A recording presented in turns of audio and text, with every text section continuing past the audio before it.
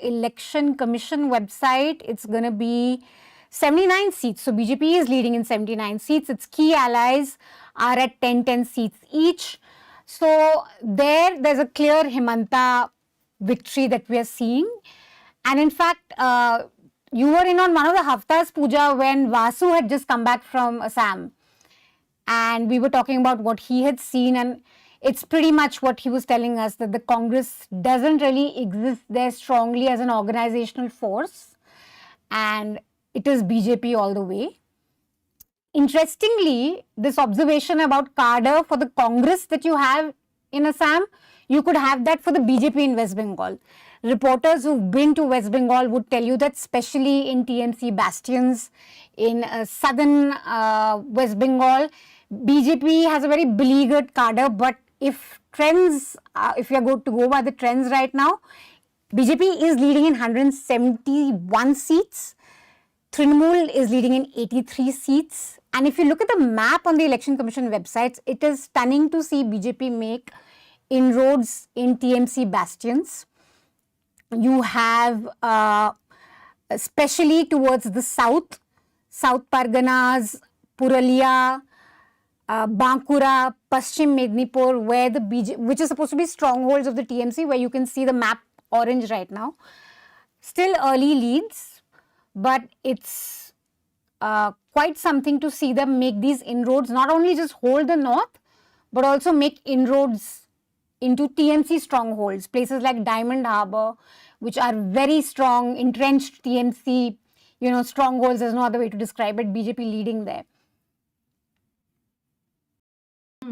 So Assam and Bengal, two states where we are seeing the BJP forming the government, but the election that I think everybody is watching out for, and I see disproportionate amount of coverage across all channels, is Tamil Nadu. And joining us is Ahmed Shabir. I'm going to just look at the numbers from the Election Commission of India website as of now. So in Tamil Nadu, we are seeing across the greater Chennai region, TVK is leading. In fact, in Kolattur, where Chief Minister M.K. Stalin is the candidate, 8 rounds of counting are over and Stalin is trailing by 6,500 votes. In Chepauk, where Udayanidhi Stalin is standing, he was trailing in the beginning. Now he's leading by not a lot, votes, but not a lot. But at round 4 in Chepauk.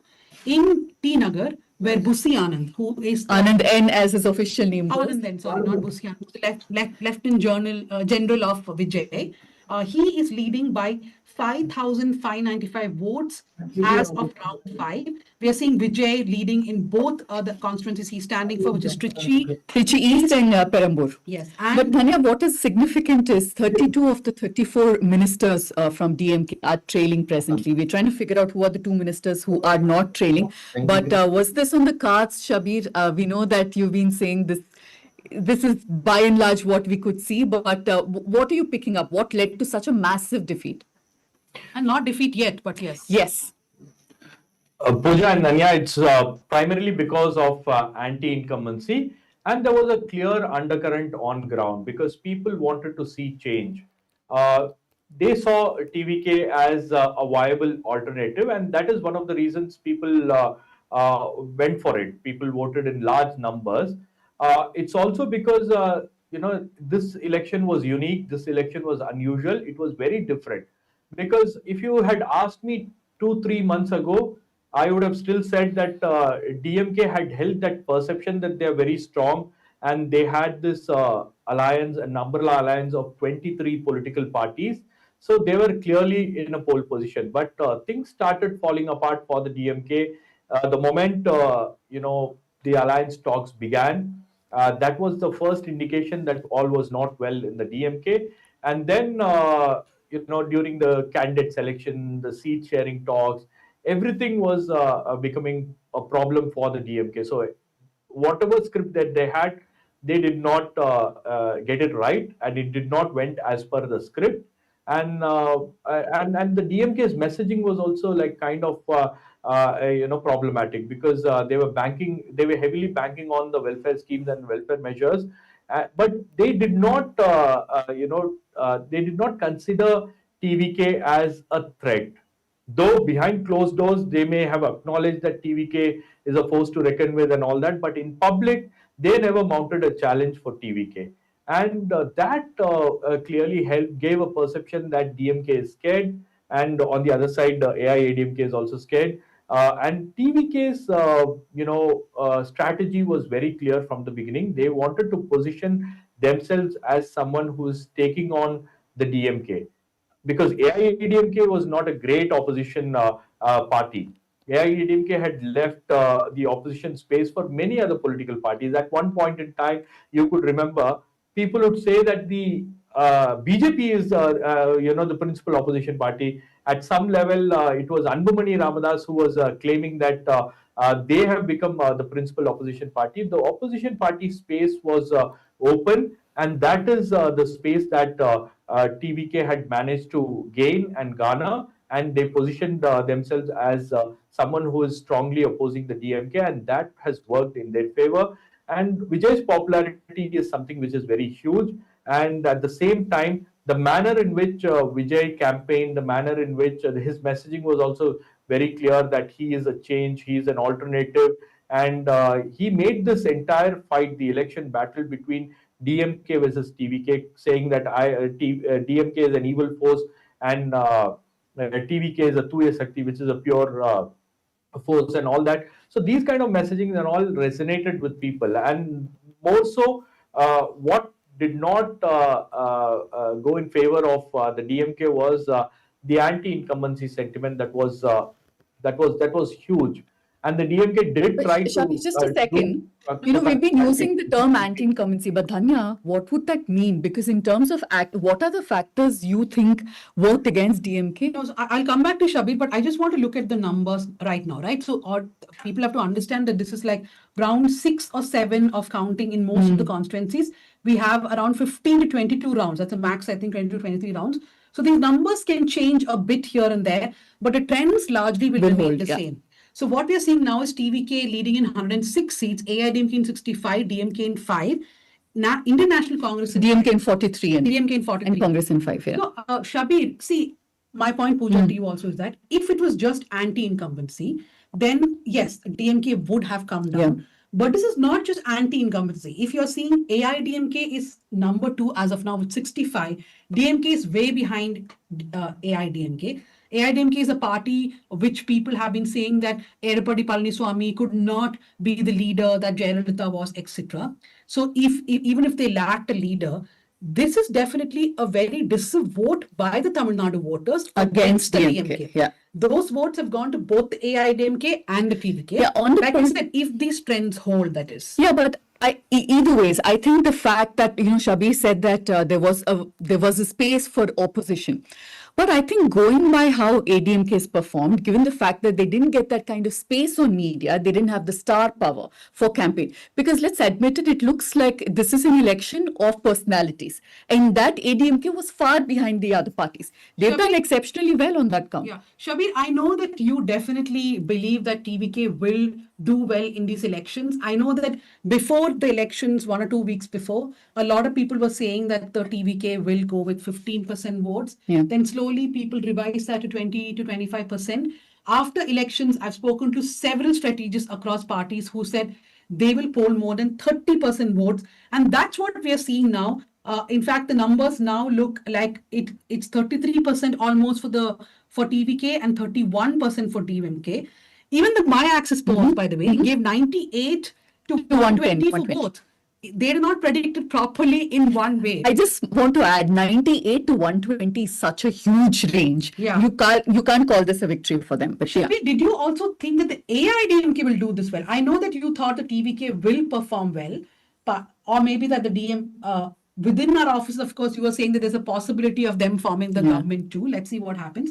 But what about the AIDMK's performance? See, AIDMK performance has been surprising because the initial opinion polls, everything suggested that AIDMK could not cross 45 seats. But I had this feeling that AIDMK will somewhere reach nearly 60 to 65. That's what my understanding was. But my entire focus was on how well TVK is going to perform, because that is where things could get altered. If TVK is going below 15%, or if it is saturating in 10% or 20%, then probably the DMK seats could go up.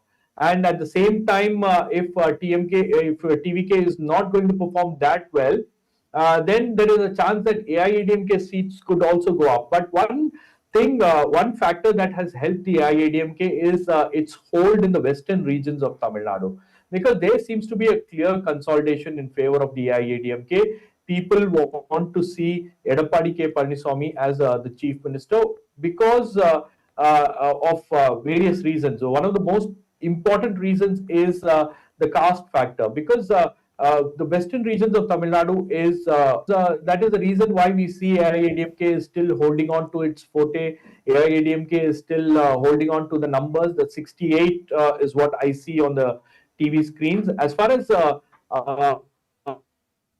TVK is concerned, it has taken majority of the votes from AIADMK and also from the DMK, and that is one of the reasons why they are able to surge ahead. And that is and one big story in this election is DMK being pushed to third, the third place.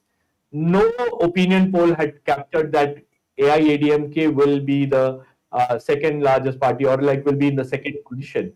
So I think that's where a lot of people have missed the story. But AIADMK is a party that cannot be underestimated, because it always had its magical symbol. Like Pooja said, that it did not have a charismatic leader. It did not have someone who can pull votes from all directions. But AIADMK has a base. AIADMK has a symbol. People still associate that two-leaf symbol with Jayalalitha and MGR. But but there is one flaw in AIADMK's strategy, is that they were unable to associate that symbol with EPS. Because a two-leaf symbol, the moment you think of two-leaf symbol, you can remember MGR, you can remember Jayalalitha, but you cannot remember there is some sort of a difficulty in recalling EPS's face.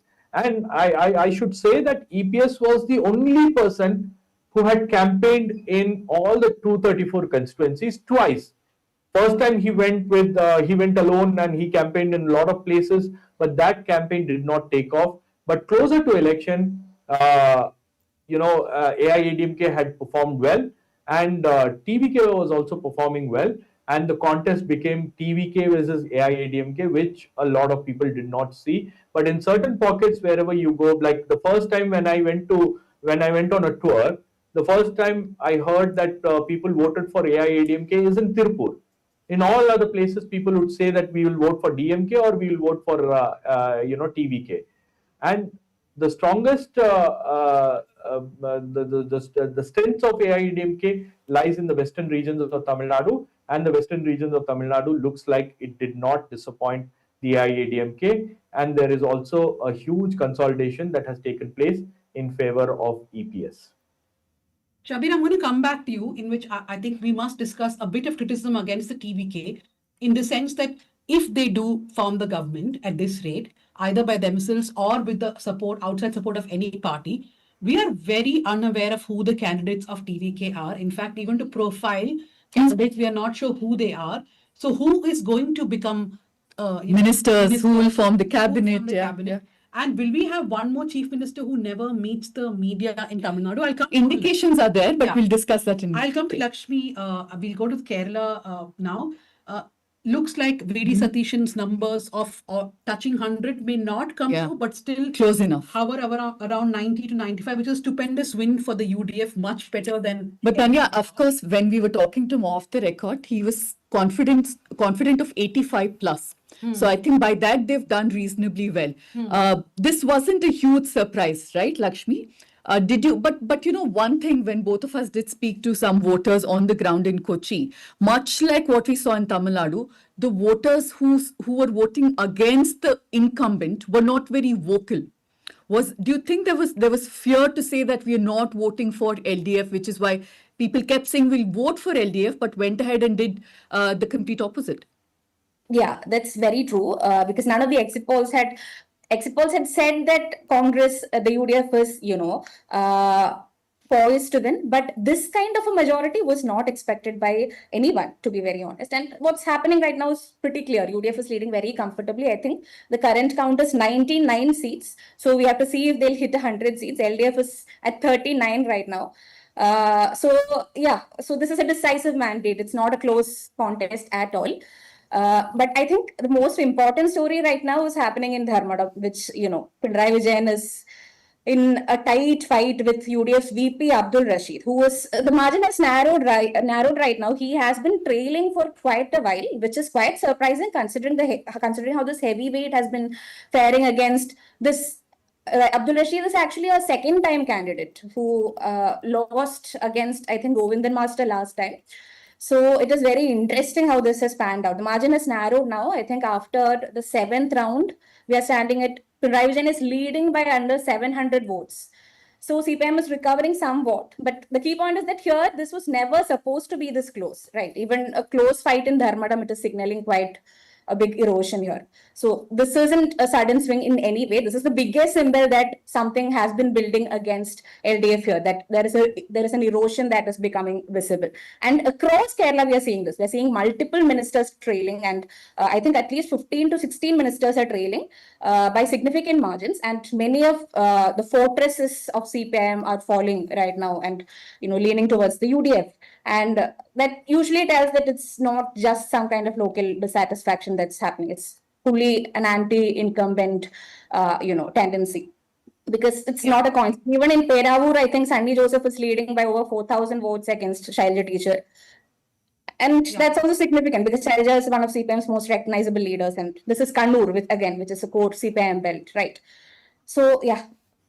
No, I think Peravur was a seat where there was already some indication that Shailaja may not actually win the seat because Sunny Joseph is a very strong Given candidate. that the margin is impressive as of now, Yes. of course, we'll so see. Pinarayi Vijayan's Dharmadam, 7 rounds of counting are over. According to the Election Commission, is leading by a narrow 1,500 votes. So I think there's a lot of narrow leads as of now for the UDF also.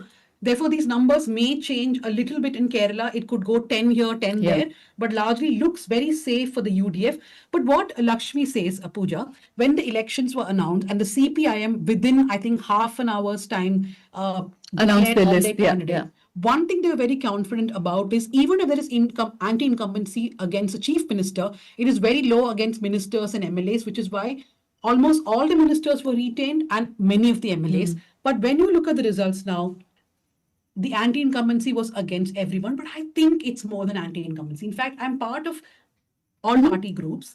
In the party groups where the CPIM leaders are there, somebody put out this thing that perhaps party people itself have voted against the party. That's the only way in which you can see CPIM losing out in many of its strongholds, including in Kannur. But why do you think that is?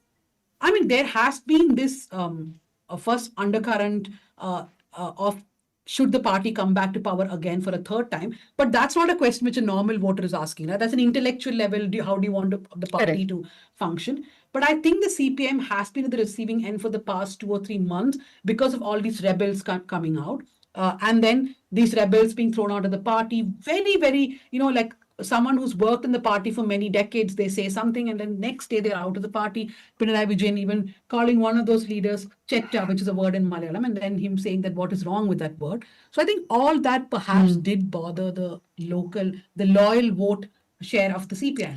But I think also, we kept asking this question, is this a referendum of Pinarayi Vijayan's governance directly? And I think the answer is a yes. The fact that such a popular leader is now struggling to save his own seat is very telling. And you can slice it, dice it how you want, because there were many supporters of his who said that they were shown a lesson, they were taught a lesson in the local body polls, and this time around it will not have such a huge effect. But if these trends are there, I think that will be a problem. I want to also point out at 2 different leads coming in from Kerala. The NDA, the BJP is leading in 2 seats. One is Karakutam, where V. Muralidharan, after 7 rounds of counting, is leading by 18,000 seats. V. Muralidharan is. But his lead margin is just 8 votes. Let's keep that in mind. Oh, yes. But- They not lead by 18,000 votes. It's lead by Lead 8. margin is 8, but there's also the party president who's this time looks like he'll have some luck. Rajesh Chandrasekhar Nemam is leading by 4,234 votes. So it looks like after O. Rajagopal's victory in Nemam many years ago, the BJP may open its account again in Kerala, Lakshmi. Yes. The rest of the constituencies are still, kind of unsure. But for Rajiv Chandrasekhar, it looks pretty strong at the moment. With he has been consistently leading for a while now, and he's standing at after I think 7 rounds of voting. He's standing at 4,310 lead against V. Shivanguti, again notably our education minister. In Palakkad, it is pretty close for Ramesh Pishardi and Shobha Surendran. Shobha Surendran has been leading there for a while, and Ramesh Pishardi just took over. Ramesh Pishardi from Congress just took over, and he has a lead of some 1,525 votes now. So it is very neck and neck at the moment. We can't say much there. And other places, again, Karakotam, where V. Muralidharan is suddenly taking a lead. He hadn't been taking a lead for a while But now. we don't know if that lead will hold because it's very thin. So we'll come back to that in a minute. Let's go across to Manisha. Manisha, what you had a question for Manisha? Yeah, Manisha, you have traveled quite extensively. I mean, at least to a couple of places in Bengal. I know that the Bengal elections story has been SIR and how votes have been deleted, right, in Murshidabad, Malda, and a lot of these places. When you look at the results and plus what you saw on the ground, is this really the mood of the people of Bengal, or is this a miracle of SIR? No, I don't think we can call this a miracle of SIR. And honestly, I would still say, according to the EC website, till about 30 minutes ago, 10% of the votes were counted. So I think we should still wait to see exactly what happens in terms of data. As of now, what is very stunning for me is that the gap in the last elections between the BJP and TMC was 10%. BJP was at 38, TMC was at 48. Right now, even if we forget the seats and the leads, the percentage share is quite interesting because BJP is at 44% and TMC is at 41%. So BJP is leading with a 3%. So that kind of percentage gains, if it continues this trend, then you really can't, I mean, at least TMC cannot explain this by saying an SIR or whatever. Anyway, I think SIR deletions were in North 24 Parganas, Malda, Murshidabad, where you are, at least the leads right now are still going to TMC. Much of the gains are coming from districts where we didn't hear of many deletions, but also these were TMC strongholds, like I said before. Couple of things, Dhanya. There is no doubt that there was anti-incumbency in West Bengal. And you were hearing pretty much similar things that you heard also in 2021 against the Mamata government. Whether it is a complaint of TMC cadre, how they can strong arm you into things, whether it is education, access to schemes on the ground, that sense that somehow Bengal has been left behind. Especially in Kolkata, when we were meeting younger people, in urban centers, especially when we were meeting younger people, there was a deep sense that we have somehow been left behind. Among the bigger cities in the country, if you compare us, all of us have to go to either Hyderabad or Bangalore to work. We can't stay back and work. So these, sentiments, you were hearing them in 2021. You also heard them this election. The one question that always came to you, though, was that in a state like West Bengal, where the BJP does not have the support of an RSS in the way it has in Madhya Pradesh or Uttar Pradesh. It doesn't have that strong organizational cadre, and honestly, BJP workers there are the beleaguered force. It is the accusations that BJP faces in other states. The BJP accuses the TMC of doing those things in West Bengal. That, we are not allowed to rally, our posters are being pulled down, we are dhamkaud, we are threatened, we are unable to get out and clearly express who we want to vote for. So the big question for me through that was that, okay, we're hearing anti-incumbency and sentiments against the TMC government pretty similar to 2021. But how does the BJP win without that strong cadre on the ground? And I think in the last 1 week, with what the BJP has probably been able to do this time is supplement that lack of cadre through the centre. Whether it's BJP ministers coming down, the Prime Minister, or even police presence, heavy deployment of CRPF, which can then, embolden at least the BJP voters to come out and vote and feel safe to vote. So that, I think, made up for the fact that BJP was pretty weak in terms of a cadre in at least the southern regions. I think if the trends remain, then at least the fact that there's a 3% gap with the BJP leading that percentage gap cannot just be explained away by SIR deletions. Of course, then that means that there was not only a large number of people dissatisfied with TMC, but also were confident enough to get out and vote on the day of voting. Manisha, I know we keep saying anti-incumbency, but tell me, what is it that people were most unhappy about? Was women's safety something that people spoke a lot? Because that's what we picked up sitting far away here in Bengaluru. And women made up a large chunk of TMC supporters in the past. So is that one trend that changed the results? Not women say, no, I wouldn't say that when I was talking to women voters, safety came up as one of the big issues. The big issues were that, you said bhata in Bengali, what you get in terms of cash, right? So TMC has this numerous cash schemes for women, Lakshmi Bhandar, the money had been upped. So the one conversation that women would have if they were not satisfied with the TMC would be that this bhata is not enough for us. Where are we? What's the future really looking like for us? Where are the jobs for our children? Education system, schooling, government school education, I think we didn't hear much of this conversation in the election analysis or ground reports, but I felt government school education and TMC ministers embroiled in that corruption case, that was one sore point. And women are most impacted by that, right? When you see your children go to school and you feel that, okay, schooling is not good, private is too expensive, government school teachers aren't coming, or, it's collapsed in terms of not just infrastructure, but also just they introduced a semester exam which wasn't really working. So I think schooling was one thing that a lot of women did speak about because they're directly impacted by it. They see their children suffer through it. Bhata, the question of whether it's enough to just get money, where is, real prospects for us.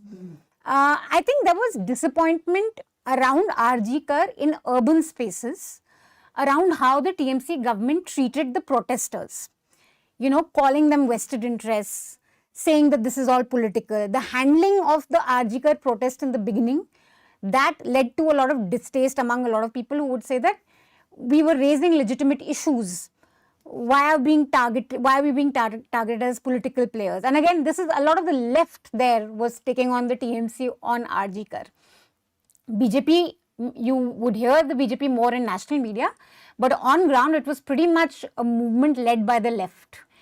So I think yeah, we couldn't hear Manisha properly, but I hope the audiences could hear her. I'm going back to Shabir now. Shabir, I'm looking at the Chief Minister's constituency, Kollatur, 9 rounds of counting over according to the Election Commission of India.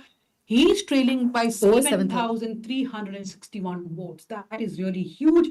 But let me say that there have been reversals happening. Udayanidhi Stalin was trailing from Chepauk, but he's now made up. In fact, after counting of 5 rounds, he's leading by 1,770 votes. So there can be some reversals, but in MK Stalin's case, that gap is really increasing. If a couple of EVMs do not go in his favor completely, we are going to see a situation where MK Stalin will be losing this election. He won't be in the assembly. Yeah. Shabir, the question that I want to ask you is, let's say these numbers go a bit here and there, right? And we are still looking at the TVK touching around 100 or let's say even 95 to 100, if that is where the numbers stand. What is the likely possibility of who will go to the TVK? Because that is the big discussion now. I've been speaking to Congress leaders in the morning, those who really wanted to leave the DMK alliance and go to TVK, and they are mighty angry. They're saying that this should have been a call that was made before itself. One leader told me it was Mallikarjun Kharge who stopped it and not Rahul Gandhi. So they are very upset with what's happening. But Shabir, tell me, who can gravitate towards the TVK at this point? If they need outside I'm guessing it's a long list. Yeah. See, at the moment, Danya, all I can say is the Congress had, their disagreements, internal disagreements about joining hands with TVK before elections. Rahul Gandhi was in for it. Rahul Gandhi was supportive of an alliance with the TVK. But there were other leaders in the party who did not want this to happen. And it was very clear from the beginning that the opinion in the Congress party was divided. There was one section that completely said that they have to align with the TVK. In fact, we have written stories. In fact, when I interviewed Girish Chodankar, he told me the same thing, that there is one strong section that wants, an alliance with the TVK, but we are trying to still talk and we are trying to figure out, but the high command is not willing to, react at the moment. But it was Kharge's decision, like you said. Kharge took a final call when he said in a meeting that as the president of the Congress party, I decide that I want to align with the DMK. I want to stay with the DMK. And Rahul Gandhi left it at that. But after the polling, I have been receiving calls from Congress leaders who are asking me about the numbers, who are asking me about the trends. And Congress leaders told me that they made a historical blunder. And that is a sense that is prevailing within the Congress party now. Now I see Congress party leading in at least 5 seats. So there is a possibility that post-poll, if Vijay reaches out to Rahul Gandhi, there may be some kind of talks, and Congress party may support TVK chief Vijay to form his government. I could also see DMDK and left parties in ahead in few seats. So probably that is also one option that they may support TVK if TVK falls short of the majority mark. But the biggest threat is that if you are hovering somewhere around 117, 118, that is definitely not going to be a good news for TVK. So they have to cross the majority mark, and they have to ensure that they are at least they are in a comfortable majority, because that is definitely not a good news for TVK. And if this trend holds, then probably they will have to get support from other political parties, particularly from parties which have aligned with the DMK. They are definitely not going to go with the BJP, because that is something which is very clear from day one. Even as talks were, even as there was pressure from the BJP, Vijay stood his ground and said no alliance with BJP at any cost. So that was a stand that was taken by Vijay himself personally. So I don't see BJP, coming into the picture. But if AIADMK, leaves the NDA, and if AIADMK wants to reach out to TVK, probably if that tie-up happens, that we will have to wait and see. But clearly, I see a lot of DMK alliance partners may be reaching out to Vijay at this moment. And this election is going to go down the wire, because there are still several rounds of counting. So the victory margin is going to be very narrow, or the margin is going to be narrow in many places. So we have to still wait and see how TVK performs in all of this, how AIADMK performs, and how DMK performs. That is going to be something that we have to watch out for after 1 p.m. Okay, so this is an election which will go down to the wire. I'll go to MG Radhakrishnan, but I just want to tell all the viewers that the last time a single party failed to get a clear majority in Tamil Nadu was in 2006, but the DMK's pre-poll alliance was able to form the government. It has also happened in 1952 when it was still the Madras presidency and not Tamil Nadu. So very unclear mandate as of now. If the TVK is not able to get the over the halfway mark, then they're going to be at the mercy of other parties or one party or whoever it is. I think it's a bit harsh to say at the mercy of, given the kind of performance. I think they'll be spoiled for choice. They'll have multiple people coming to them. For some time, but then yes. you're at the mercy. Yeah. We have a package to play, but quickly I'll go to MG Radhakrishnan, who's joined us, senior journalist from Kerala. MGR, looks like whatever has been thought of will come true in Kerala. We are seeing the UDF making a government. But what is standing out for you as you look at the results trickling in?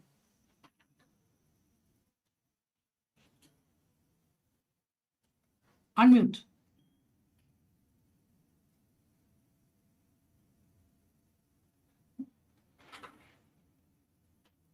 You'd unmute, right? Okay, we'll just quickly play a package and come back to MGR.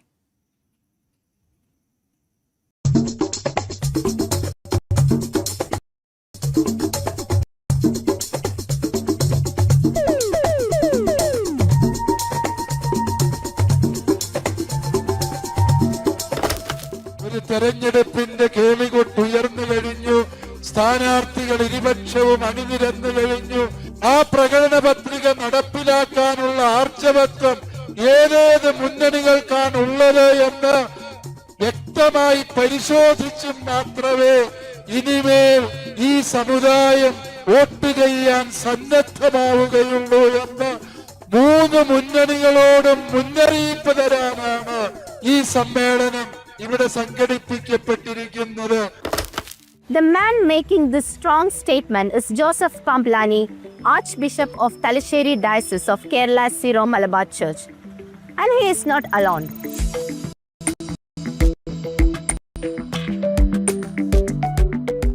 Even before elections were officially, leaders across parties were reaching out, trying to gain what is called the Christian vote. But how real is this idea of a unified Christian vote?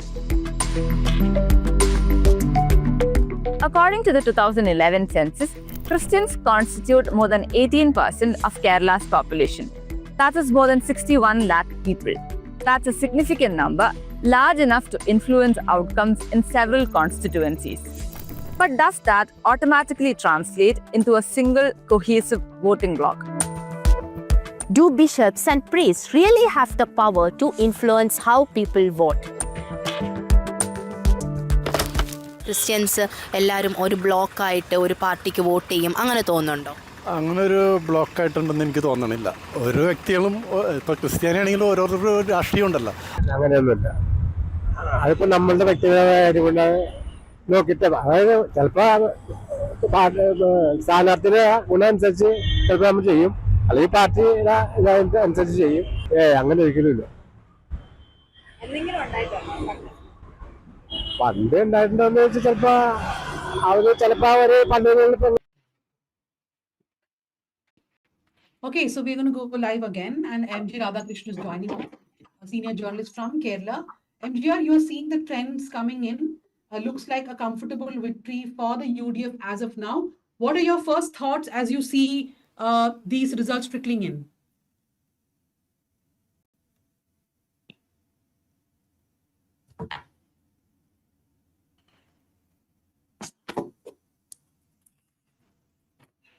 Okay, Azifa, I'll quickly put that question to you. You have, of course, covered both Tamil Nadu and Kerala, but limit yourself to Kerala now, Azifa, and then we'll quickly go back to MGR. What are your first thoughts, Azifa? MGR will come to you. Okay, he's there. Yeah, Azifa, go on. Yeah, my first thoughts are like we saw this more or less in the exit polls, right? But Pinarayi Vijayan trailing by for these many rounds is a bit. It shows that the anti-Pinarayi wave has succeeded and it is very strong in the state as well. MGR, what are your thoughts? Now, of course, Pinarayi Vijayan is leading in Dharmadam seat, but we are seeing KK Shailaja trailing in Peravur, and we are seeing a lot of ministers also really losing out. So what are your thoughts?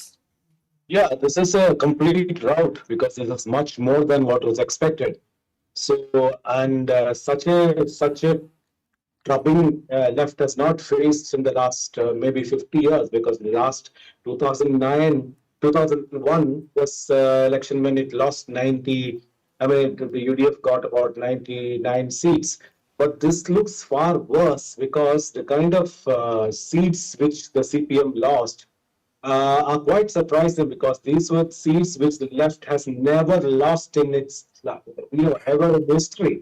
And as she said, even in Dharmadam, which is supposed to be the citadel of Pinarayi Vijayan, where he was trailing until the 6th round, speaks volumes about the huge rout that the left has faced. So this is beyond every sort of prediction. So I think the left has not faced such a defeat. And in the last 20 years, definitely, after 2001, definitely. But I would, compare this to the defeat that the left faced in 1977, as far away, when the UDF won about 111 seats. And even though UDF may not win 111 seats, the gravity of the weight of the defeat is almost similar. Especially considering that even Pinarayi Vijay was trailing in his constituency in Kannur, So I think this is beyond all expectations, beyond all predictions. I think it isn't just the Congress as far as UDF is concerned. We've been talking so much about left losing. We are not looking at UDF winning. So let's quickly come to that. I think the allies have also all performed well, including IUML. Tanya, how much do you think the Islamophobic comments made by certain people and Pinarayi Vijayan not condemning it, almost endorsing it, and some of the statements that he made, for example, what he spoke about Malappuram and people from Malappuram bringing in gold and all that. How much do you think this has helped Congress consolidate the minority votes? No, I think from the very beginning, we are seeing in all the by-elections and the local body polls, the Congress was doing better. And that was an indication for the LDF, right? But they thought that last minute social engineering will change something for them. But what we are seeing is a consolidation of minority votes against the LDF. But I wanted to ask you, MGR, I was just saying before you came live, in one of the groups that I am in, which has a lot of ministers and thinkers and all that, one person said that this kind of a loss, if it holds, if these trends hold, and LDF is going to lose in some of their hardcore seats, would that mean that even the party people have gone against the party? Definitely, that is what is being shown, because even in parts, the so-called party villages, constituencies like Talparam, Payanur, so many other constituencies in Kannur, including Narmadam. If these seats are, if the LDF actually has lost in these seats, it's very clear that there has been a significant shift of traditional left votes towards the UDF, which is a very clear message being sent to the present leadership of the CPIM, especially to Pinarayi Vijayan, that something terribly rotten is happening within the organization. So everybody suspects such a shift, but even critics like us did not expect this kind of a major, significant kind of tsunami-like result. I know it might be a bit too early for this, but a quick point. Do you think it's time CPIM will now start looking at somebody beyond Pinarayi to take this forward? Of course, age is also not on his side. And given the kind of routing we've seen, do you think they'll start looking at other leaders now? Absolutely. It is actually a bit too late for that. Actually, this is the height. I mean, even before this, the last time also, it was very clear that he was the only person who was given another chance to contest and become the chief minister, even in spite of the CPM's that actually gives a age bar of 75 to contest elections. So in fact, this is what this is the most important reason for this trumping. CPM in Kerala became too dependent on one single person, and which led to the hollowing out of the entire organization.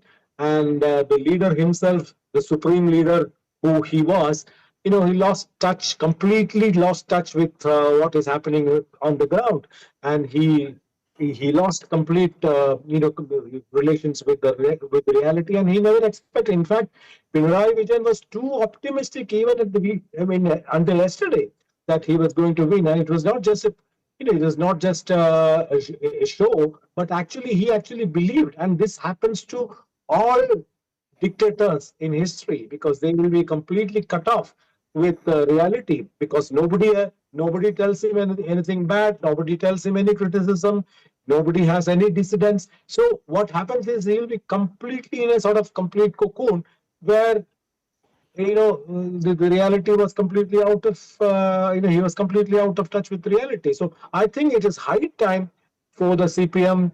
And it will be very difficult also, because in the last 10 years, what you have seen, it's a systematic sort of wiping out of the second line leadership. After Kodiyeri Balakrishnan's death, there's not a single person who can stand up to the stature of Pinarayi Vijayan. So definitely the party is completely is a complete vacuum as far as leadership is concerned. So maybe sometime later it might happen, and people like Shailaja, what happened to her? People who were somehow were capable were actually marginalized, and so I think this will take quite a long time for the CPM to recoup from what it has faced. But you know what they say, right? CPIM and CPI are parties that need to be in opposition every now and then because it is these are parties of protest. So it's about time. MGR using very strong dictator. And somebody saying in the comments that fun time to have an MGR in the panel. I just want to quickly go to Azifa. Azifa, the NDA must be having palpitations watching what is happening in Kerala because from 5 in the morning leads, now it's come down to 2. Which is we are seeing in Chatanur a very slight lead for the NDA candidate, BJP candidate BB Gopakumar, and in Nemam. But I know one person will be very happy. Rajiv Chandrasekhar at least is winning his seat, looks like. How does it look for the BJP now, Azifa? Yeah, Nemam was expected, right? Like we were expecting Nemam, Rajiv Chandrasekhar had put in the work, and we saw a lot of support for him from Nemam's side. And there was also a strong anti-LDF wave in the south as well. But the other seats, it is a shock to NDA because the prediction was very strong, like at least 5 seats they would win. But we still have half a day to go, so. No, but MGR, do you think these trends will hold? I see that the leads are quite small in many of the constituencies and they are keeping on changing. For example, in Dharmadam, we did see Pinarayi Vijayan's lead change. Now, after round 8, he is leading by 3,600 votes. So if the leads are very small, then we may see a reversal after a point of time, at least in 10 seats. Not quite likely. Because Dharmadam, this is a seat where Pinarayi Vijayan won by more than 50,000 votes last time. So 3,000 votes is as good or as bad as a complete defeat. So I think this 3,000 majority win should be seen as a defeat.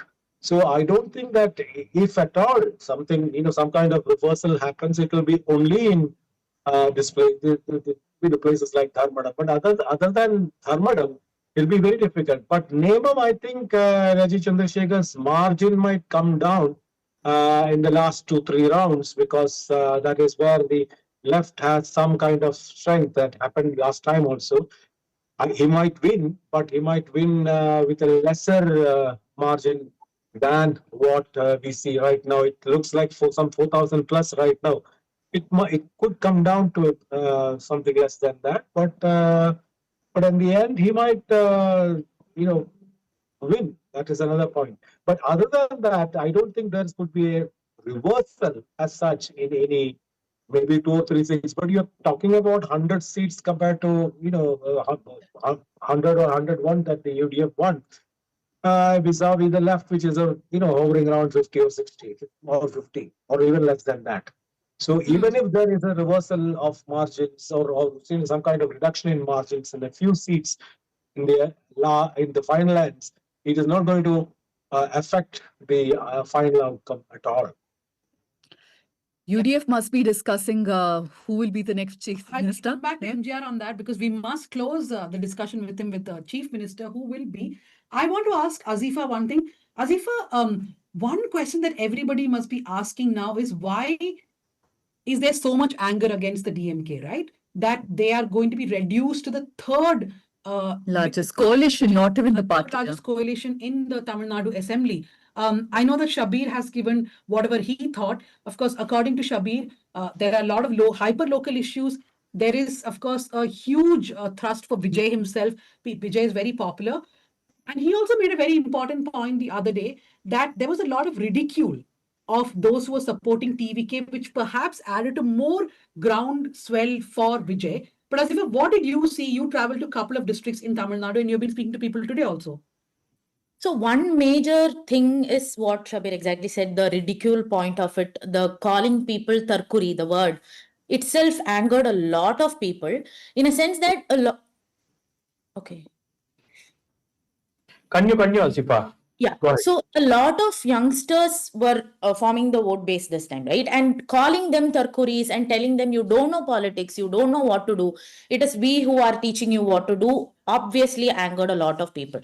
And another major point of contention that I saw with a lot of people is the job opportunities thing, right? Even in government employment and in private employment, though there is this narrative of we are increasing jobs and we are trying to bring in more companies and industries and everything, jobs has not increased considerably. And another sub point of that is entrance examinations or TNPSC examinations that they conduct. And a lot of people say that the standards have increased, yes, but again, a lot of rules and regulations have made it very difficult for people to enter the system itself. And that has angered a lot of youngsters. On the other side, on the counterpart of it, Vijay has been pushing himself so much, and TVK has been pushing Vijay as its sole face and saying that we will be the solution. We will give you the solutions. Though they haven't said what solutions or how exactly they are going to bring it, a lot of youngsters have hope on Vijay that he will bring things, and that has also transferred to the families that anyway it's my child who is going to live in the next couple of decades or whatever, and if Vijay can provide for them, if Vijay can provide protection for the women, it's going to be well and good. And the another point that we were discussing the other day on the drugs usage and the increase of drugs, the narrative of increase of drugs has worked so well that even in smallest villages we see people talking about how drugs have increased manyfold. And when we ask what drugs are you talking about, or where exactly are you getting this information, there is no explanation to that. It's just the idea that drugs have increased and our kids are being influenced by that, and that in turn leads to safety issues for women. This narrative has a very strong base in Tamil Nadu is what I feel. I think I want Shabir to also weigh in on this. Shabir, is it more of a perception, because data like what Azifa was pointing out, be it the increase of drug usage, be it women's safety, is it more a perception battle against DMK? Or do you think on ground there was actually data to prove all these charges? Because mind you, this is not just TVK that has made these allegations. AIDMK, EPS has been leading this for at least 2 to 3 years now, much before TVK jumped on it. See, Pooja, there is a sense that law and order has been one of the weakest links of the DMK government because time and again there are reports about some incident that some gory incident that happens, and what has happened over the years is it has been amplified on social media. So it becomes a talking point. It gets into your WhatsApp groups, family groups. Everybody keeps talking about it, and then you have a leader. Someone who is very popular, and he is coming out in open and he is making those statements. People are able to relate to it. Everybody has that sense of fear. That those are the things that has resonated with people. See, Vijay did not speak about issues like federalism. He did not reveal what is his idea. How is he going to fight the BJP? How is he going to fight the union government? How is he going to address issues like center-state relations? These are all issues that Vijay did not even talk about. Vijay did not even address. Even in his entire ecosystem, nobody was able to talk about these issues. But what Vijay's candidates did was they were talking about hyper-local issues.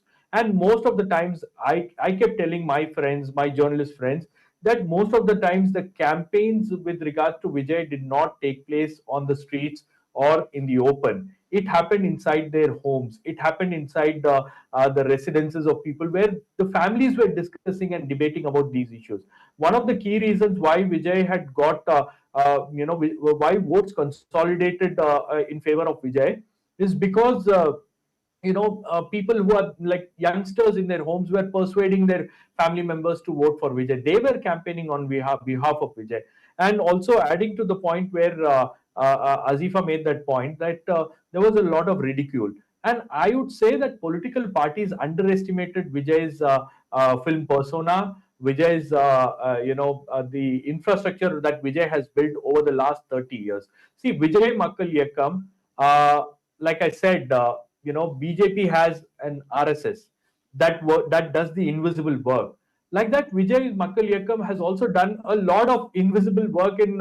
I know Danya is laughing, but I know it's a very wrong, a comparison. But I would say that Vijay Makkal Iyakkam has done a lot of invisible work. Like during COVID, they were distributing milk, bread, and egg for throughout the year for more than a year. And that is those kind of welfare measures, the pailagam that they have, all these welfare measures that they had carried out at area level, they were all very popular and people were responding to it. Like when these kids go and ask for votes, the mothers and the sisters would say, உங்களுக்கு தான் போடுவோம், வேற யாருக்கு போட போறோம், உங்களுக்கு நீங்க எனக்கு தெரிஞ்சவங்க, நாளைக்கு எதானா நீங்க வருவீங்க, if something goes wrong tomorrow you will be there to help me. They have worked during the floods, they have worked during natural calamities. I think it's that link, that bond that the Vijay Makkal Iyakam had created in these areas in remote villages has helped Vijay in creating that kind of that sense of trust that okay, these guys will be there no matter what, they'll be there for our rescue, they'll be there for helping us. So I think that is something that has worked in Vijay's favor. Just Okay, to so add a lot to of that, yeah. just to add a single point to that about the welfare measures, one perception that has stuck strongly to the people is that when it comes to DMK or ADMK, it's about the party, right? The party is doing, it's our money, it's coming back to us. But when Vijay did it, it is strongly about how Vijay spent his money, his energy, and he's sacrificing himself technically and doing this for us. And that sentiment has in a way worked out in favor of him. Yeah, But, that is, Anya, I you were- think, the sum total of this election, that DMK could not relate to people on an emotional level, and Vijay reached out to people, I think, primarily on an emotional level. Okay, we have to let MGR go. Shabir, Yeah. I'll come back to you. Yeah. MGR, listening to all this, will we ever see a Mammootty or a Mohanlal forming a party and coming to Do you power? want one? Tamil Nadu has shown that cinema matters. Now, while, Tara, who's also going to join us live, has been telling me that don't compare MGR and Jayalalitha to And Vijay. rightly so, yeah. Yeah, because they were part of party structures. Vijay is an example. Vijay is also a smaller example that cinema's power does work in Tamil Nadu. MGR, I know that you also reported from Tamil Nadu. So what are your thoughts? Well, I think the battery has gone down from my phone. Am I visible to you?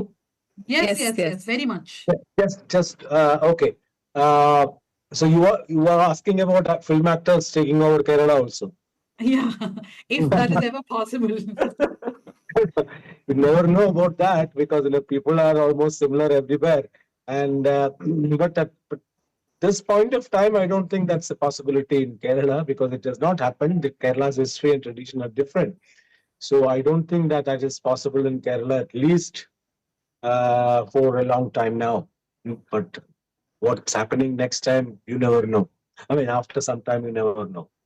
And now But to the now- golden question, MGR, if Yeah. the UDF, I mean, not if, the UDF is coming to power now, what Yeah. happens to who the chief minister will be? I'm sure those conversations have already started. Absolutely, it started even before the voting happened. Yeah, I think it is now since the UDF is pretty, in the sense that they have about 100 seats and more. I think it will be the redisposition definitely because if the UDF did not get this many seats, if it was a kind of a touch and go or something like that, then there would have been problems. But now that, V.D. Satish said that he will win 100 seats, and if he was not going to win 100 seats, he would go, he will take Vanvas and all. So I think he has a legitimate claim. I don't think that there will be any challenge right now, but things can change immediately afterwards. Because Chennithala also has a legitimate claim to be the chief minister because he is more senior to V.D. Satish. And he lost that chief ministership between the cup and lip in 2016 and 2021. And he has been in all other positions. So he is likely to be a major challenger. But right now, since the UDF victory has been pretty strong, I think V.D. Satish would not face any problem to be chosen as the chief minister right now. But after some time, and maybe immediately things can change. Problems can happen as it happened in Karnataka and now. Before you go to the question to MGR, so Tharoor actually gave a very sensible bite yesterday saying that this is a party where first the central observers will come. Exactly. They will ask the MLAs, who do you want as a chief minister? The MLAs can give a name or the MLAs can say the high command can decide. That's how the Congress functions. Yeah. And then the high command can, of course, discard everything what the MLAs are saying also, and then just choose their own No, but person. if history is anything to go by, Congress High Command has not completely dismissed the popular voice of MLAs. But I don't know if we have MGR still with us. I don't see him on a screen. Go to Tara. Tara is joining us. Tara, we have taken you off from the studio and kept you in one of the rooms in office. You are seeing the results coming from Bengal and from Tamil Nadu. My question to you is larger. I want to zoom out a bit now, because we have been speaking a lot about seats and who's trading and who's leading. Mamata Banerjee and MK Stalin, two voices speaking up for federalism, for states' rights versus the union. Two of them may not be the chief minister anymore. In fact, the DMK may be relegated to a third party. How does this play out in a national scene? There's definitely a lean towards, I hesitate to say nationalist, because nationalist is actually a union of states, but more kind of a homogeneous, centralized governance is what I should say. There's definitely a lean towards that, but I wouldn't read it like that. I don't think people are voting based on states' rights or regional parties and things like that.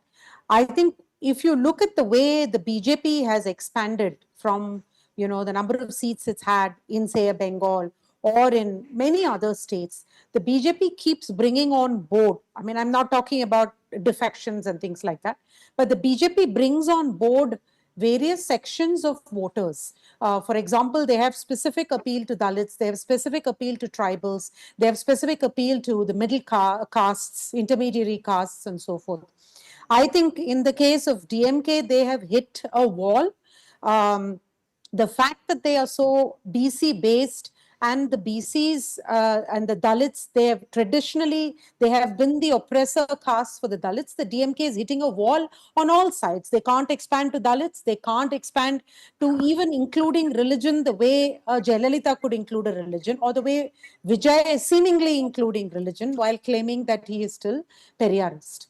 So I think the DMK is hitting a wall. And as far as Mamta is concerned, I think she's lost the women's vote. And in fairness to Mamta, 15 years of anti-incumbency anywhere is very, very, very difficult to overcome. It's,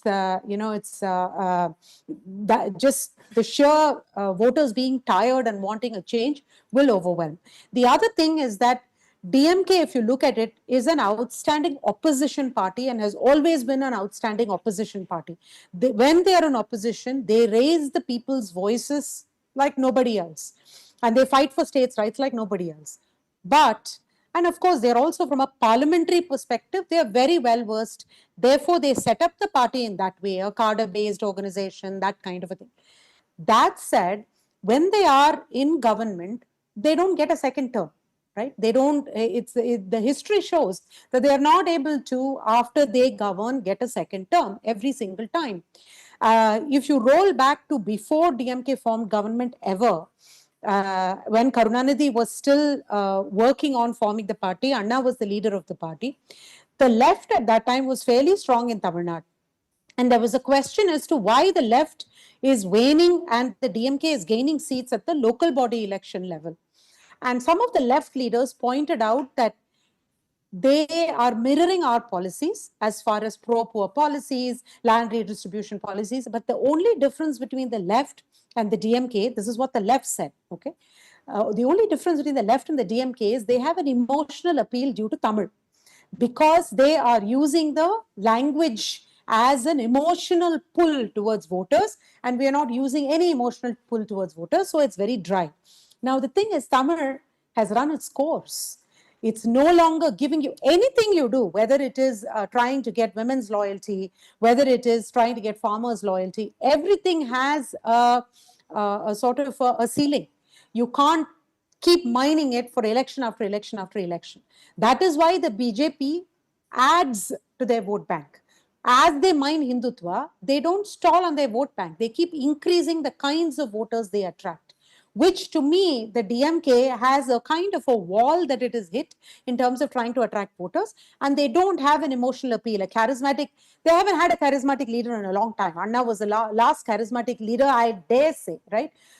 Karunanidhi was a superb administrator. It's a different matter that he could lead the party, that policy-wise he was, quite a stalwart. But charisma is not something that one associates with him, and it is important to people. So if you look at the history of Tamil Nadu wanted the rationalist Dravidian movement, but the charismatic version of it.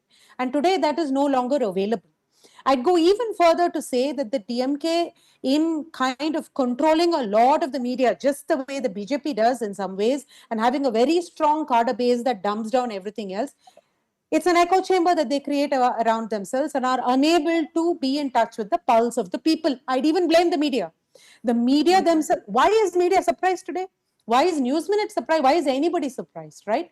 Because we are so far away from the pulse of the people. I'm not media, I'm saying we, but still, because everyone is so far away that you feel like I've been in spaces every night, the TVK spaces, DMK spaces, ADMK spaces, and just citizen spaces, cine lovers spaces. And other than the TVK, everyone is trashing Pradeep Gupta and saying, where did he get money from, right? It is we are so sort of drinking our Kool-Aid, and especially so within the DMK, that we have solved the social justice issues. We know exactly what policy. In fact, the best example is the study that I did in Karnataka, presented it to the Karnataka government, also had a chance to present it to the Planning Commission in Tamil Nadu. It was full attendance. Kudos to the ministers, to the MLAs, and the Planning Commission of Tamil Nadu to come out and full and listen to it. But somebody at the end, one of the young people there told me, you can never do an independent study like this in Tamil Nadu. It's possible in Karnataka, it's not possible. It will only be a sponsored study. Okay, Tara, a couple of things. One is that I feel what you said about DMK mining the Tamil and all these issues.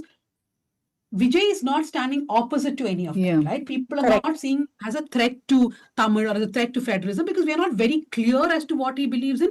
But till now, the indications are that he's almost following the same politics. The language and the grammar that he uses is that of Dravidian politics, because he knows that he cannot possibly win without that. Therefore, we can but what does that mean? That people are voting for the same things. They just don't see Vijay standing diagonally opposite to any of this. Right? Now, if BJP wins a lot of seats in Tamil Nadu, then we can say, okay, fine. People are no longer caring about these issues, which is But he adds a layer of emotion over all of this, because these have become abstract. For a lot of voters, they don't know what it means for their lives. I want to go to Sukanya, but before that, two more quick things. One is that, Tara, not everybody at the News Minute is surprised, because Shabir has been saying from many, many weeks Months that now. TVK will do really well. I have, of course, thought that they will do about 20%. That's about it.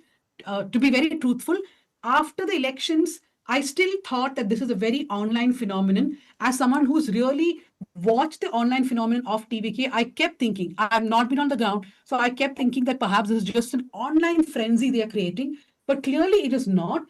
Before I go to Sukanya, to all those watching us, thank you very much. Do send the links to people you know, because this is independent media bringing you coverage of the elections. And remember, we work through subscriptions. The links are there. Do subscribe. Keep our election coverage going, because the story of Tamil Nadu is not over. It's going to go on for many days now. We do not know who will form the government and with whose support. Sukanya, one of the constituencies that you went to is Peravur, where KK Shailaja is contesting from. And looks like he's trailing currently. Tell us what's happening in Kerala. Hi Pooja, hi Danya, and hi to everybody watching. Yes, like Danya said, Peravur is a constituency which has been a UDF bastion, and that is the sense that I got even when I went on ground, because I just want to say a couple of things. Sunny Joseph, who is KPCC president, is also a very grassroots person in Peravur. Now, when we look at Peravur, he's been an MLA for the last 15 years, and he's still leading by over 4,500 votes, by a margin of 4,500 votes there. Shailaja did manage to have some steady lead in the beginning, but that's all turned against her now. And in fact, I was very disappointed after I came back from my election reporting in Peravur, because KK Shailaja is also one of the few formidable names, women who have risen up to that space, that stature in politics, or been allowed to rise up to that state allowed or not is questionable, but still, people have been talking about how they want a woman chief minister and how they see Shailaja in that stature. So Peravur is was a particularly disadvantaging constituency for her. One, it's a UDF bastion. Two, our colleague Harita John has done a detailed report on how Irikur and Peravur are constituencies that have heavily migrant Christian populations.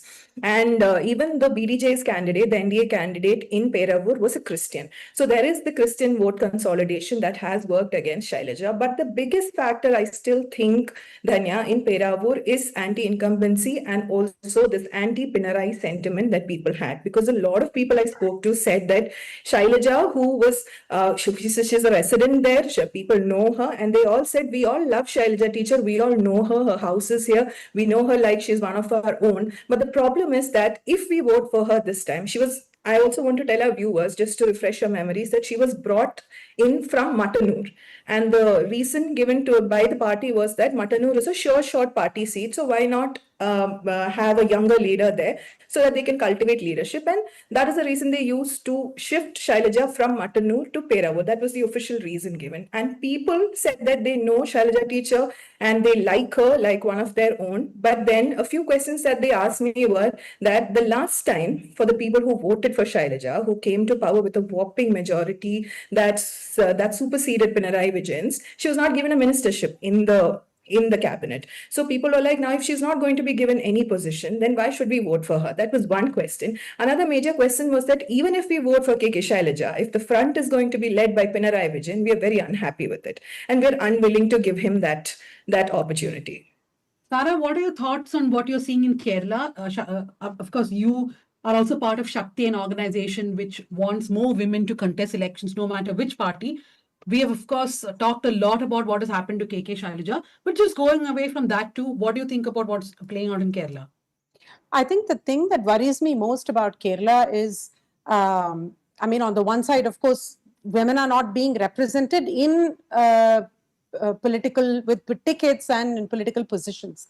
But even that apart, the entire electoral conversation, there is very little advocacy for women. Even if you look at Bengal, even if you looked at Bihar, if you looked at Tamil Nadu, there is talk about women as voters, women as, women going to work, women's mobility, women as students, women's higher studies. The focus given to women is significant in the context of elections, electoral politics, manifestos, and outcomes, governance outcomes. We just don't hear that in Kerala. It's almost like women don't exist except, to come and cast the vote. Nobody, the CPM hasn't talked about it, the Congress hasn't talked about it, forget giving a share of power. They don't even talk about women as anything, as students, as potentially working, labor class, their earnings, their autonomy, their mobility, nothing. So women as an object of a conversation, as citizens, as individuals, as constituents, that is missing, and that to me is very scary because there's a trajectory to this. It typically starts at the lowest end and only then does it climb up, and it hasn't started. So that is very worrisome. We'll get back to Shabir. Shabir, yes, we spoke about what worked, what TVK did right, but there are a lot of things where things are still not very clear. We spoke about it earlier. Vijay speaks about Dravidian politics, but we don't know what that exactly means.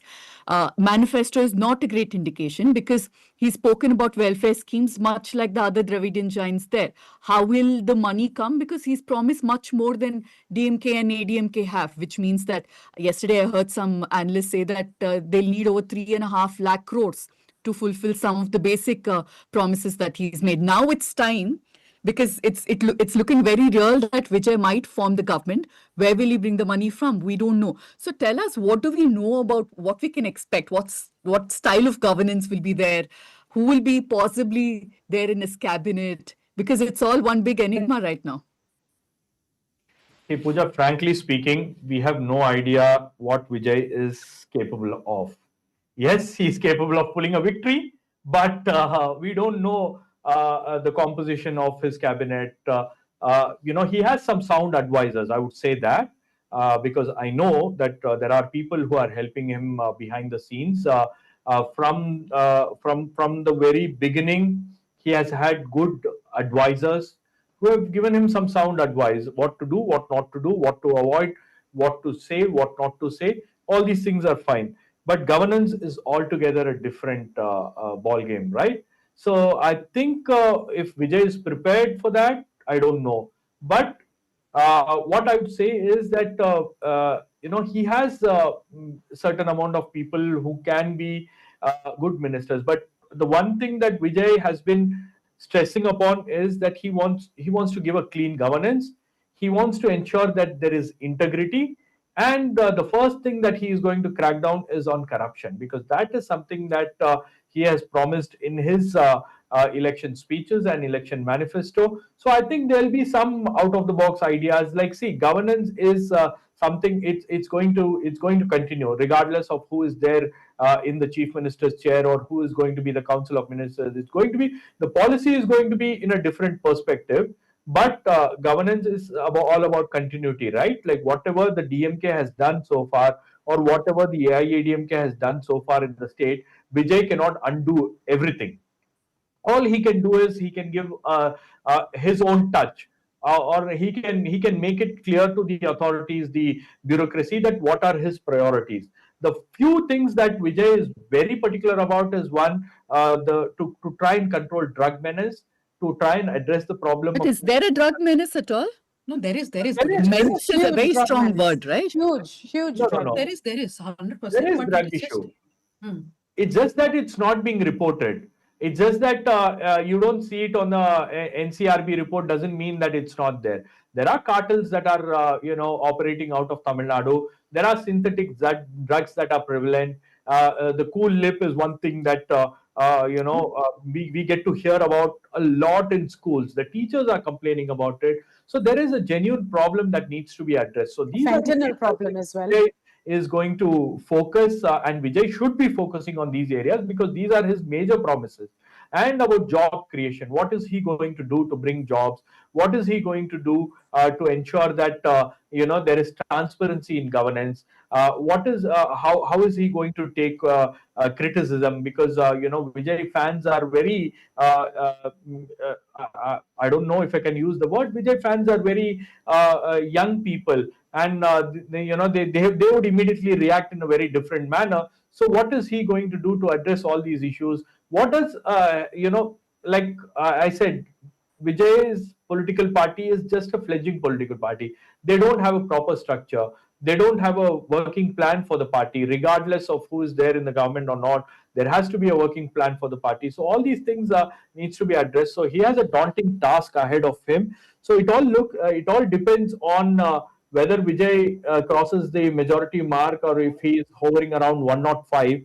Because definitely things will change. A lot of other political parties will come in, and a lot of people are ready to support him as well. Because I can say for sure that during Vijay's campaign at grassroots levels, what I saw was people from AIADMK helping him, people from Congress parties helping him, because they were all unhappy with the stand that their own parties had taken during this election. So there are a lot of people who have switched to his side, and I think he is getting a lot of invisible support. So I think it's time for Vijay to think what are his priorities are going to be, and whatever he has promised. One minute, Shabir, I want to just cut you there. Shabir, the number, Tara, before I come to you, the numbers are actually looking quite strange now, because the TVK is leading in 108.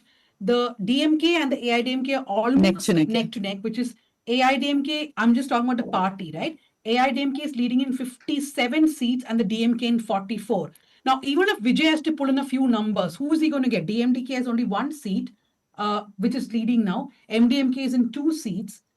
Who is Vijay going to get? What I'm also interested in knowing is, will it be an alliance with a party, or will it be defection? Will individual MLAs jump ship and join Vijay? Or it has to be either the DMK or the AIDMK supporting him from outside. One Dravidian major just stopping the other Dravidian major. I think we can take it for granted. I know we keep saying that never say never in politics, but this time around, I think we can put good money to say that DMK and TVK alliance will not happen. Simply for this, he has already identified DMK as his political political opponent and BJP as his ideological opponent. What about and DMK and AIDMK coming together to Oh my Vijay God. out? No, the point I was making is that we've time and again seen that even though two ideological opponents can come together, but two political opponents coming together is disastrous. We've seen it in Karnataka, JDS Congress versus JDS and BJP. We've seen it even even Congress and CPIM were technically ideological No, opponents. the numbers are not going to be easy for Vijay, but because if you want the smaller parties to come, including the Congress or the MDMK, you're talking about just 1 seat, 2 seat here and there, and then you have to cobble up a lot of them together, right?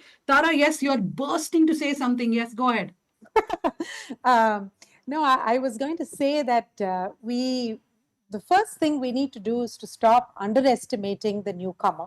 And I don't mean that just about Vijay, because it's always difficult to predict how well a newcomer will do. But that said, we have had NTR, a ranked newcomer who won a state much larger than Tamil Nadu when he did.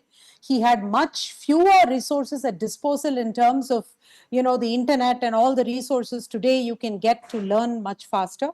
And he ended up governing a bigger state. And it is not that his first term was bad or anything. His first term, went quite But well. again, he had administrative experience. He was not a newcomer in the sense Vijay is. That has to be said. How do you mean he had administrative experience? As in, he was part of politics for a while before he formed his own party. Vijay has started his party on his own. NTR? Who, NTR? No, He What was are you with talking about? Congress for a while. Politically, he was much more active than. No, He was associated with Congress for a while. Then he formed his own party. No, maybe he may have been interested in Congress, or he maybe have been he have been an observer, but he never had any administrative experience. In fact, if you read NTR's biography written by a couple of judges, particularly Maverick Masaya, I forgot the name of the author, but he writes that before NTR entering politics, he would not even read newspaper. Yes. He would not know what exactly is happening in politics. He was completely away. No, not only NTR. No. He was associated. He campaigned for us. What I mean. Okay, Tara, go on. Yes. So he had no administrative experience. The second is, of course, AAP. And when AAP won as well, they didn't have administrative experience. Although, some of them, Arvind Kejriwal in particular, had been an IRS officer. The point is that as far as Vijay winning goes, there was a lot of underestimation that he cannot do this well. Now, again, for governance, there is a big question that says, what is he going to do? Well, the state is run by the bureaucracy. When Jayalalitha died, and there was this impasse for a long time, and the governor didn't even bother to invite anyone to form the government, the state was just for 2 years, just run by the bureaucracy. So between the bureaucracy and, the fact that there's been precedents of brand new parties doing this, Vijay could completely botch it, or he could do reasonably okay using a set of people that defect, using a set of advisors, using the bureaucracy as his, as his fulcrum, all of the above. So one is, I don't think we should underestimate what is going on. This has happened in India before. It has happened in a bigger state before, and it hasn't fallen flat. That is definitely one thing to remember. I think underestimate is really the phrase that we must use, because DMK and the CPM underestimated the voters also. Possibly. No, so Danya, one more thing I want to say is that the TVK cadre are very, very emotionally upset at this underestimation, right? When you listen to them, that is what bothers them the most. And in a sense, it's natural that it bothers them, because he is an actor with no experience who's come into politics. And everyone is saying that you're an actor, you don't know anything about politics, you've come into politics. But it's really bothering them that people say that, which means that you're setting up a whole bunch of people, what Shabir said. The cadre is already emotional, plus they are now in a situation where they are sensing victory. It's a combination that can, it's not the ideal combination to have in a mature democracy. You want to have a combination where people win, they go off and they govern. You don't want to have this emotional tinderbox where one side has been terribly hurt, they win, the other side is now really angry, the DMK cadre. You don't want that combination. I think part of it is also fueled by this whole underestimation and putting people down, which we need to stop doing, I think. I think, in fact, I was keeping on telling Pooja that both the DMK and the CPIM's campaign seemed to me like India Shining of the BJP. I was a first-time reporter when India Shining 2004 campaign was going on, and I really thought, they're going to win because India is shining, right? I don't understand what is happening around me, but just that overconfidence and just completely writing off that there is any anti-incumbency. So, Kanya, coming to you. Was it true of LDF Yeah. though? Yes, LDF slogan was LDF illegal R. Like as if there is no other option if it was not for LDF, right? That is way beyond India times. India is shining only with us. No, but this is, if not Modi, No. who? Yeah. No, I also want to say that this is the people putting parties in their place. Because in a democracy, everything you do is exposed. Right at the time when Pinarayi 2.0 cabinet came into power, there was severe criticism about how power was consolidated to the single leader. M.J. Radhakrishnan sir went as far as to call him a dictator. And this was said right from the time the cabinet came into power. Shailaja not being given ministership was one aspect of it, but there was also this whole campaign that the LDF said that now we have all new ministers. The cabinet is full of younger ministers. But the problem with that is that there is nobody who can stand up to Pinarayi Vijayan in the cabinet. So the sense that people got is that the victory has gotten so much into their heads that Pinarayi Vijayan has taken over the cabinet, and that sentiment has snowballed, and that has really led to the downfall of this party. I also feel that, in history, Pinarayi Vijayan could have been a tall leader who could have led the party ahead and retired gracefully. I think he should have done that. I think this whole haughtiness about, we will rule you, we will decide what's best for you is not the language of democracy. And people are very, very perceptive to that. Sentiments are very, I was speaking to P. Rajiv, who's also unfortunately trailing from Kalamasheri. He was our industries minister, and I was talking to him, and I asked him, even in the LDF campaign posters this time for the election, there is the face of Pinarayi Vijayan, and there is so much talk about the Wayanad rehabilitation, about how the LDF Allengil Mattare, like Danya said, who else is there to rehabilitate the landslide victims of Wayanad? That is a very wrong language to use. That hints at consolidation of power at a party. That looks like the party is doing something out of charity.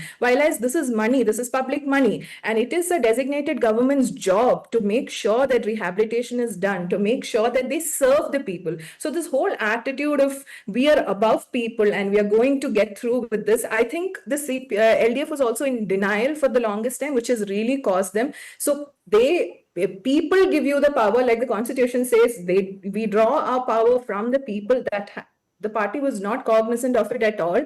And also, I think none of us expected the UDF to make so much gain, at least by the leads that we see now. LDF is at 36, UDF is at 101, and NDA is at 3 right now.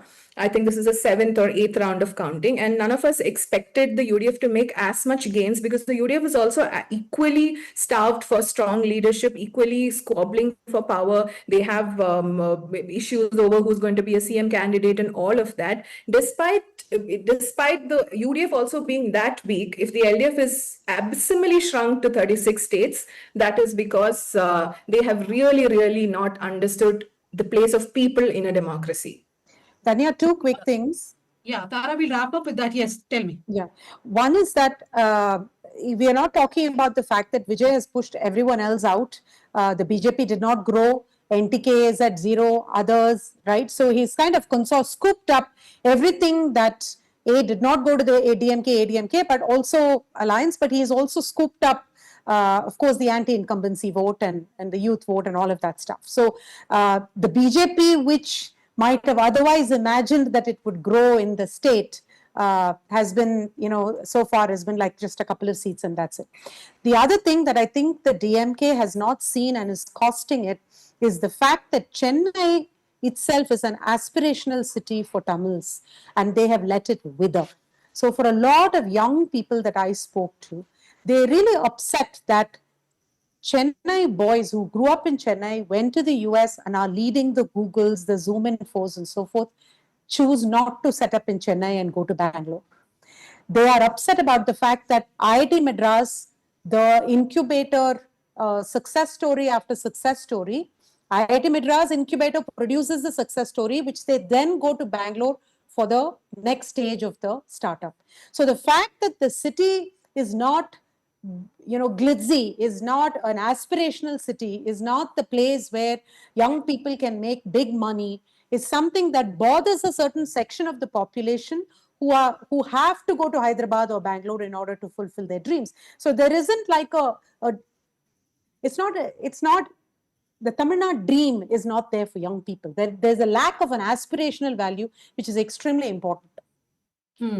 Thank you for the Tara and Sukanya, but I think a lot of takeaways from this one, of course, is that don't underestimate the voters. Joining us in the next leg is journalist Shivapriyan, who, like Shabir, has been saying that the TVK will do well, but not as much as Shabir thought they will. Thank you for the Tara and Sukanya. We'll come to our next round of guests. Harita John also joins us and Sudipta Mondal. But like Tara was saying, Chennai has 37, the greater Chennai region has 37 seats, which is Chennai, Kanchipuram, Chengalpet and Tiruvallur. DMK won 36 seats in this zone last time.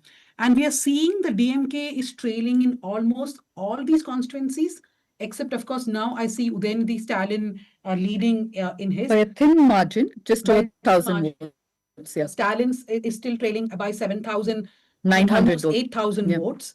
We are seeing all the DMK big-wigs really going down. And even in this Pradeep Gupta's Access My India poll, imagine we have to go back to an exit poll. As we speak, I also want to tell you that most of the channels are showing live visuals of Pradeep Gupta celebrating, cutting a cake and all of that, no longer crying. He could burst into a dance very soon. But remember, he did not release the numbers of the breakup. He West did Bengal. not release. No, Yes, West Bengal he did not. Yes. So I'm sure I'm not a person who trusts in exit polls at all. But at least in Tamil Nadu, I don't think he still went right? Because he I get the DMK, AIDMK doing well compared to the DMK. Correct. No, but I think the larger point, our problem with exit poll is much larger than one or two results. But Danya, let's look at what this means for the India Alliance, if there is one at all. Will there be an India bloc? Because Mamata Banerjee now will be upset with Congress and this CPIM. Of course, CPIM, she cannot ally, but they would have taken a large chunk of her votes. What happens if there's no DMK, there's no Pinarayi Vijayan? So what will happen now? Well, the Congress will come to power in Kerala, right? So that is not a problem. So now Congress will be in power in 3 states in the country. So yes. I think now we can go to Shivapriyan. Shivapriyan, you can hear us? But we can't. I think you're muted. Okay, I think that they're just wiring up Shivapriyan and Harita. Just before that, I want to go to a few more numbers now. We are getting more, we are going by the Election Commission numbers in which Bengal is BJP in 192 seats leading, and Trinamool Congress is in 94 seats. In Tamil Nadu, we see the TVK leading in 110. In fact, according to Election Commission side, TVK is doing much better. DMK is stuck at 49. The PMK has 5 seats. 5 seats. PMK is a ADMK ally, part of the greater NDA, as it's called. And I think most of the channels, of course, as expected, they just surge ahead of all the Election Commission of India numbers. If you look at Asianet, one of the biggest Malayalam TV channels, Rajesh Chandrasekhar, who used to own, still owns, I think, a majority. His company owns.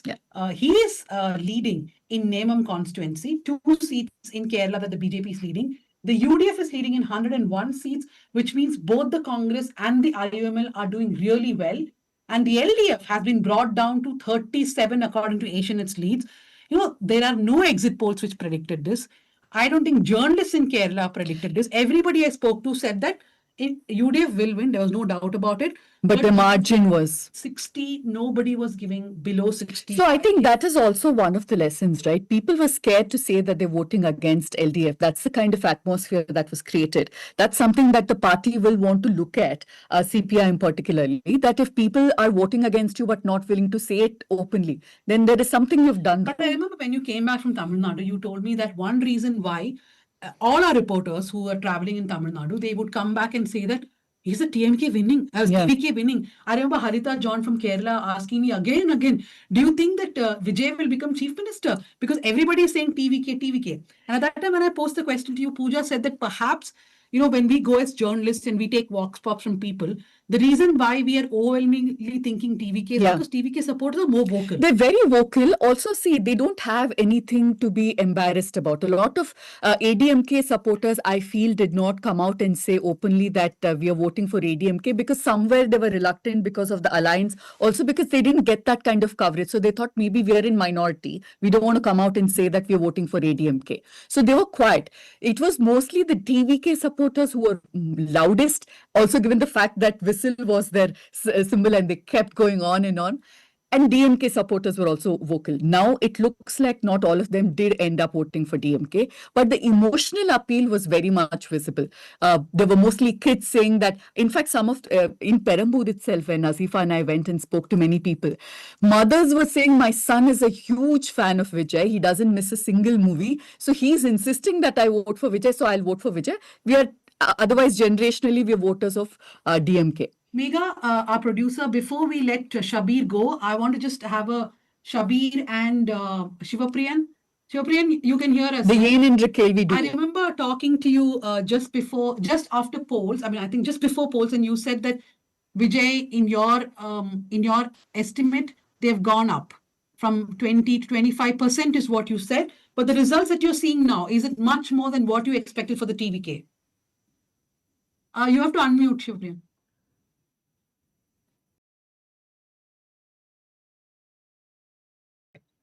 Is it okay now? Yes. Me? Yeah. So like last time we did that South Central, I gave you an estimate of 15 to 18%. But after I went to the ground and I also wrote a reporter's diary where I spoke about change is the buzzword in Tamil Nadu. Is it sweeping across the state? So like even then I was not very confident that TVK will breach the 25% and reach about 35 to get to power.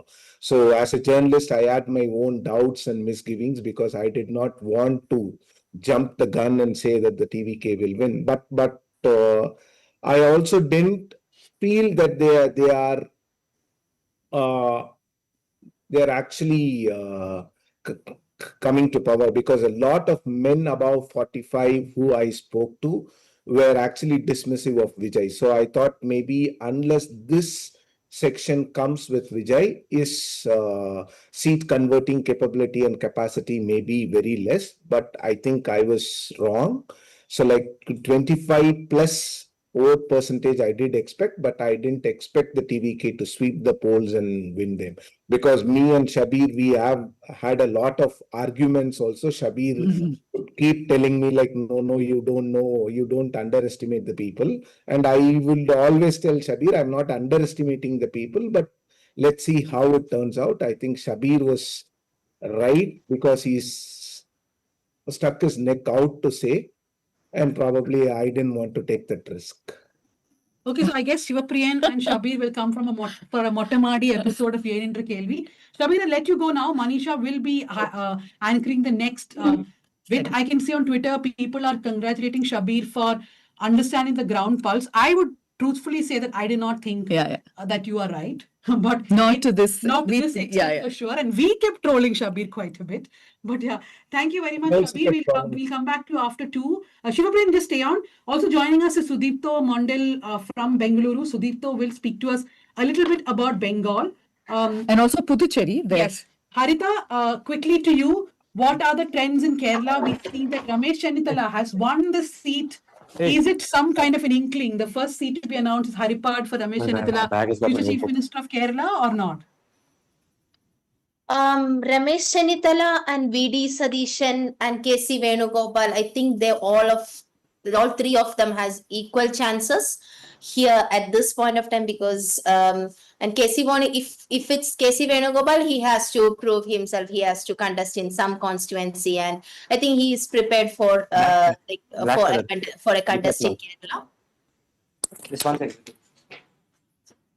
Go on, Harita. I can continue. Okay. So the trend in Kerala is clearly visible now. Now, I don't think that any magic is going to happen. It's already a UDF wave. It's not even an edge as predicted by the exit poll. It's a UDF wave. It's clearly visible, and now UDF has closed more than 100 seats. It's 102 at present now. And There is clearly, and I also feel that this anti-LDF, like only the 36 seats, LDF has performed one of its poorest performance in the history, which is also an anti-Pinarayi wave, because even when we see that in the elections they pitched the campaigning was a single face Pinarayi. When we see at the posters, at the banners, if everywhere, like none of the in the big posters, it was just Pinarayi. So when we pitch one person as an election face, obviously that person will be responsible for the victory as well as the failure. So in 2021, it was a Pinarayi factor. Pinarayi factor was one major factor that led to the LDF victory. Same as now, the Pinarayi factor is something that led to the LDF's failure this time in 2026. That's we saw how he's trailing in Dharmadam, which is a reflection of all other constituencies in Kerala, across Kerala. Yeah, you want to I ask want to go to Shivapriyan, but just one thing. I think elections are also humbling experiences for journalists, because after coming back from Kerala, a lot of people thought that though there is anti-incumbency against the LDF, the UDF has not really sort of captured it, cultivated it. The UDF itself was saying the numbers at 100 max, right? No, they were saying 80. Off the record, they were saying 80. I think this is unexpected Even for them. UDF. Shivapriyan, one party that I think we did not touch upon is the NTK. Yeah. Looks like even Seaman is now trailing in Karaikudi. So Vijay has not only taken the DMK's votes, he's also eaten into AIDMK's vote. In some places, he seemed to have helped the AIDMK, but he may have also eroded the NTK's vote, right? True. See, like Danya, Vijay was expected to eat into each and every party's votes. So like the kind of star is, the cult image that he enjoyed, because like, let's be very frank, Vijay did not campaign like MK Stalin or EPS. Vijay hardly campaigned this election, even during the peak election season. What he did was he outsourced the entire campaign to his fans, to his supporters, to the Gen Z generation, and then he told them to go and campaign for him. That is what I think has happened here. I think someone has to do a case study of how to do campaigning in a modern day election. That is what Vijay has done. Because as a journalist, I think Pooja was also in Madurai and other places. Shabir was there in the field. I was there in the field. I could see the TVK surging, but not to this level, because journalists also speak to a very limited number of people. We can only give a sense. That is why I don't actually get into predicting elections. So like also NTK, it was expected, because a lot of youngsters who voted to NTK were tired or had grown fatigue with the DMK and the AIADMK. What is surprising here is the comeback of the AIADMK. Though the AIADMK was expected to be submerged in the tsunami of Vijay, they have risen above the DMK. So I think we'll have to wait and see how the AIADMK did this. Maybe Vijay helped them. Vijay seemed to have taken the core vote bank of the DMK, contrary to the expectations that he will only take away the anti-incumbency and the anti-DMK votes. Okay, Shiva, I'll go to Sudipto now. Sudipto, I'll have to oscillate from Bengal to Puducherry for you. First, quickly about Bengal, we are seeing that the BJP is going to form the government in the state. In fact, when Mamata Banerjee's video came out 2 days ago, it did look like they were not confident anymore. Mamata Banerjee, of course, will turn to Sir. She's going to say that SIR was responsible for what's happening. Your quick take on what's happening in Bengal, Sudipto? Well, this is the second partition of Bengal, third partition, if you call it. 1905 was the first, 1947 was the second. This polarization that we have seen in this election, the result, to my mind, and the people may ask me, oh, well, how do you know, and how you're sitting in Bengaluru? I want to remind them that I'm sitting in Bengal, Uru. There are lakhs of Bengali migrants whose lives and work I've been following over here, based on which I feel I have an insight into what's happening out there in Bengal. This is nothing short of, just as a headline grabber, if you like, this is a partition kind of a moment in Bengal's history once again. But Dhanya, can I please hello? I need some kind of throwaway comments, for Tamil Nadu, if you'll allow me. Now we should all know. I for one believe that the DMK in the long run will revive. given that it's a cadre-based party and it is, ideologically, it has an alternative which is far more sustainable than what Vijay may be offering. So, yeah, I have a lot of hopes of a DMK kind of revival, because I think one of the things that they have worked a lot in the last few years is on their on building a kind of an intellectual base amongst younger people. So there's that element I just feel about Tamil Nadu. Shivapriyan, you actually had a directly opposite view of what Sudipto says. You thought that young Yes, and one people of do the- not know about Dravidian politics. The DMK has failed to actually educate. But is it just that much? Now, a couple of things which stood out for me. One is the arrogance in the campaign, right? Whether it's a DMK or the CPIM, this continuous dismissal of any anti-incumbency. That is one. Second is the poor reaction to criticism. I want to come to Harita after that, because we are seeing in Payanur, what a fantastic election. We are seeing that the rebel candidate of the CPIM, the person who left the CPM party, V. Kunyikrishnan, he is winning the elections in Payanur. This is a man that the CPM stood against, Pinarayi Vijayan himself stood against, but he's winning. So that arrogance, right, in dealing with problems, in reacting to problems, has all that really culminated in what has happened to the DMK today? Yeah, like true. And also, like they thought the anti-BJP politics will pull them through. So that will help them win. They thought like bringing Hindi, bringing delimitation, all these things. I think the DMK misread the situation about Vijay. So like I pointed out in one of my copies that Karur incident was actually helped the anti-incumbency visible. So like till then the anti-incumbency was invisible. Even in my 2024 election coverage, I did write and say that there was an anti-incumbency against the DMK government, but it is being hidden only because the BJP and the AIADMK were in two different fronts. So like it was the split of the opposition votes and the anti-incumbency votes that helped the DMK score a 40 out of 40 in 2024. So now what happened was the DMK was not, the DMK was thinking that Vijay would only take away votes of the anti-incumbency and the anti-DMK votes. They never thought that he will actually make inroads into its core vote bank. That is one. And again, yes, arrogance, the kind of control that the DMK had on the local media, that is also one thing. And also about their agencies. So like their strategy teams calling up journalists and asking them to pull out videos, pull out a lot of things. Actually, like, so like these may have contributed, and also about the local councillors' actions. And also in Chennai, if you take, so like the DMK has never lost Chennai even during MGR's rise. So when MGR launched this party and like he rose to power in 1977, the MGR's AIADMK won only one seat. So now I think the DMK will only win 1 or 2 seats in Chennai. Vijay contesting from Chennai is a gutsy move for him, because that has caused a ripple effect that even the chief minister might lose from his seat in Kolattur, and Udayinidhi might scrape through. That is what the initial trends tell us. But it is not just about anti-incumbency. It's about a lot of factors, the nepotism, the corruption, and other things. See, like 2024 itself, it was visible. If the AIADMK and BJP were together, maybe they would have won about 15 to 20 seats, and it would have been kind of a situation where the AIADMK would have won 15 to 20 and the DMK 20. Maybe that would have helped the DMK regain the lost ground.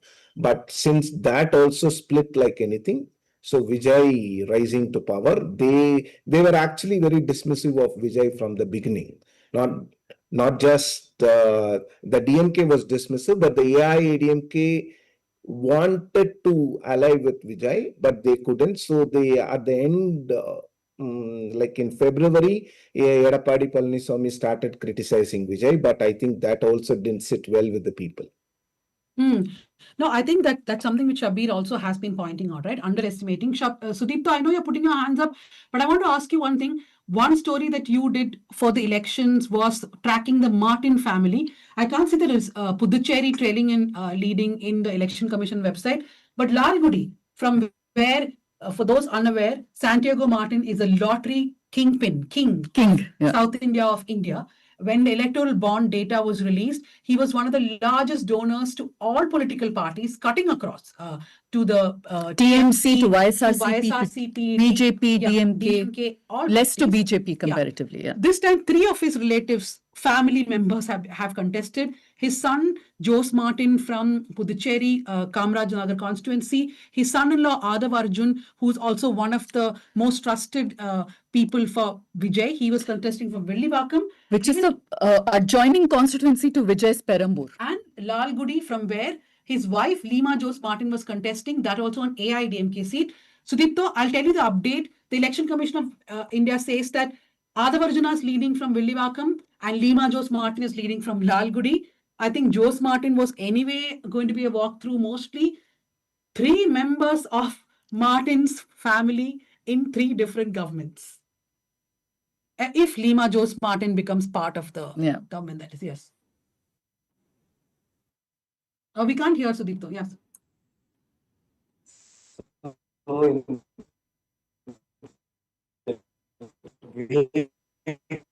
Yes. We should, if we can, we should we'll come back take to up that Vegas. You have these plot. You can't. Yeah. Can you hear me? Hello. Yes, go on. No. To me, Sudipto. Or the Yes, go on, Sudipto. Oh, okay, you can hear me. No, I was just trying to say that we should use a graphic in this case of that in Vegas. Now you have these slot machines, where you have 3, 4 things which will come all aligned, ting, ting, ting, all 3, so, and who knows, we might see JCM, they call it, Jose Charles Martin emerging as the Chief Minister of Puducherry by, who knows what, all kinds of things can happen. But I think for those who haven't yet read that story that Shabir and I put out, please, if there's a chance to go read that story, what it talks about is the kind of resources that the family, the mother and the son, Adav Arjuna, has kind of split from the family, allegedly split. Now that will be interesting to see. So that how that split plays out, because one of the things that people were saying is that, oh, well, this is just for show and to spread bets that they're trying to create an impression that Adav Arjuna is separate from the family. But for now, at least the mother and son seem like cock a hoop. And going back, the only thing that I can remember from that whole campaign was how good the event management was, how good the speakers were, how good, generally in elections, even good parties struggle with mic systems. This seemed like it was some, a Michael Jackson concert. That was, the sound quality was so good. The food was very good for the workers. So I'm just saying that a lot of money, less hard cash was spent on that campaign in both in Puducherry and in Lalgudi. That is the lasting impression that I got from that. Because then also, it's not like they were offering anything. Besides the fact, the only thing they were offering is, we are millionaires. Give us a list of your complaints. Oh, you have somebody in your family who's ill, somebody who needs education. We will solve your problem with our own money, irrespective of whether we'll come to government or not. That was what. No, we'll send them our subscription link. Subscription, exactly. Thank you very much. For those of you who are watching, make sure that you become a subscriber. We are not asking millionaires and billionaires here. Danya, can you allow me to? I just want to respond to what Shripriyan was saying, just out of turn, sorry, but about Tamil Nadu and overall politics. I think that one of the things that Shripriyan was talking about, how the core base of the DMK has shifted, and that is a good thing, if you ask me, based on what I saw in Madurai when I was looking at this protest that was put up against the Tirupura Kundram mobilization of the Sangh Parivar, in which a cross section, whoever you can think of as an ally of the DMK's ideological project, minority groups, Christian groups, Dalit groups, communist groups, all sorts of organizations had gathered over there to protest against the Sangh, except the DMK, and all of them criticized the way the DMK had handled that particular issue. So perhaps my hope for a DMK revival comes merely from this, long shot kind of thing, expectation from this progressive crowd, that perhaps they have done this to teach the DMK a lesson. They are not going anywhere. They have given us a very big reminder of the fact that the BJP over there is still not an alternative. that is a relief, I suppose. I mean, I can openly say that it's a huge relief that it is not swung the other way. It just shows that there was anger against the DMK, and it has the progressive anger has translated into a sort of progressive result, because Vijay has so far always invoked progressive icons. I don't know if I'm exaggerating. No, but I that's think, that's exactly what was the point that we were pointing out when Tara was there. That Acha. this is not a vote for the BJP or any kind of communal politics that way, because Vijay is not seen as someone who will stand diagonally opposite to what the DMK was doing. right? Ideologically. Harita, I want to come to you. The Payyanur result, is it very reflective of the route that the CPM is going through? We are having a rebel win in Payyanur, a constituency which is for the CPM, it's just an easy walkover most times. Yes, not just Payyanur, Taliparamba, and like all the dissidents have been like winning in the all the CPM dissidents have been winning. So this is actually a reflection of this what I was talking about, like anti-Pendrai or the anti-LDF wave that is already there. So this is. I feel that this is all against because Kunyikrishnan has raised allegations against Madhusudanan, the sitting who was the sitting MLA, the CPIM MLA, and at the same way, all the allegations which was raised within the CPM was against how this autocratic rule, how this single person, like everything was concentrated to one single person. Thing has been criticized by multiple dissidents within the party, and all those dissidents have been winning, like what we see now. So people, what I think that we have underestimated the voters here.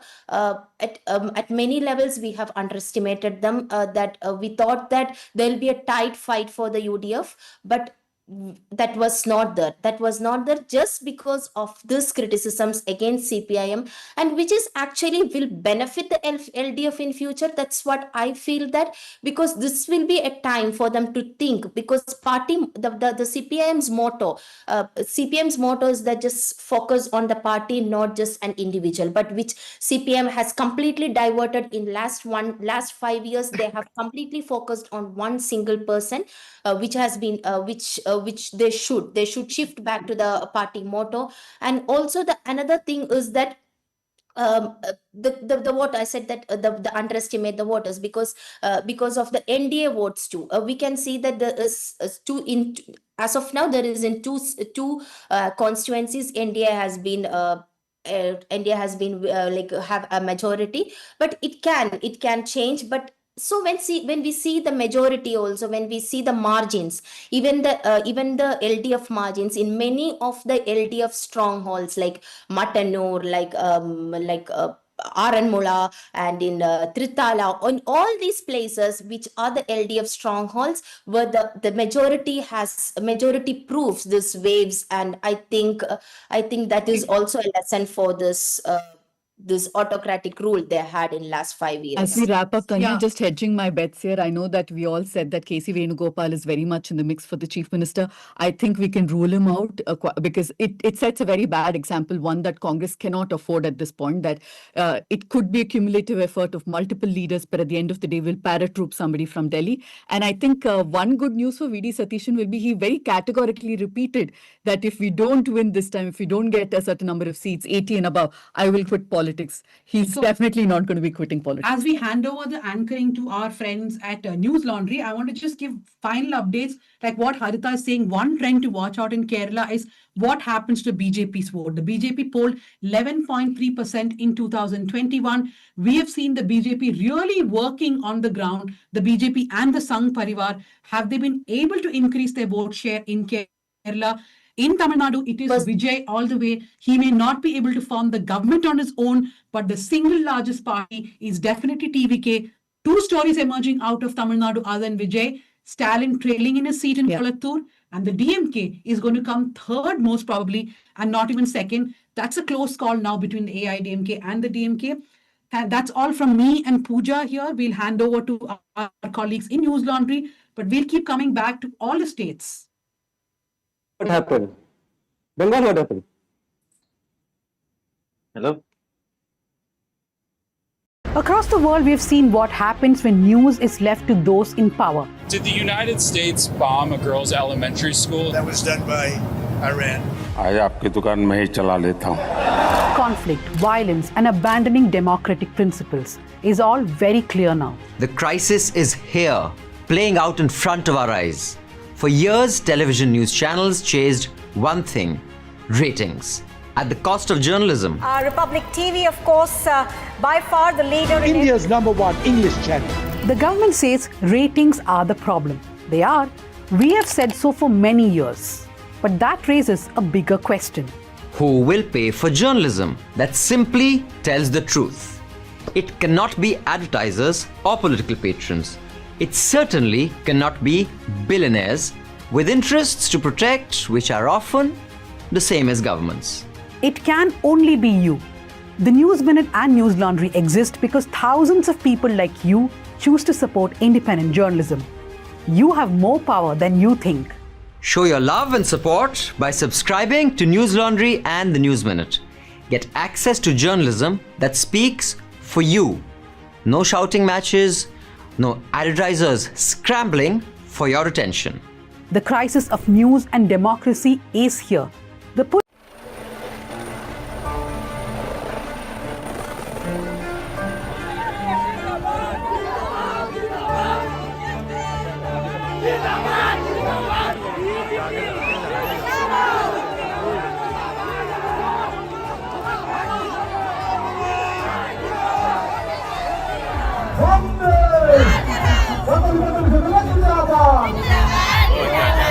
We are at a rally of Himanta Biswa Sarma, Assam Chief Minister and BJP leader in the Barpeta region of Assam.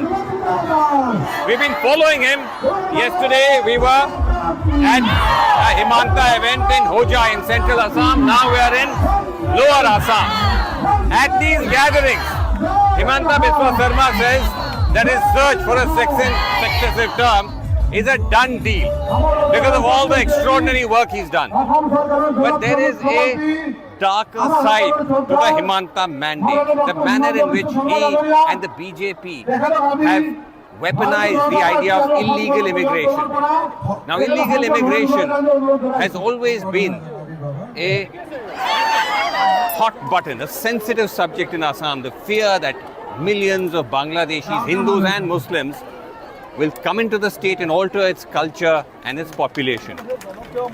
But under Himanta and the BJP, the question of immigration has been exclusively used to demonize Assam's Muslims in an unprecedented manner.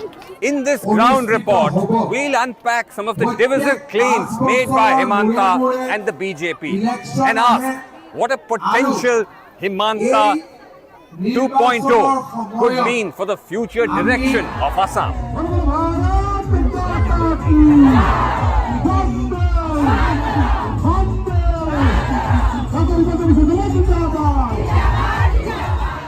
Even before the star campaigner arrives, the mood at the Himanta rally is charged. आज के तारीख में super power सब था हमारा जो CM है ना honourable chief minister Himanta Biswa Sharma, उनका जैसा लीडर आप इंडिया में ढूंढ लीजिए, उनका जैसा लीडर असम में तो क्या इंडिया में भी नहीं है। उन्होंने ने बहुत काम किया, उन्होंने एजुकेशन डिपार्टमेंट में काम किया, हेल्थ डिपार्टमेंट में काम किया। हिमंता बिश्व में बहुत अच्छा काम कर रहा है।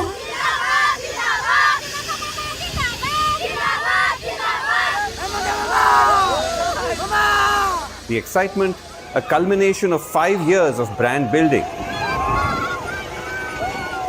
Himanta has crafted an image of a leader ruthless with so-called enemies, a fun-loving mama to his followers. There's even a Himanta campaign song, Super Mama.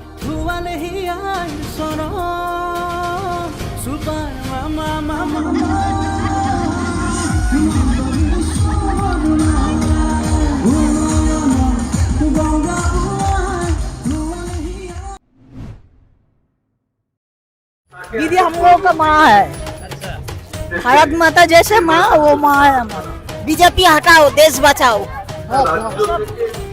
ধোকা ধোকা বিজেপি কিচ্ছু করে না কিচ্ছু করে না। খুব ভালোই লাগে দিদিকে, দিদি সবার উপকার করে, খুবই উপকার করে।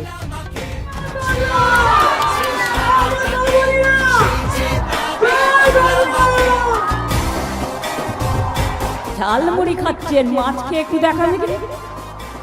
আমি তো আপনার ধোকলা খাই, আমি তো ধোসা খাই, আমি তো লিট্টি খাই।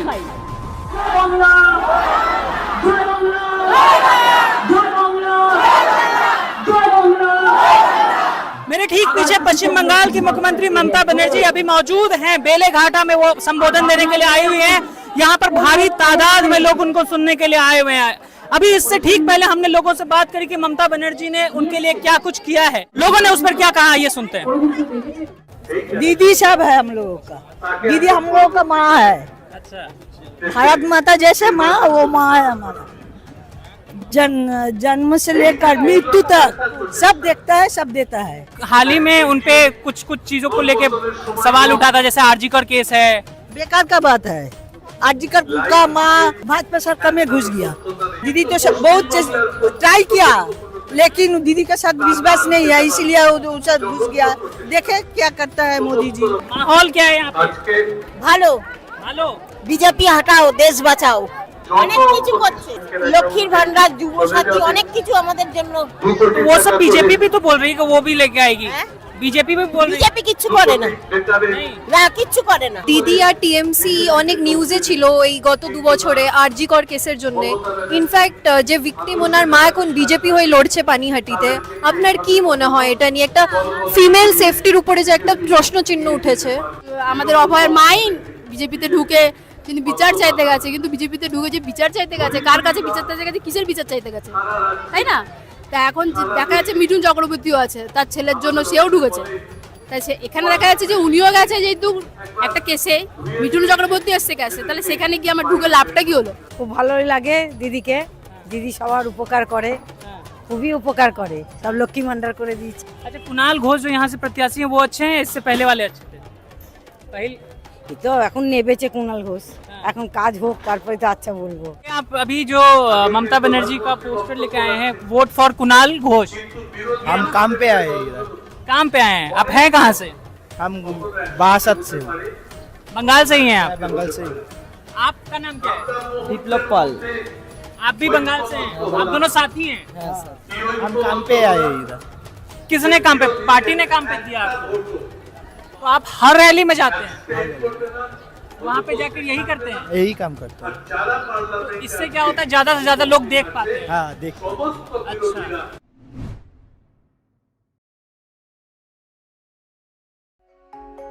আমাদের তো সংসদ ধর্ম রয়েছে, আমরা সবসময় কি এখানে করবো? আমরা 20-25 বছর ধরে আমরা ভোট দিচ্ছি, তারপরেও যদি আমাদের এখানে হ্যারাস করে তাহলে আমরা কোথায় যাবো? आप कितना बार यहाँ मतलब ट्राई कर चुके हैं? पहले भी ट्राई कर चुके हैं? আমরা 4-5 বার এখানে ট্রাই করেছি। She is here with her baby. How long has she been standing in line? 2.5 घंटा से है। बेबी के साथ आया है। क्या एज है इसका? 2.5 বছর। कितना बार आ चुके हैं आप? এটা নিয়ে 3 বার এসেছি। 3 बार आ चुके हैं। ছোট বাচ্চা রেখে বারবার আসা যায়? तो इनको बार बार क्यों बुला रहे हैं? Like why are they asking them to come again and again? আপনাকে কে বলছে বারবার আসতে?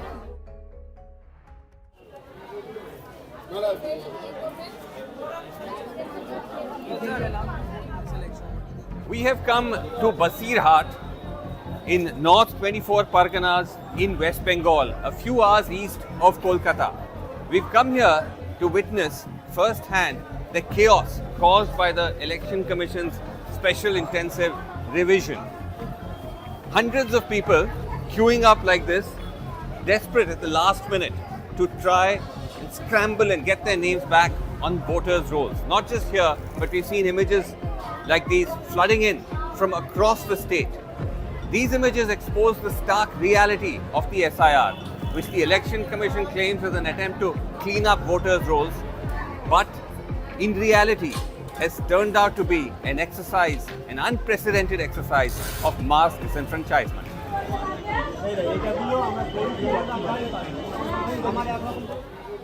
The deletions do not appear to just be random. Mounting evidence points to how the design and the nature of the SIR has led to the disproportionate exclusion of West Bengal's Muslims. who are key voters of the ruling Trinamool Congress, and hence the growing chorus of the possibility of a political motive behind the SIR.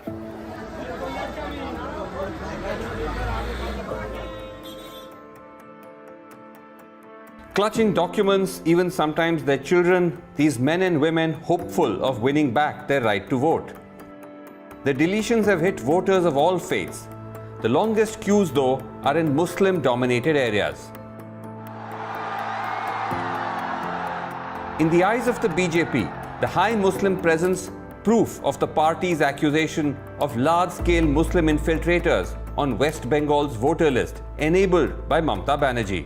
साथियों, TMC के नेता, TMC का syndicate सालों से यहाँ घुसपैठियों को बसाने, उन्हें वोटर बनाने का खेल खेल रहा है। এই দুটো কাগজে ভরবো বাবু, এই দুটো করে দিলাম তো আমি আপনার সুবিধার জন্য।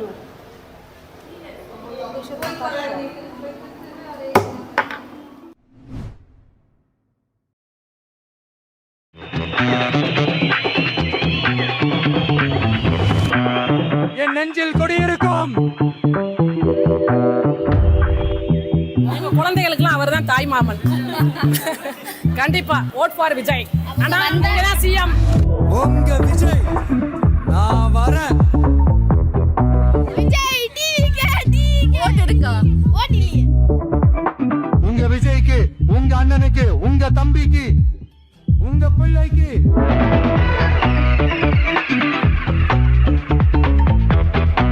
ஒரே ஒரு வாய்ப்பு கொடுங்க. ஒரு வாட்டி முடிவு பண்ணிட்டேன்னா என் பேச்சை நானே கேட்க மாட்டேன்னு வந்துக்கிறாரு. அந்த மாதிரி தான் அரசியலுக்கு வந்துக்கிறாரு. அந்த ஏரியா, இந்த ஏரியா, இந்த இடம், அந்த இடம், ஆல் ஏரியா ஐயா இல்லையா? In Tamil Nadu, cinema and politics go hand in hand. Many film personalities have built successful political careers. Now it's Vijay's turn. But will that journey work for him too? தம்பி கீழ இறங்கு. தம்பி கீழ இறங்குப்பா please. கீழ இறங்குப்பா. நீ இறங்குனாதான் முத்தம் கொடுப்பேன். For some voters, this is not even a question. If Talapati is asking for votes, the answer is already a yes. TV கேக் दे ஓட். ஓட். விஜய் அண்ணா. நீங்க தான் ஓட் ஃபார் விஜய். எங்களோட எல்லா ஓட்டு விஜய் அண்ணா மட்டும்தான். மோஸ்ட்டாக வந்து அக்ரிகல்ச்சரல் பற்றி நிறைய சொல்லியிருக்காரு. ஆல்சோ லேடிஸ்க்கெல்லாம் வந்து நிறைய சலுகைகள் கொடுத்துருக்காரு. அப்புறம் வந்து பிறந்த குழந்தைங்களுக்குலாம் கோல்டு அந்த மாதிரி சம்திங் நிறைய திட்டங்கள்லாம் நிறைய கொண்டு வந்திருக்காரு. மெயினாக லேடிஸ் பாதுகாப்புக்காக நிறைய ரூல்ஸ் எல்லாம் கொண்டு வந்திருக்காங்க. டிவி கேக்குன்னா ஆச்சுன்னா தெரியும், அவருக்கு எதுவுமே தெரியாது. தெரியாமல இவ்வளோ போட்டு வருது அவருக்கு. அந்த நம்பிக்கை தான். ஒன் அண்ட் ஒன்லி டிவிக்கு அவ்வளோதான். ஆட்சி வந்துடும், ஆட்சி வச்சிருவோம்.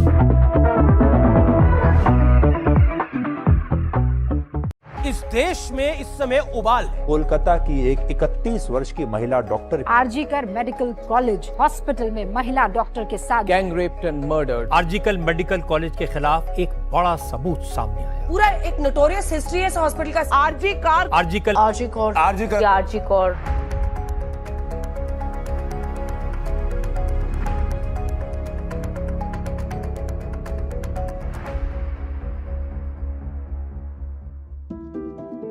The RG Kaur rape and murder case shook the country. Protesters in Kolkata hit the streets and demanded justice for days on end.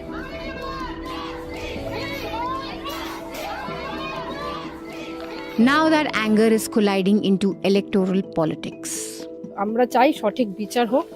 একটা মা সন্তান হারিয়েছে, সে যেন সঠিক বিচারটা পায়, ব্যাস। I don't feel like a lot of the accused got what they deserved.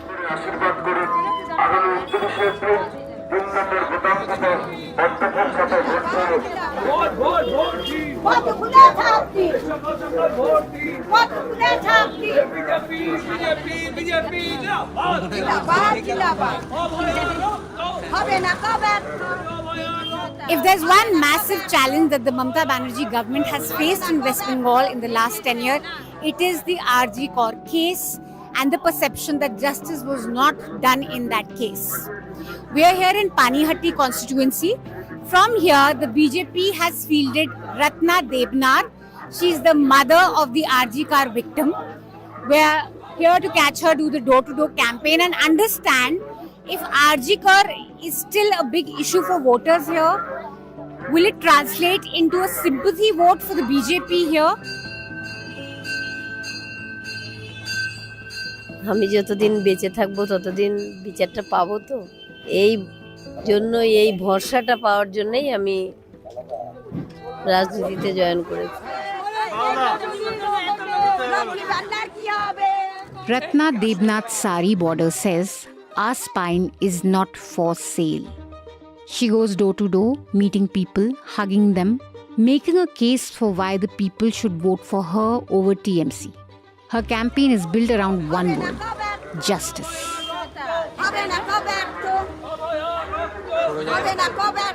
But what does justice actually mean in this case anymore? A conviction has already happened. And yet, the feeling that justice is incomplete refuses to go away. A lot of my friends were parts of the protest, but we did not think that the correct justice came out of it at the end of the day. I don't feel like the accused got what they deserved. When we spoke to people, it was clear that there was major sympathy for a mother who lost her daughter in the most brutal way. It's election time, and women are everywhere, in speeches. സ്ത്രീകൾക്ക് ഭയരഹിതമായി ജീവിക്കാനാവണം. ஒவ்வொரு பெண்ணும் சுதந்திரமாக வாழ. In promises. महिलाओं के bank account में भाई और बहनों जुलाई में देखेंगे 8,500 रुपए. 3 करोड़ महिलाओं को लखपति दीदी बनाने का. And in the campaigns. என் சிங்க பெண்கள், உங்களெல்லாம் யாரும் எதையும் சொல்லி ஏமாத்த முடியாது.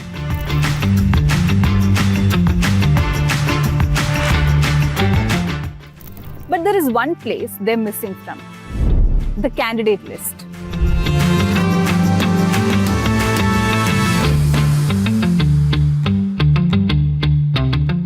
Tamil Nadu and Kerala pride themselves of being liberal and progressive. But when it comes to making women contest in elections, almost all the parties compete to be regressive. In both Kerala and Tamil Nadu, women voters continue to outnumber men. But almost all the parties have fielded badly when it comes to women candidates. CPM in Kerala has only 10 women candidates out of 86. Congress in Kerala is contesting for 92 seats, and out of that, only 9 are women candidates. At the same time, BJP in Kerala has only 14 women candidates. When it comes to Tamil Nadu, DMK has given 18 seats to women out of 164. ADMK has given 19 seats. TVK, the new entrant, fielded 23 women out of 234. BJP in Tamil Nadu has fielded 5 women out of 27. NTK is the only party which has fielded equal number of women and men. Very difficult even for the political leadership to convince people, because in the districts or whatever it is, and it's a big struggle. That is why we say that 33% women's reservation is the answer. I think 18 seats is a big improvement from our previous years. Same thing with the AIADMK also. And these are winning seats. So I think it is an improvement, but definitely there's a lot of space for improvement.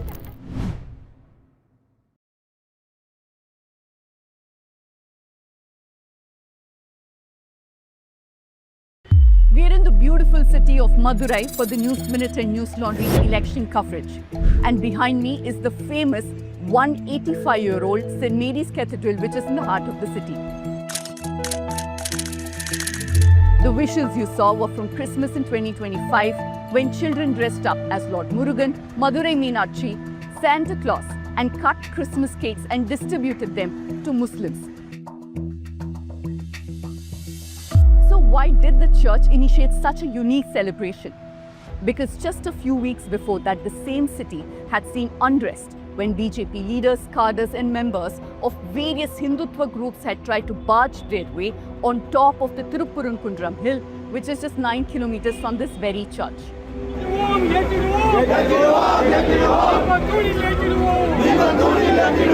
Babri Masjid in Ayodhya, Baba Budangiri in Chikmagaluru, Idgah Maidan in Bengaluru or Gyanvapi Mosque in Varanasi. These groups have always used the same pattern. Find a communal angle and polarize.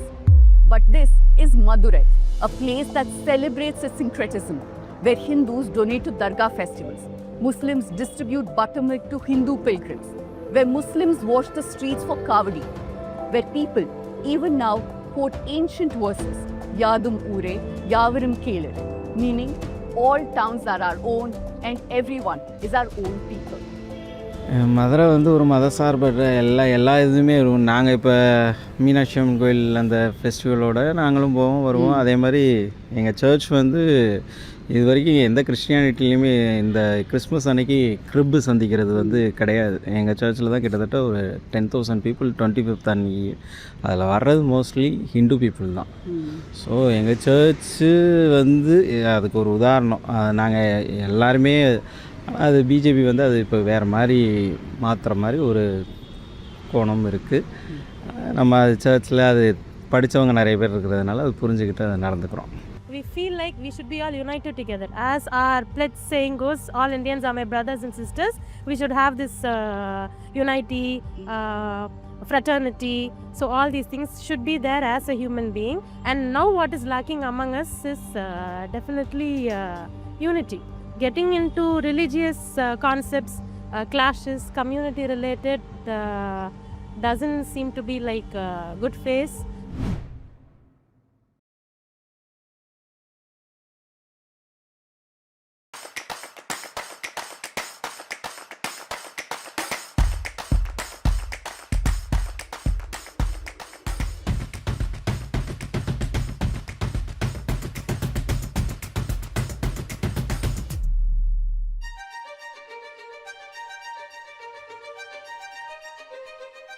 The partition of India is the most artificial partition in the history of the world, culturally, geographically, in every way whatsoever. और ये आपको दिखता है. We don't say West Bengal and Bangladesh. We say Epar Bangla and Opar Bangla, which means Bengal this side and Bengal that side. West Bengal has been a spirit of inclusivity, and we are not willing to lose it. West Bengal and Bengali, you will say this side Bengal. Epar Bangla and Opar Bangla. Jadavpur University has always been the hub of the voice of the students.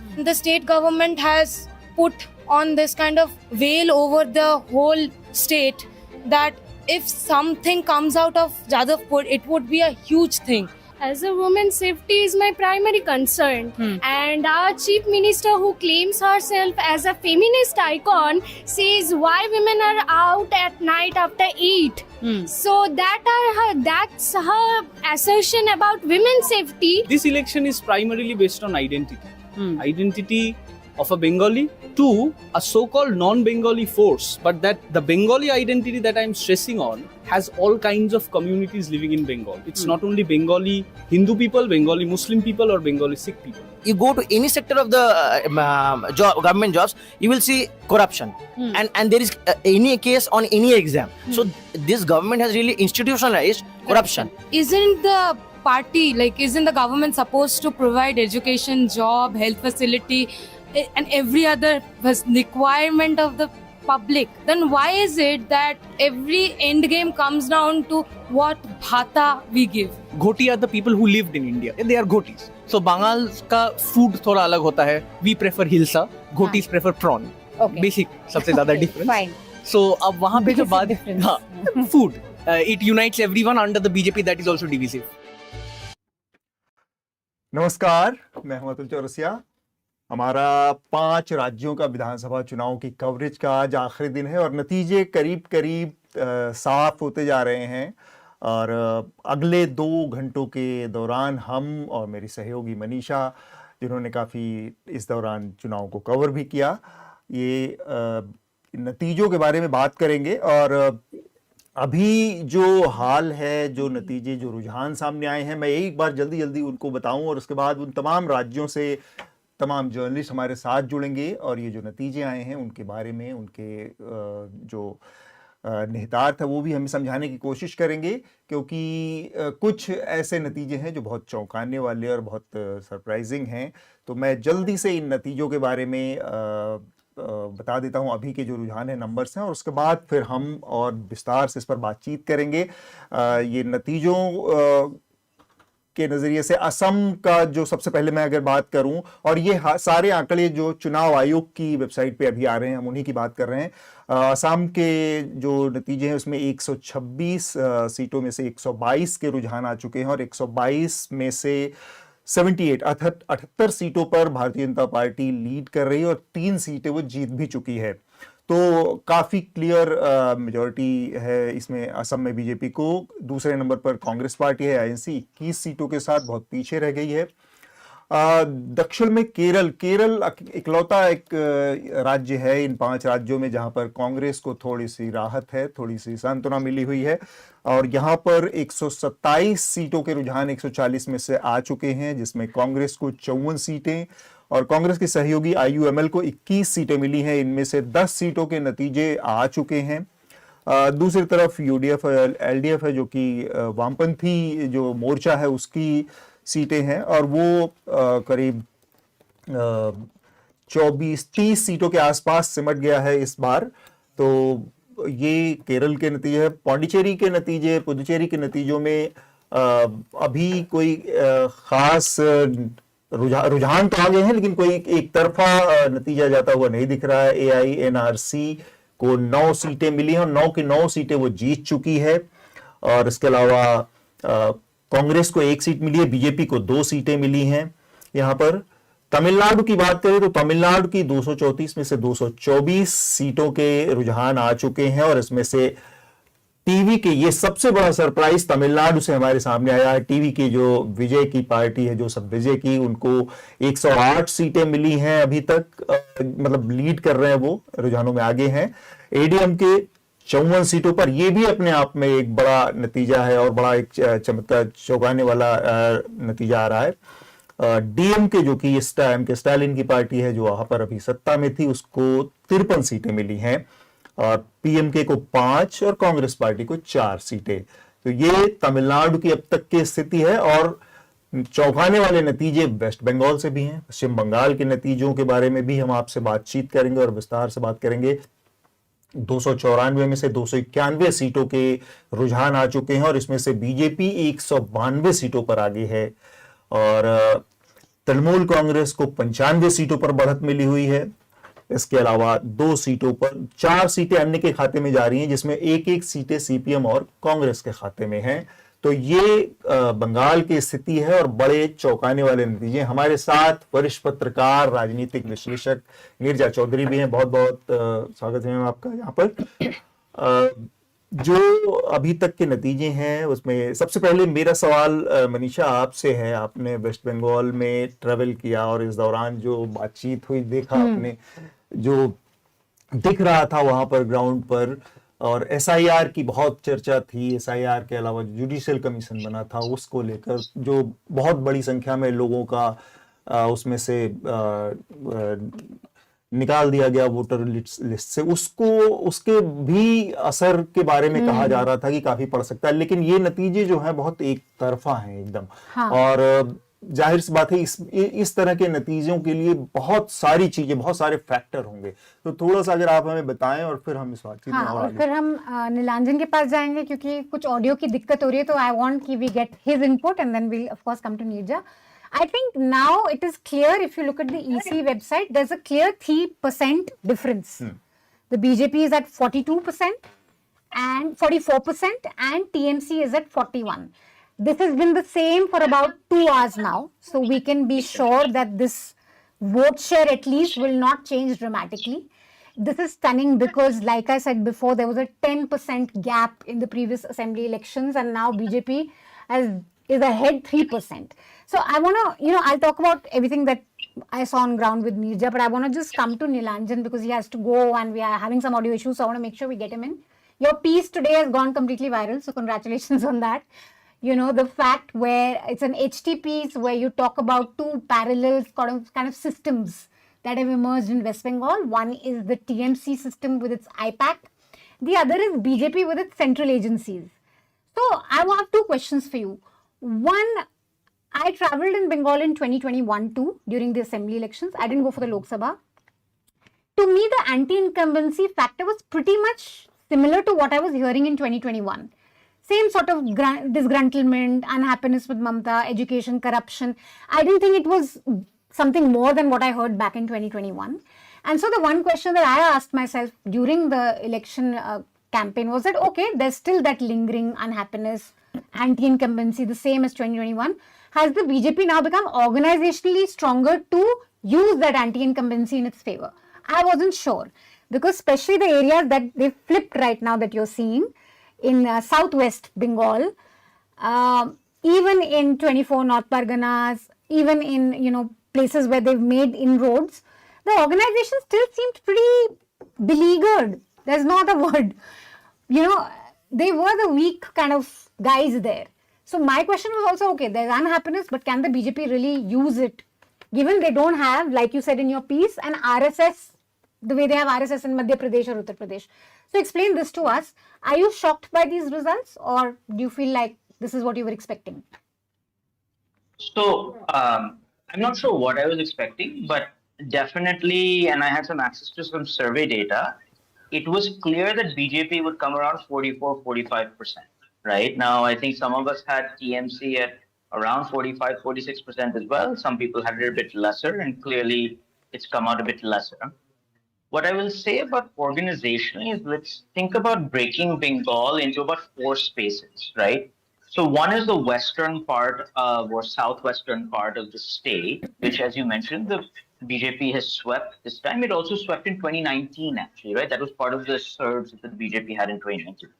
That borders Jharkhand, has a large tribal population. The RSS actually has been present in those regions.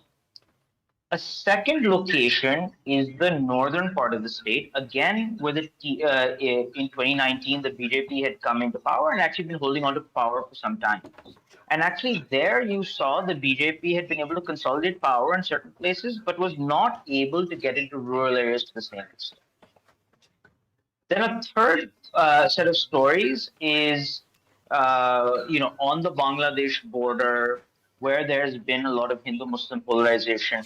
Contrary to what people think, these are not very rural areas. They really are peri-urban, right? Because Kolkata has really expanded out quite a bit.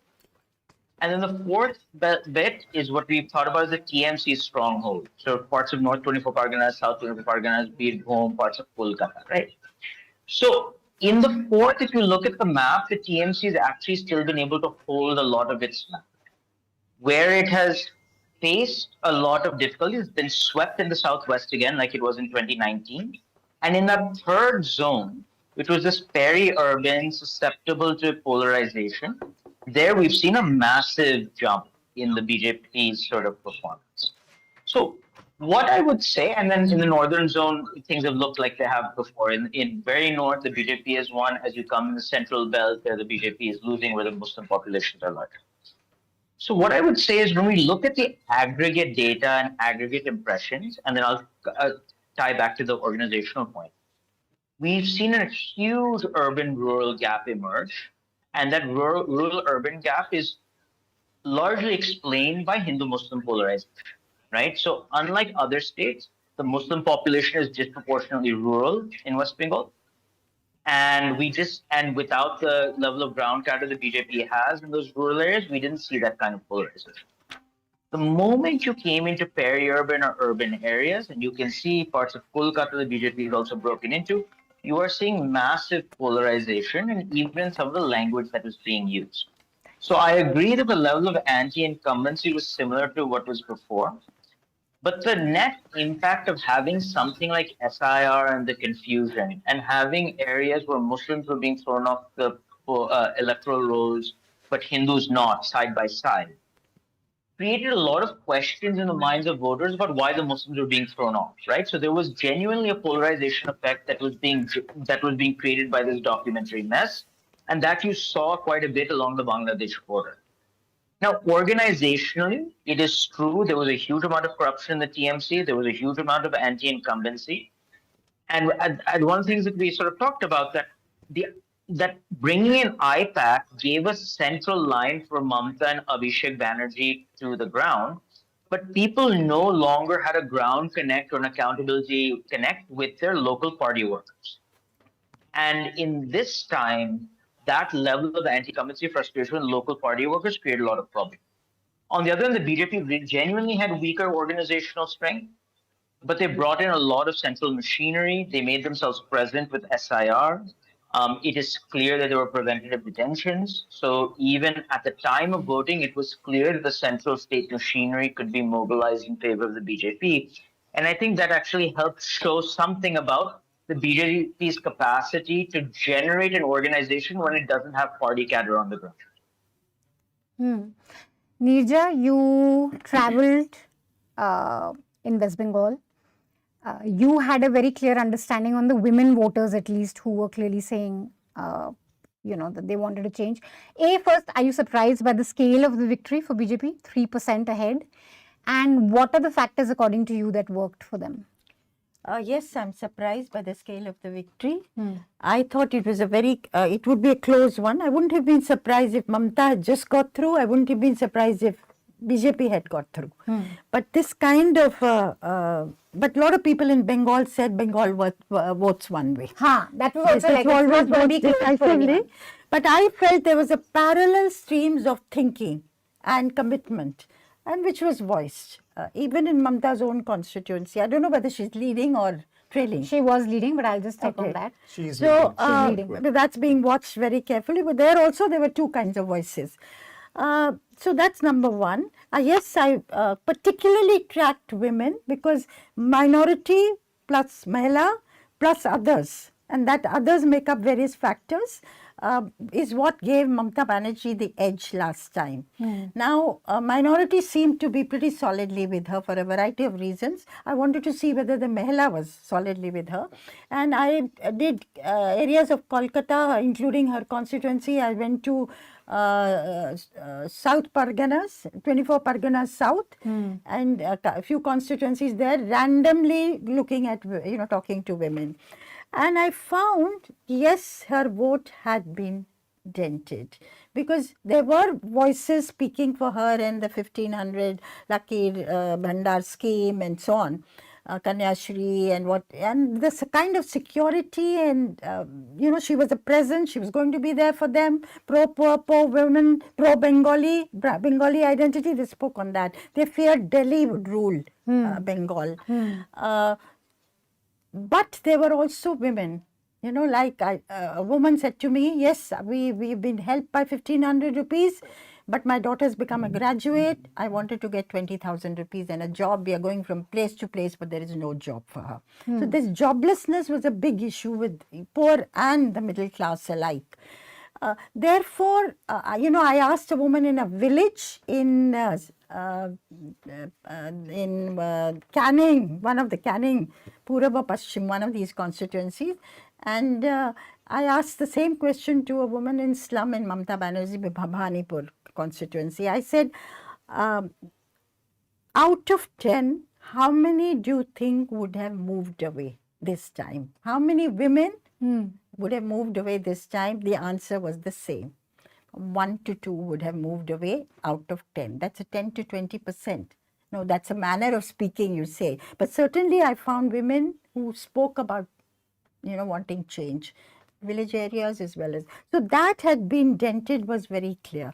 Now the third aspect, minority, Mahila, the third aspect of Mamta was, the hawkers, the rural people, the poorer sections, and those who, the voters who got disenfranchised. There are two views of looking at it. The BJP side says that Mamta's TMC army would go, as used to happen during the left time, And the missing voters, ek ghanta in every booth, they would go and thappa maro. That thappa maro facility was taken away this time. Some people calculated it would add up to about 8%. I don't know whether that's true or not, but certainly. So, and the 27 lakh people, forget the 60 lakh who died or migrated. The 27 lakh voters. 27 lakh who had papers and who did not get a chance to vote, only 1,000 of them have voted. So that is, who would it help or hurt? That was a question mark, how that would play out politically. Clearly, it hurted TMC. Yes, I think it hurt. My own feeling is talking to people and the agitation on it. Yes, it hurt the TMC. Now, what worked for the BJP? I would say SIR worked for the BJP. Number one, anti-incumbency worked for the BJP. 15 years of rule and dissatisfaction more with the TMC. Mamta was still bhalo because of this presence, a fighter. And then, of course, there was a different anger against what are called the TMC goons, the system. They are the ones who mediate between the government and the citizen. They are the ones, if you want to, many people said this, if they get to know I need a bank loan and I'm not getting it, they will intervene, I will get it done. If I'm renovating my house, they will come and say, give the contract to me. You have to buy cement, this, that from me. So this kind of, strong arm methods, and also preventing them from doing ABCD, preventing them from even voting what people said. Now, that was an anger, the fear and anger of this TMC system. And then, of course, government servants were dissatisfied. And that is a very important element in any election. Security forces being there was another element. Hindu-Muslim, not polarized, at least the places I went to, not polarized in a way that hits you in the face. But even the Muslim women say, pehle Hindu-Muslim nahi hota tha, ab zyada ho raha hai. And it's not a Hindutva of the type that you see in Hindi heartland, but there is an element of anti-Muslim. I suppose the people say it's because of the history, because from the times of partition of Bengal, it's been there dormant. It wasn't politically correct to talk about it. People are talking about it that much more now. And then, of course, hard work. Hard work of the BJP, let's give it to them.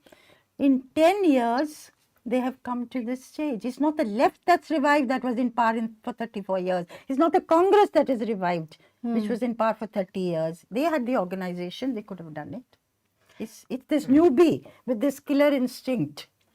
Two things I want to go to Nilanjan and then we can go to others.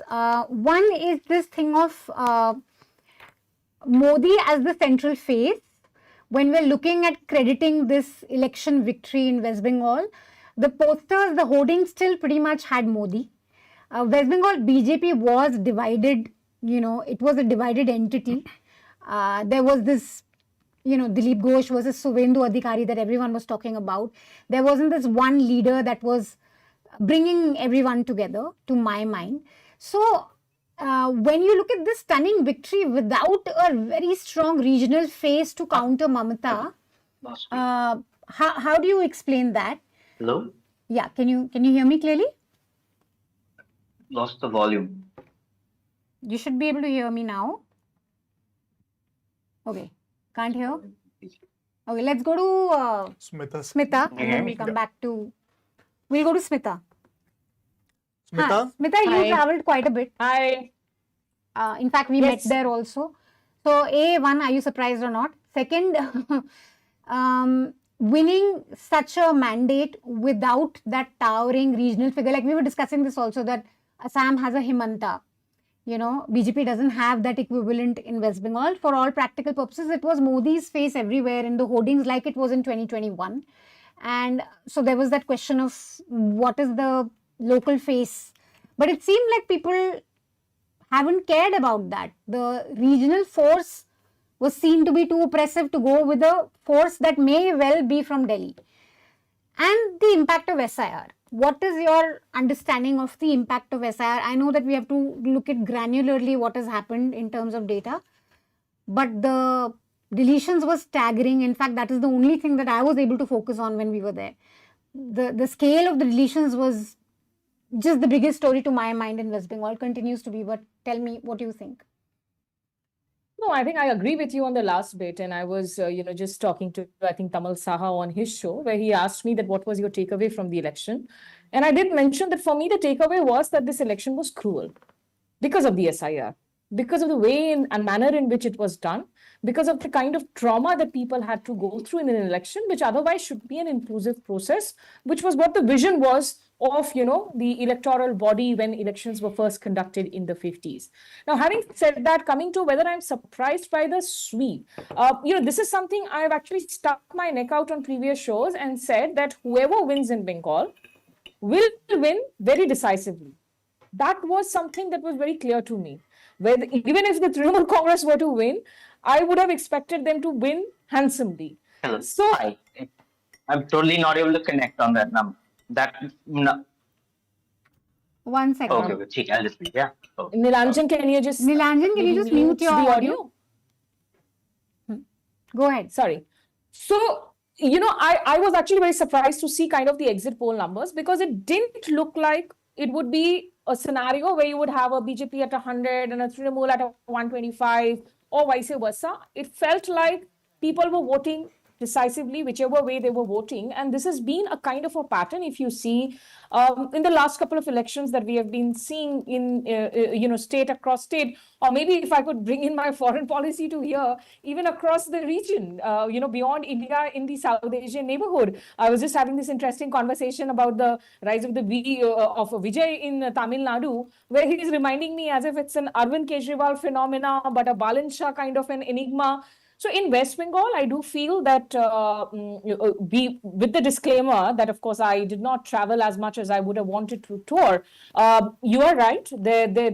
I did see a lot of urban apathy also against Mamata, particularly on issues of education, for instance. People thought that the government education has gone into a decline. Private education has become expensive. Employment was continuously a talking point. And somehow I feel like, when we see so much of our transactional competitive welfarism across states today, there's also a lesson perhaps to the limits in terms of the return on investment when you look at the welfare schemes over a period of time. In 2024, in Lok Sabha elections, when we were traveling to villages, those villagers who were otherwise happy in 2019 or in 2022 with the free subsidized rations being given over by the center or by the Yogi Adityanath government, those women were coming to us and saying that now what we need is actually jobs for our children. Because 2019 and 2022, perhaps they were not a working age. By 24 elections, they had turned a working age, and the women were complaining that, look, I'm spending 10 lakh, 11 lakhs on giving them an education, on sending them off to maybe a tier 2, tier 3 city BTech college, but they get a 10,000 rupees of a contractual job, or they do not have any job and they are coming and working in brick kilns. So I feel there is that larger message also in elections, and plus add to it that Prime Minister Modi's core constituencies, when you look at it pan-India, of course, the BJP has significantly expanded its presence across the country. One of the core constituencies is actually women voters. So maybe the fact that the BJP chose to make this election into a Didi versus anti-Didi, or Didi versus Modi, the kind of women voters that Mamata Banerjee has really worked on, and it's not a dole out that she has given just in the middle of an election or overnight. That's something to be different. We should look at differently from what happened in Ladki Behan or the 10,000 rupees dole out, because these were long-standing schemes that did give a lot of benefit to a lot of households, but maybe they had just run sort of, their expiry dates, and people were hoping to look beyond just these dole outs. And the larger issue finally of, what was happening with the TMC lower rungs. At the end of the day, these are cadres that had moved from the left front, which had been in power for 34 long years, into the TMC. You're in the lower rungs, you're there for another 15 years. That's almost 5 decades for a lot of those voices. That makes them perhaps feel like, they can get away with extortion, they can get away with a certain sense of lawlessness imposed on people that did not go down well. Nija, this whole thing of explain this to me, like you must have seen this on ground also, the fact that there's no strong regional force that can rival Mamata in the way that I said in Assam, you have Hemanta. Would you then look at this as people choosing Modi's leadership and trusting in that, or do you think it was just the idea of BJP? Like the fact with the cash handouts is that now people know that whichever government comes, they're not going to stop it. You know, we know that in Assam, Himanta has a series of like cash incentives that he's giving. We know Uttar Pradesh it happens. So maybe there's also that sense that the good that's happening will continue. Every government will continue for it. So in terms of crediting BJP's victory, apart from the organizational, structure that you mentioned, the face, you think it's still Modi's face, which kind of... when people talked about it, they talked about Didi and Modi. You They felt didn't that. say BJP, they didn't say Suvendu Adhikari, they didn't take anybody else's name. So Modi was equal to BJP, Modi was equal to change. Now, because when women talk, particularly when they would say, I'm for change, put their... Parivartan. Yeah, Parivartan. That's a code word ki we are voting. It is BJP. They didn't, very few said BJP by name. But when they in the narrative, they would talk about Modi versus. So is it Modi's leadership they have endorsed? Partly, I would say, but I felt at that, going through and the hearing people talk that the biggest drawback for the BJP was not having a Bengali chehra. To project, to lead from the front, which have created confidence, which have countered Mamta's campaign that, Delhi would rule us and so on. And young women, one young woman said to me, she said, first time voter, she said, we have problem, we go to Didi.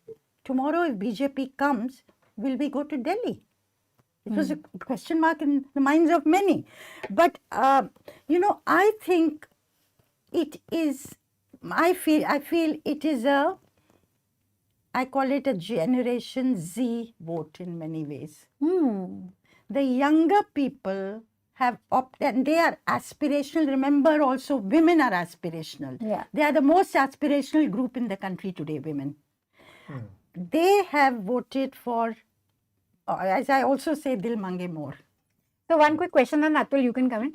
This makes the succession questions in BJP very interesting, right? And, there is this whole thing of Modi, will he continue or not? What's going to happen? Is there a succession plan? Will there be a change midway? With these elections, he's kind of made sure that can now wait.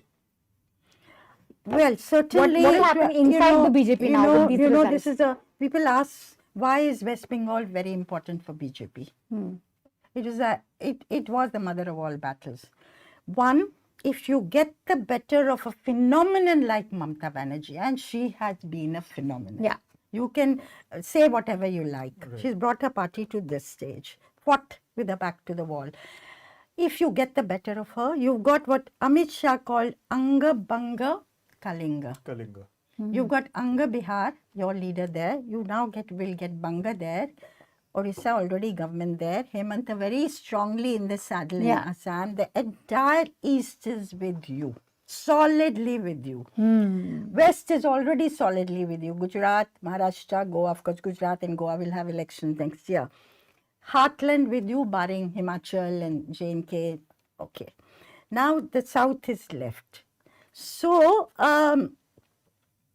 if you look at the, having won that kind of a victory, any voices of dissatisfaction within that you're referring to, and they will grow. Because with the Gulf War not ending, oil prices will go up, inflation will go up, economic hardship will go up in the weeks and months to come unless something gives way. And that will lead to dissatisfaction. Those voices will be stilled. Right. मेरा छोटा सा सवाल निर्जा आपसे है, अभी पहला reaction आया है जो ममता बनर्जी का इस नतीजे के बाद। उन्होंने कहा कि एक तो जो उनके स्टाइल है, उन्होंने इलेक्शन कमीशन के ऊपर अटैक किया। उनका कहना है कि बहुत स्लो काउंटिंग हो रही है, बहुत कम राउंड्स की अभी तक काउंटिंग हुई है, 2 राउंड, 5 राउंड, 4 राउंड, 3 राउंड।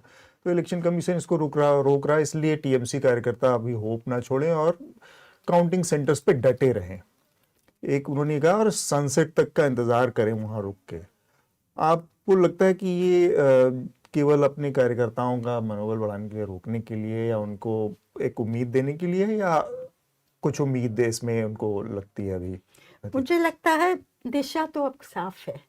कुछ सीटें इधर उधर हो जाए। हालांकि at one point election commission के आंकड़े जो आ रहे थे, लीड्स नेक एंड नेक थी, पर 5,000 का डिफरेंस है 90 सम सीट्स में बीजेपी के लिए, 50 कुछ के लिए तृणमूल के लिए, लेकिन दिशा एकदम साफ है। मुझे लगता है बहुत कन्विंसिंगली बीजेपी जीत रही है वहाँ। लेकिन ममता बिंग ममता फाइटर है, वो अपने कार्यकर्ता का मनोबल तो ऊपर रखेंगी ही। तो अब ममता कैसे आगे जाके पेश आएंगी, क्या उनका रोल बंगाल में रहेगा एज एन ऑपोजिशन लीडर, अगर ये होता है तो नेशनली, ये तो बहुत चीज इंडिया अलायंस के लिए भी तो अब कितने सारे सवाल उठ जाएंगे, बहुत सारे सवाल, क्योंकि ये पूरा पांचों नतीजों को देखा जाए तो एक लार्जर सवाल ये होता है कि इंडिया अलायंस जो ऐसे भी बहुत बिखरा एक बहुत लूजली बॉन्डेड था, उसमें उसके नजरिए से इन नतीजों को अगर हम देखें तो इंडिया अलायंस कहीं आगे बहुत ऑर्गेनाइज तरीके से बढ़ता दिख रहा है आपको? देखिए, एक चीज मुझे लगता हो सकती है, इंडिया अलायंस जो अटका हुआ था लीडरशिप के सवाल पे, अब शायद रीजनल पार्टीज कांग्रेस की लीडरशिप को मान जाए इंडिया अलायंस की, मरता क्या ना करता की बात। कांग्रेस के लिए अच्छा है ये रिजल्ट, कांग्रेस के लिए अच्छा हो सकता है, पर कांग्रेस ये मजबूती से अपॉर्चुनिटी को हाथ में लेगी कि नहीं लेगी? असम में एक्चुअली अगर आप देखें तो भाई it is a very bad result for Bengal. तो कांग्रेस के लिए ठीक हो सकता है, बंगाल में बहुत खराब है। मुझे तो किसी ने कहा कि शुरू में जब ये सारी चुनाव का स्टार्ट हो रहा था मामला कुछ समय पहले, कुछ लोग तो ये भी कह रहे थे कि कांग्रेस क्या विकल्प के रूप में उभर सकती है तृणमूल के खिलाफ। उसका तो कोई चांस ही नहीं है ना, क्योंकि ऑर्गेनाइजेशन नहीं, विल नहीं, जो भी है। अब तमिलनाडु में क्या राहुल गांधी चाहते थे विजय की टीवीके से अलायंस करना, अब क्या वो उनको सपोर्ट करेंगे? इनका टीवीके की भी तरफ से अच्छा रिलेशंस हैं, जो हमने सुनने में आया कि वो काफी टच में थे, पर वो उनके नंबर्स कुछ खास नहीं है ना तमिलनाडु में। कांग्रेस के नंबर्स 4-5 है मेरे ख्याल से, 4 या 5 है। So Suvindu Adhikari is leading, no doubt there. Nandigram से भवानीपुर से कर रही है लीड अभी। ओके, रत्ना देवनाथ भी पानीहट्टी कॉन्स्टिट्यूएंसी से लीड कर रही हैं। आरजी कर रेप विक्टिम जो है उनकी मदर हैं वो। And again this is what is fascinating for me, because I follow Ratna Debnath campaign for one day. बहुत ही मॉडेस्ट कैंपेन था, बहुत कम लोग थे, बहुत मतलब यू कुड टेल कि वो बिल्कुल एक मतलब she really had to fight in that sense in terms of groundswell and everything, but if she's leading that's really amazing, because then ये मैंडेट वाला रिजल्ट है ना मनीषा। हाँ, जब स्वीप होता है हाँ तो फिर वो मेन नेता के चेहरे पर ही जो है लोग वोट देते हैं। फिर वो लोकल एमएलएस को देखकर नहीं दे रहे हैं, फिर वो नरेंद्र मोदी के लिए वोट दे रहे हैं, फिर वो कमल पे एक्चुअली वोट कर रहे हैं, क्योंकि क्लैरिटी वोट दे रहे हैं, क्योंकि वो शुभेंदु अधिकारी भी उतने स्टॉलवर्ट नेता नहीं है। इनफैक्ट शुभेंदु अधिकारी, दिलीप घोष, ये सारे नेता जरूर हैं, लेकिन वो मास इमेजिनेशन कैप्चर करने वाले लीडर्स नहीं है। वहां पर इमेजिनेशन को कैप्चर खुद नरेंद्र मोदी ने किया। जो मुझे लगता है कि इस दफा जो 2-3 चीजें बीजेपी ने थोड़ी अलग की अपनी कैंपेनिंग में, जो 2021 में शायद व्यक्तिगत हमले ममता के खिलाफ ज्यादा किए थे, जिसमें कैटकॉल्स वगैरह भी शामिल थे, इस दफा कुछ बहुत अभद्र बयान टिप्पणियां आई कुछ बीजेपी के लोअर रंग लीडर्स से। थोड़ा सा इन लोगों ने ममता के खिलाफ अपने अटैक्स को थोड़ा कम पर्सनल रखा। दूसरी बात है, बंगाली जो कल्चरल आइडेंटिटी है उसको इस दफा अपीस करने की कहीं ज्यादा कोशिश की गई। इसीलिए आपने देखा कि वो अनुराग ठाकुर मंगलवार के दिन आकर मछली खा रहे हैं, वो तेजस्वी सूर्या आकर जो है बंगाल में जॉब्स की बात कर रहे हैं, हिमंता बिस्वा शर्मा, सबने पूरी ताकत तो जरूर झोंक दी। तो ये जो 2-3 चीजें हुई, और जैसा नीजा जी ने कहा कि ये एक यंग वोटर्स का शिफ्ट है, जिस यंग वोटर को बंगाल के बहुत ज्यादा इतिहास के बारे में जानकारी नहीं है, लेकिन शायद वो आज की तारीख में देख रहा है कि क्या मेरे लिए जॉब्स हैं या नहीं, वेल प्लेइंग जॉब्स है कि नहीं कलकत्ता में। अब ये देखिए, ये डिबेटेबल इश्यूज हैं कि जहां जहां बीजेपी है वहां वहां बीजेपी की सरकार में आखिर जॉब रेट्स कितनी इंप्रूव हुई हैं, एम्प्लॉयमेंट रेट्स कितने इंप्रूव हुए हैं। ओडिशा में आज अनफॉर्चुनेटली हम देखते हैं अभी जिस तरह के वाकये हो रहे हैं, कुछ वक्त पहले तक ओडिशा लगातार बहुत अच्छी खबरों के लिए, अच्छी सुर्खियों के लिए वो खबरों में बना हुआ था। पिछले कुछ महीनों से अगर आप देखिए, ओडिशा में जो खबरें लगातार आ रही हैं वो दंगों से जुड़ी हुई हैं, वो महिलाओं के साथ किसी न किसी तरह सेक्सुअल ऑफेंसेस से जुड़ी हुई हैं, वो राइटिंग के लिए जुड़ी हुई हैं। लेकिन जब लोग वोट करते हैं तो वो नहीं देख रहे हैं कि आगे क्या होगा नहीं होगा। उस वक्त की जो उनकी सिचुएशंस है, मुझे लगता है कि वो कंपेयर कर रहे हैं कि हम कुछ और वक्त दे तृणमूल को या ट्राई कर ले। और एक बहुत दिलचस्प कमेंट मुझे दिया था मनीषा, मैं दुर्गापुर में थी, एक बंदा जो कि सड़क पर कपड़े बेच रहा था, हॉकर था, उसने कहा मुझे तृणमूल से कोई दिक्कत नहीं है क्योंकि मुझे किसी ने आज तक परेशान नहीं किया है, मैं तो अपने कपड़े आराम से जो है आई गो एंड सेल देम। लेकिन आपको समझना चाहिए कि हर राजनीतिक दल और सरकार की जो है ना एक एक्सपायरी डेट होती है, तो सबका किसी ना किसी दिन जो एक्सपायरी डेट आ जाता है, आपको नहीं पता वो। तो there's some very important things I think जो as lessons will come out. We are all wiser on hindsight of course. So let's see. Let's quickly go to Amit से असम के बारे में बात करते हैं। मैप अगर हम देखें बंगाल का, जिसमें देख रहा हूँ, तो नॉर्थ का पूरा हिस्सा, नॉर्थ बंगाल और ईस्टर्न पार्ट ऑफ बंगाल पूरी तरह से बीजेपी को गया है, जो कि क्लियर है। नॉर्थ तो हमें पता ही था, बट पुरुलिया, बांकुरा, झारग्राम भी सबको पता था, पश्चिम मिदनापुर, साउथ 24 परगनास की कुछ सीटें जो बिल्कुल ही हार्टलैंड, जिनको टीएमसी का बिल्कुल गढ़ है, वो सब बिल्कुल सैफरन है। सेंट्रल का थोड़ा और साउथ बंगाल ही बचा है टीएमसी के पास, एक ये एग्जैक्टली। तो असम की भी बात कर लेते हैं, चूंकि एंटी इनकम्बेंसी की बात हुई और 15 साल की ममता बनर्जी के एंटी इनकम्बेंसी के बारे में बात हो रही है। तीसरे टर्म पे बीजेपी असम में आई है और असम के नतीजे भी हमारे लिए उतने ही चौंकाने वाले। जिस तरह की हिमंता बिस्वा शर्मा की अपनी राजनीति है, उसमें भी एक बड़ा हिस्सा पोलराइजेशन का है, हिंदू मुसलमान के नैरेटिव के इर्द गिर्द काफ़ी उनका कैंपेन रहा है, हम देखते हैं। और अभी जो वहाँ पर रुझान है 122 सीटों के 126 में से, उसमें 78 सीटें भारतीय जनता पार्टी के पक्ष में है, जिसमें से 3 वो जीत भी चुकी है। कांग्रेस पार्टी 21 के ऊपर अटकी हुई है बहुत देर से, इसमें कोई बदलाव नहीं हो रहा है। तो अमित, सबसे पहले आप अगर हमें थोड़ा सा बता पाए कैसे। अच्छा, अभी हमारे प्रोड्यूसर ने बताया कि अमित अच्छा, अमित हमारे साथ है। अमित, मैं जानना चाह रहा हूँ कि ये जो तीसरा टर्म बीजेपी के पास जा रहा है असम में, इसमें कौन कौन से फैक्टर हैं जो भारतीय जनता पार्टी के लिए काम कर रहे थे? क्योंकि अगर हम बंगाल में जिस तरह से हम एंटी इनकम्बेंसी की बात कर रहे हैं, कहीं पे भी जहां पे दूसरा टर्म तीसरा टर्म आता है, तो वहां पर भारतीय जनता पार्टी इस एंटी इनकम्बेंसी को कैसे पार कर पाने में सफल हो गई है? देखिए, असम में लड़ाई काफी आसान हो जाती है जब कांग्रेस आपका ऑपोजिशन होता है। और मैंने इससे पहले भी जब मैं आया था आपके अंग्रेजी वाले पॉडकास्ट पे, तो मैंने कहा था कि मतलब पिछले 10-12 साल में सबसे, बिहारी में कहते ना, चाट चुनाव था, मतलब कुछ नहीं हो रहा था क्योंकि पता था। और जब आपके पार्टी का सबसे बड़ा लीडर में से एक 10 दिन पहले बोलता है कि भाई साहब हम उस तरफ जा रहे हैं, और आप अपने वर्कर से कह रहे हैं कि काम धाम छोड़ो, पोस्टर फाड़ो, ताकि वो प्रद्युत बोरदोलाई दिखे नहीं कहीं कांग्रेस पोस्टर पे। ऐसी पार्टी के साथ के खिलाफ चुनाव जीतना, मतलब जीतना मुश्किल बिल्कुल नहीं।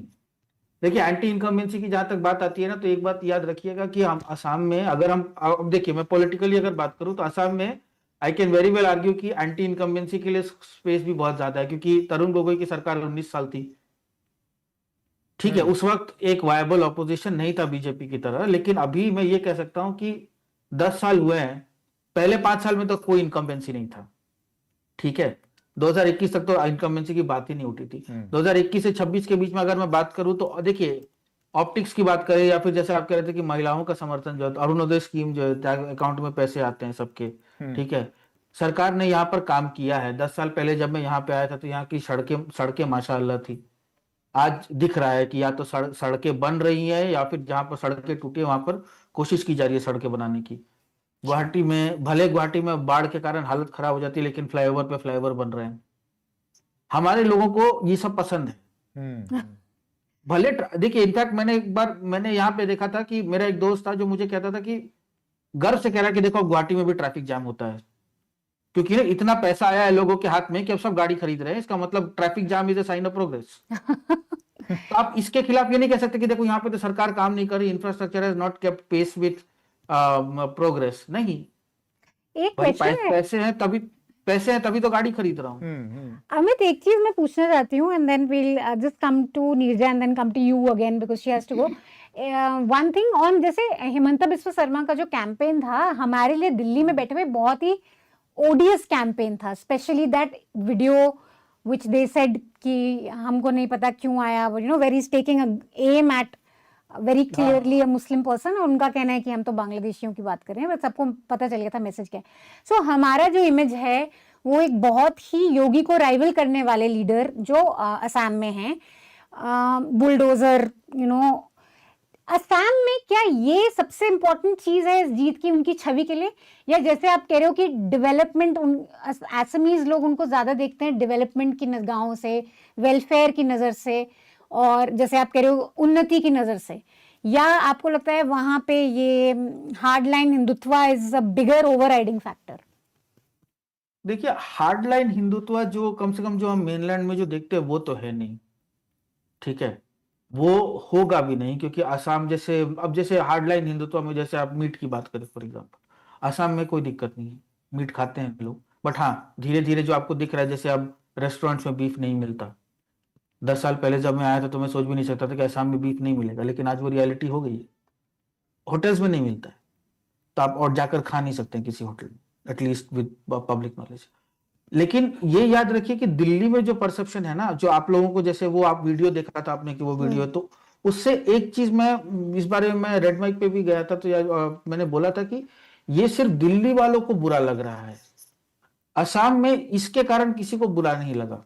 क्योंकि देखिए बीजेपी का यहाँ पे जो लैंग्वेज है ना, यहाँ पे डायरेक्टली मुस्लिम नहीं बोलते ना, कहीं पे भी डायरेक्टली मुस्लिम नहीं बोलते, वो इलीगल इमिग्रेंट की बात कर रहे हैं। वही मैं अभी थोड़ी देर पहले किसी को बोल रहा था कि आप इस तरह से देखिए तो लोगों को एम्पावर किया है, लोगों को बोल दिया तुम डिसाइड करो इलीगल इमिग्रेंट कौन है, क्योंकि सरकार तो कर नहीं पा रही। एनआरसी आपने किया, अब आप एनआरसी को बोलते हैं कि भैया एनआरसी में बेईमानी हुई है, सुप्रीम कोर्ट मैंडेटेड अथॉरिटी थी, उसमें आपको भरोसा नहीं है क्योंकि डेटा आपके हिसाब से आया नहीं, आप बोलते राउंड 2 करेंगे।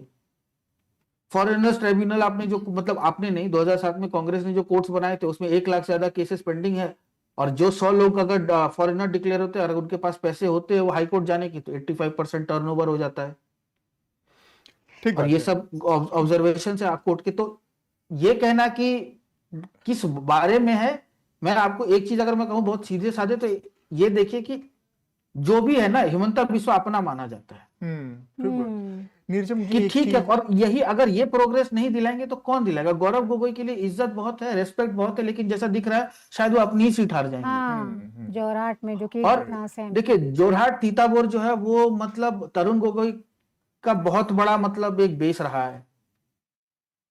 तो इस जगह से अगर आप हार रहे हैं तो ये कहीं ना कहीं, आप ठीक है इसके लिए आप डिलिमिटेशन बोलिए, जो बोलना है, एसआईआर बोलिए, एसआईआर की तो अभी जरूरत भी नहीं पड़ी। आसाम में तो डी वोटर वाला इशू 28 साल पुराना है, 1997 से चल रहा है, तो यहाँ पे तो डिलिजिटिमाइज लोगों को किया ही गया है ना कई सालों से।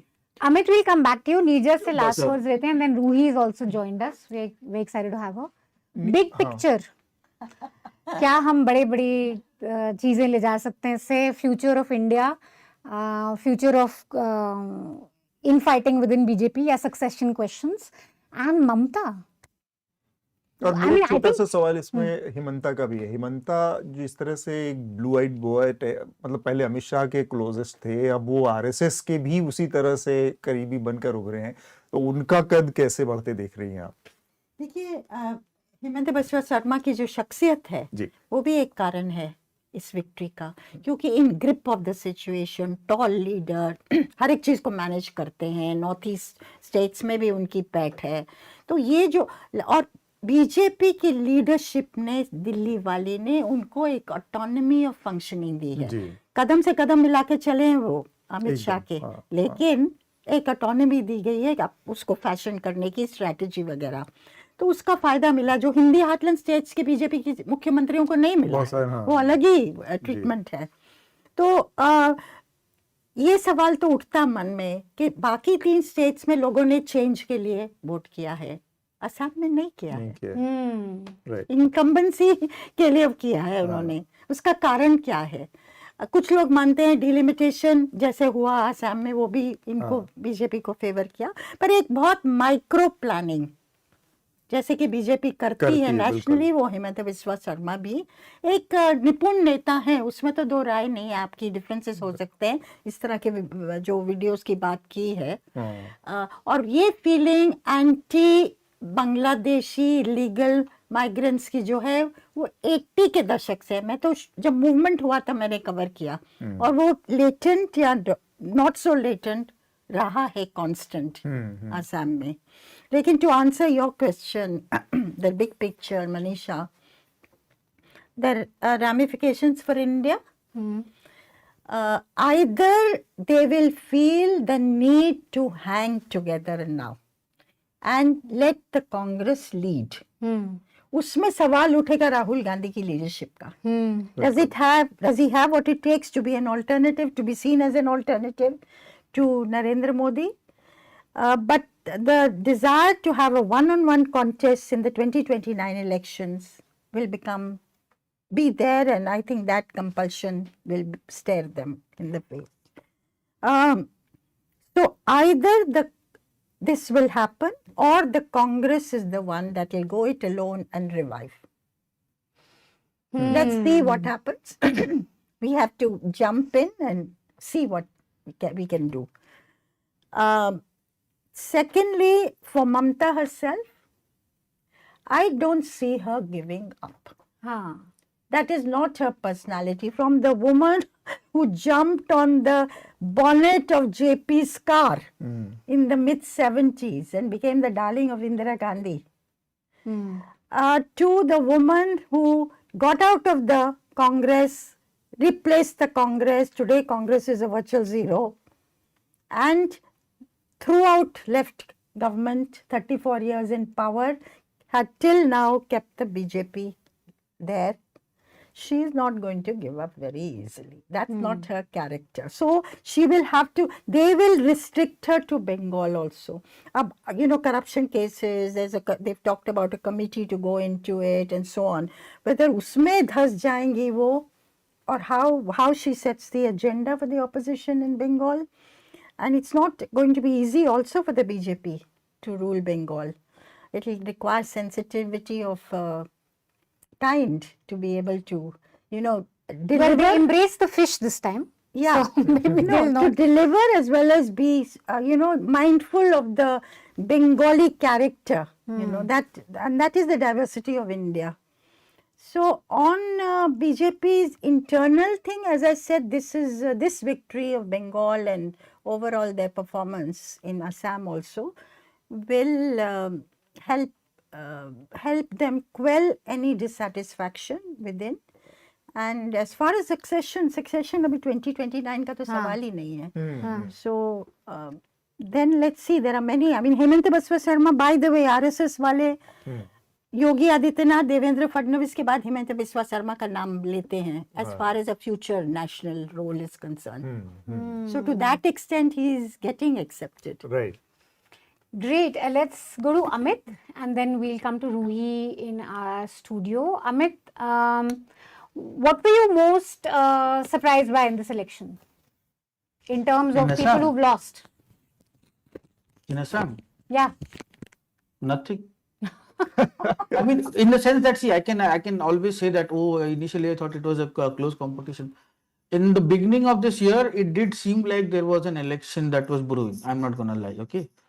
But first, Mr. Bora and then Mr. Thakur sort of made it clear that, this party has no clue how to fight elections anymore. The same boring script of, we will do this, we will do that. That's what I'm saying. See, you have to fight BJP the only way BJP. That's what I agree with ma'am when she was saying that Mamta is not out. Mamta Banerjee has seen far more dark days than this. That line of Faiz, Dil na umeed to sahi, naakaam hi to hai, lambi hai gam ki shaam, agar shaam hi to hai. That's Mamta Banerjee for you.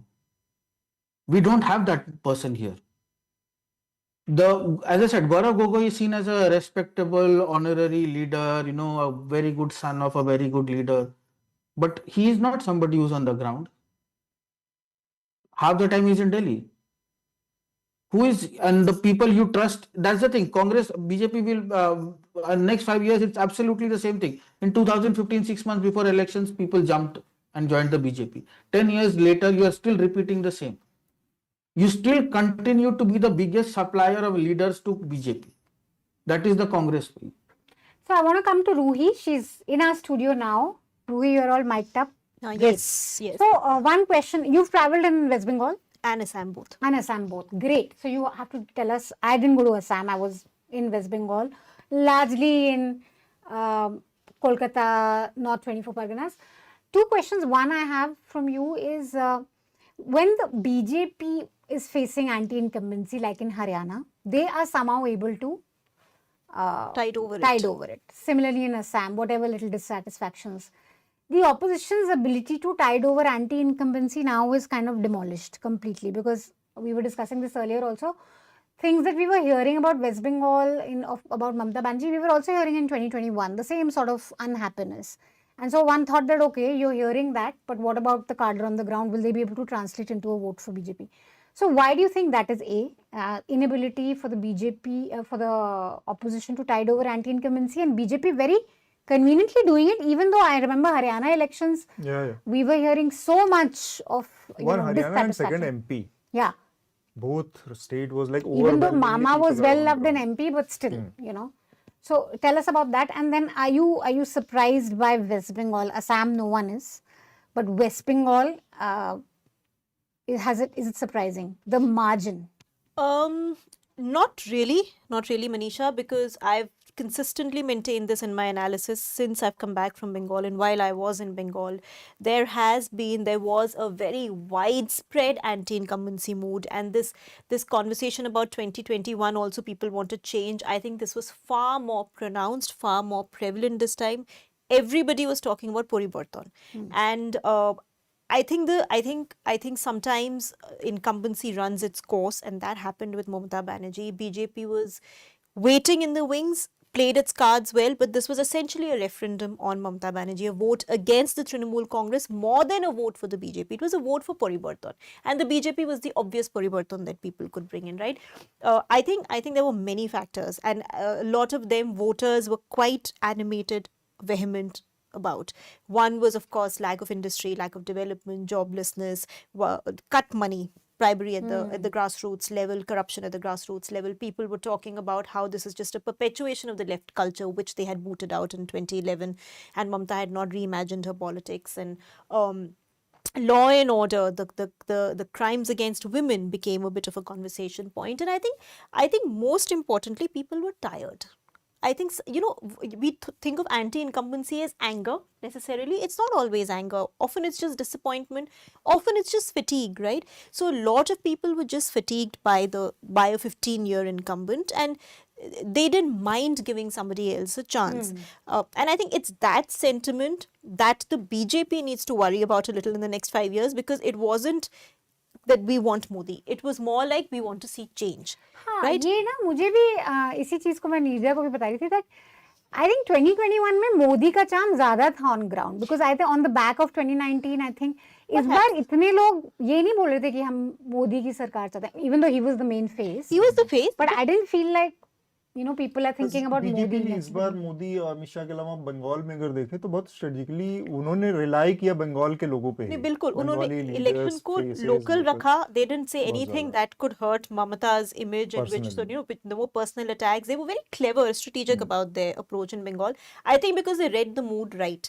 They knew if they played their cards sensibly and they kept a little bit of a low they'd be able to bring in this anti-incumbency vote in their favor. So to answer your question, I am not entirely surprised. The kind of mood for change was a bit reminiscent of UP 2017, where people were talking so much about bringing in a new regime, and they were tired of the existing regime. Of course, the difference is there it was just a 5-year regime, here it's a 15-year regime. But I think the mood on the ground was quite clear. The only thing that I wasn't sure of was how the minority vote would play out, because it's a significant 30% lead that Mamata Banerjee begins with, right? So that gives her that edge over her opponents. And data will have to be analyzed to see how this vote has sort of impacted. I think SIR का भी impact पता चलेगा gradually. Seat-wise analysis because 27 lakh voters जो थे, ये अब बहुत narrative चला जाएगा कि बांग्लादेशियों को हटा दिया इसलिए ममता हार गई. But वो 27 lakh voters EC ने भी बोला है कि वो लोग वही हैं जिनकी कुछ ना कुछ छोटी मोटी डिस्क्रिपेंसी है, नाम गलत है, कहीं कुछ गलत है. They are not Bangladesh citizenship.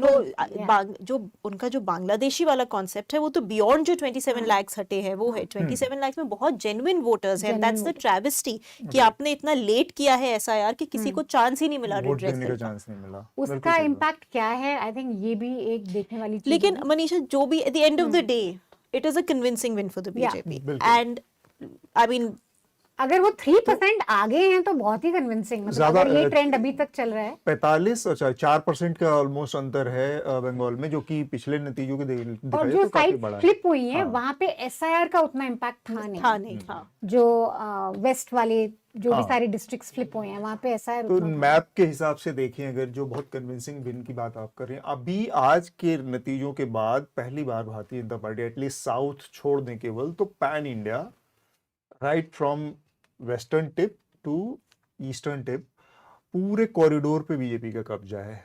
Waste में गुजरात से लेके और नॉर्थ ईस्ट के सारे 7 सिस्टर में, बिहार के बाद बंगाल और असम ऑलरेडी है। तो उड़ीसा, अभी असम। पूरा का पूरा ये कॉरिडोर ईस्ट वेस्ट का पूरा सैफरन है, यूपी से लेके बिहार से लेके और उत्तराखंड से लेके बीच में सारे जितने भी स्टेट हैं, तो कोई भी, दिल्ली है, सब हरियाणा है, सारा मिला के राजस्थान, कोई भी स्टेट बचा नहीं है। तो इस लिहाज से बीजेपी एक उस टाइम पे अपने सक्सेस के सबसे पीक पे है आज की तारीख में, मतलब पैन इंडिया उसकी प्रेजेंस ये हम हर बार कहते हैं पीक में, उसके बाद कुछ नया स्टेट जीत लेती है बीजेपी। बंगाल पहली बार जीता है ना, और हाँ। नहीं, दो जो बड़े स्टेट मोदी के सबसे पीक पे जाने की जो लोकप्रियता का सबसे शिखर था, उसमें भी बीजेपी कभी बिहार नहीं जीत पाई अपने दम पे।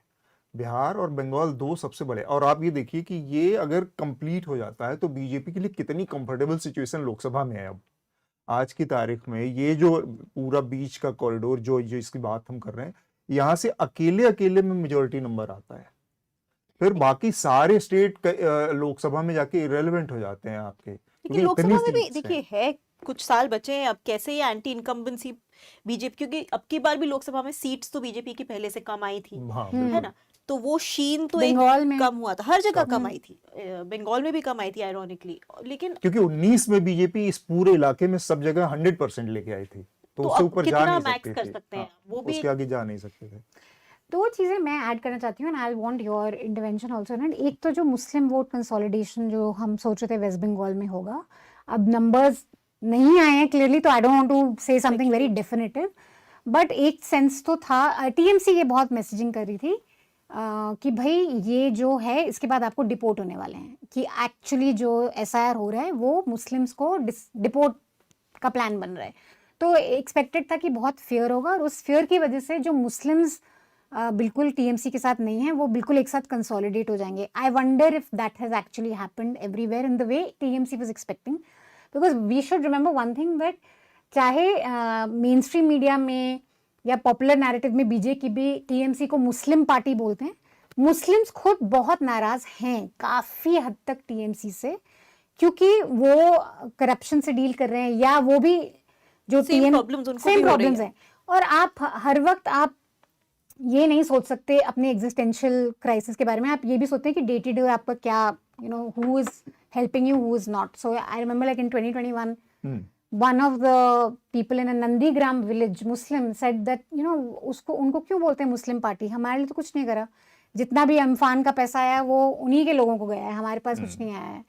सो ये एक इंटरेस्टिंग चीज़ होगी कि क्या मुस्लिम एक्चुअली एसआईआर की वजह से वो कंसोलिडेशन हुआ है जो टीएमसी एक्सपेक्ट कर रही थी या नहीं, और एक बर्डन भी सिर्फ मुस्लिम्स पे कि वो ही बीजेपी से लड़े, हिंदुत्व पे लड़े, वो तो कोई फॉर्मूला नहीं है। दूसरी चीज़ जो मैं you know I want your opinion on it, Nilanjan से भी मैंने पूछा, मैं बार बार यही बोल रही हूँ कि एक चीज़ होती है जो एंटी इनकम्बेंसी जो आपने कहा, सबको वो फील होती है, और वो मुझे उतनी ज़्यादा भी नहीं लगी 2021 से, उतनी ही लगी जितनी तब थी।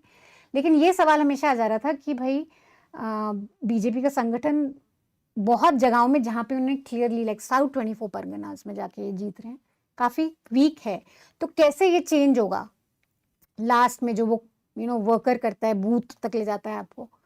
ये do you think central police की जो डिप्लॉयमेंट हुई है, that led to the BJP voter which otherwise would have said, okay, maybe it's not safe to go out and vote, to really come out and feel safe? You know, I have a bit of a contrarian view. I know a lot of people say Bengal में voters बोल नहीं रहे हैं. A famous pollster has not even done exit polls saying कि Bengal में बोल नहीं रहे हैं. I traveled quite extensively in the state. People were speaking, and people were speaking far more openly than they have earlier, because there was a very massive mood to bring about some change. It's a very simple thing. आप रोक सकते हो लोगों को, लोग डर सकते हैं, लेकिन जब एक तरफ की ज्यादा बाढ़ निकल रही है तो फिर लोग डरना बंद कर देते हैं.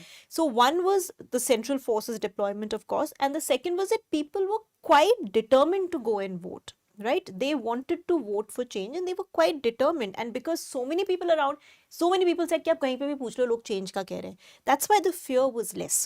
Because people knew कि बहुत लोग चारों तरफ similar विचारधारा रख रहे हैं, तो इसीलिए उनका डर थोड़ा कम था. I think that's been a major factor. People have gone out and voted, and जहाँ ज़्यादा अगर लोग दिख रहे हैं तो आप कितनों को रोक सकते हैं? How many? Why would people be scared? And I agree with you on one thing. I mean, compared to everyone else in the country, I do think people in West Bengal talk a little less. Compared to say when you go to UP, they'll give you a pravachan. They do. But you're right that compared to 2021, younger people were speaking out more openly about education, one, government schools. The fact that if you compared Kolkata to every other big city in the country, we are, we don't have anywhere to go, our friends have to leave, there's no work here. So I think comparison to other metropolitan cities, like where are we today? The sense of stagnation, the young people are openly talking about that, I feel. Even in rural Bengal, so I usually do, if I find a larger trend, I usually do short videos. Very few people said no to coming on camera. Very few people. If you go and see my social media also, you'll see so many people openly saying that they want change. They are tired of the TMC. Only maybe 3-4 people said हमारा चेहरा छुपा दो, उनका चेहरा blur हुआ है. उसके अलावा 2-4 लोगों ने बोला होगा कि हम नहीं बोलना चाहते. बाकी लोग बहुत, they were very willing to speak. I think एक और चीज़ मनीषा, रूही मेरा है सवाल, मतलब if you remember पिछले इलेक्शन में हम बाकी जितने भी इलेक्शन होते थे इसमें योगी आदित्यनाथ को बहुत प्रोमिनेंटली यूज, हालांकि पोलराइजेशन था यहाँ पर और हिंदू मुस्लिम इसमें बहुत यूज करती रही बीजेपी. बंगाल उसका एक बड़ा फर्टाइल ग्राउंड उसकी पॉलिटिक्स के लिए रहा है फिर भी. लेकिन इस बार जैसे हर बार कुछ ना कुछ बहुत वायरल होता था योगी आदित्यनाथ का, इस पूरे इलेक्शन में बहुत स्ट्रेटेजिकली है या कैलकुलेटेड है या फिर अनजाने में ऐसा, इस बार एक भी रील वायरल कोई क्लिप योगी आदित्यनाथ का बहुत ही जो ब्लेटेंट होता था, जो अटैक होते थे मुस्लिम कम्युनिटी के ऊपर, गाय या इन सब चीजों से रिलेटेड, कोई भी सिंगल रील या क्लिप कुछ भी वायरल नहीं हुआ योगी आदित्यनाथ का. नहीं तो बीजेपी का जैसे ट्रम्प कार्ड होता था, बीच में अचानक से इग्नाइट करने के लिए बीजेपी लॉन्च कर दी थी योगी आदित्यनाथ की हेडलाइन के दिन खत्म. Now the new claimant is Hemant Biswa Sharma.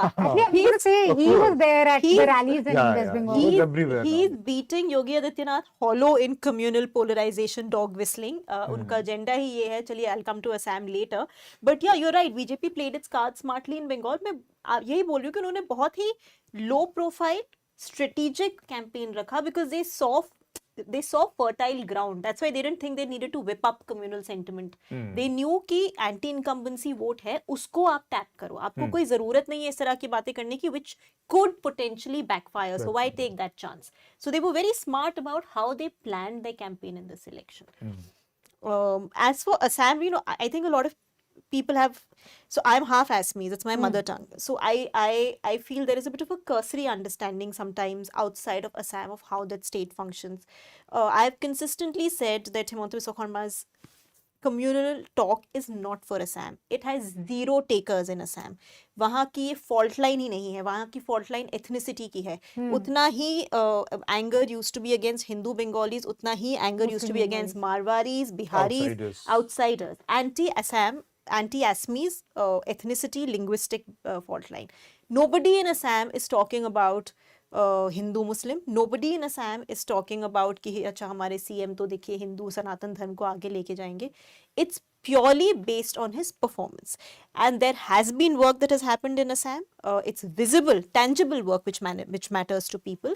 And that's what the voter is voting around. So clearly the chief minister's talk, the kind of bitter conversation that he does, is to become a national leader, to become a national headline, and to be able to have some perhaps competition with Yogi Adityanath, right? Because you have, who are the tall BJP chief ministers you can think of now? Fadnavis, yes, but Fadnavis is slightly low profile in the way he talks. It's Yogi Adityanath and Hemant Biswa Sharma. So coming from a very small state that doesn't capture the nation's imagination, he has managed to become a national name. Yeah, but would it be correct to say that his rhetoric, I mean जब आप मियाँ बोलते हो तो Assam में aren't they understanding this as Muslim?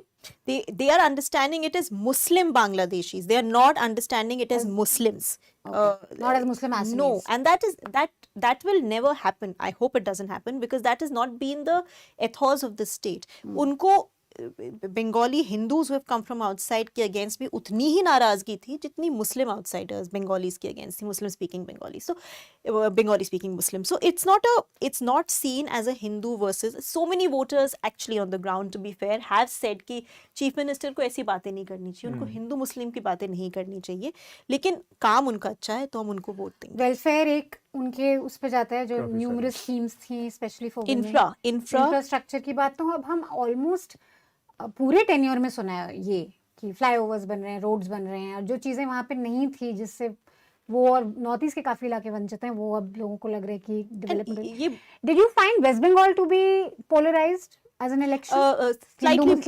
Slightly more than Assam. In fact, Bengal में कई लोगों ने बोला कि हिंदू धर्म को बचाना है, सनातन हिंदू धर्म को बचाना है.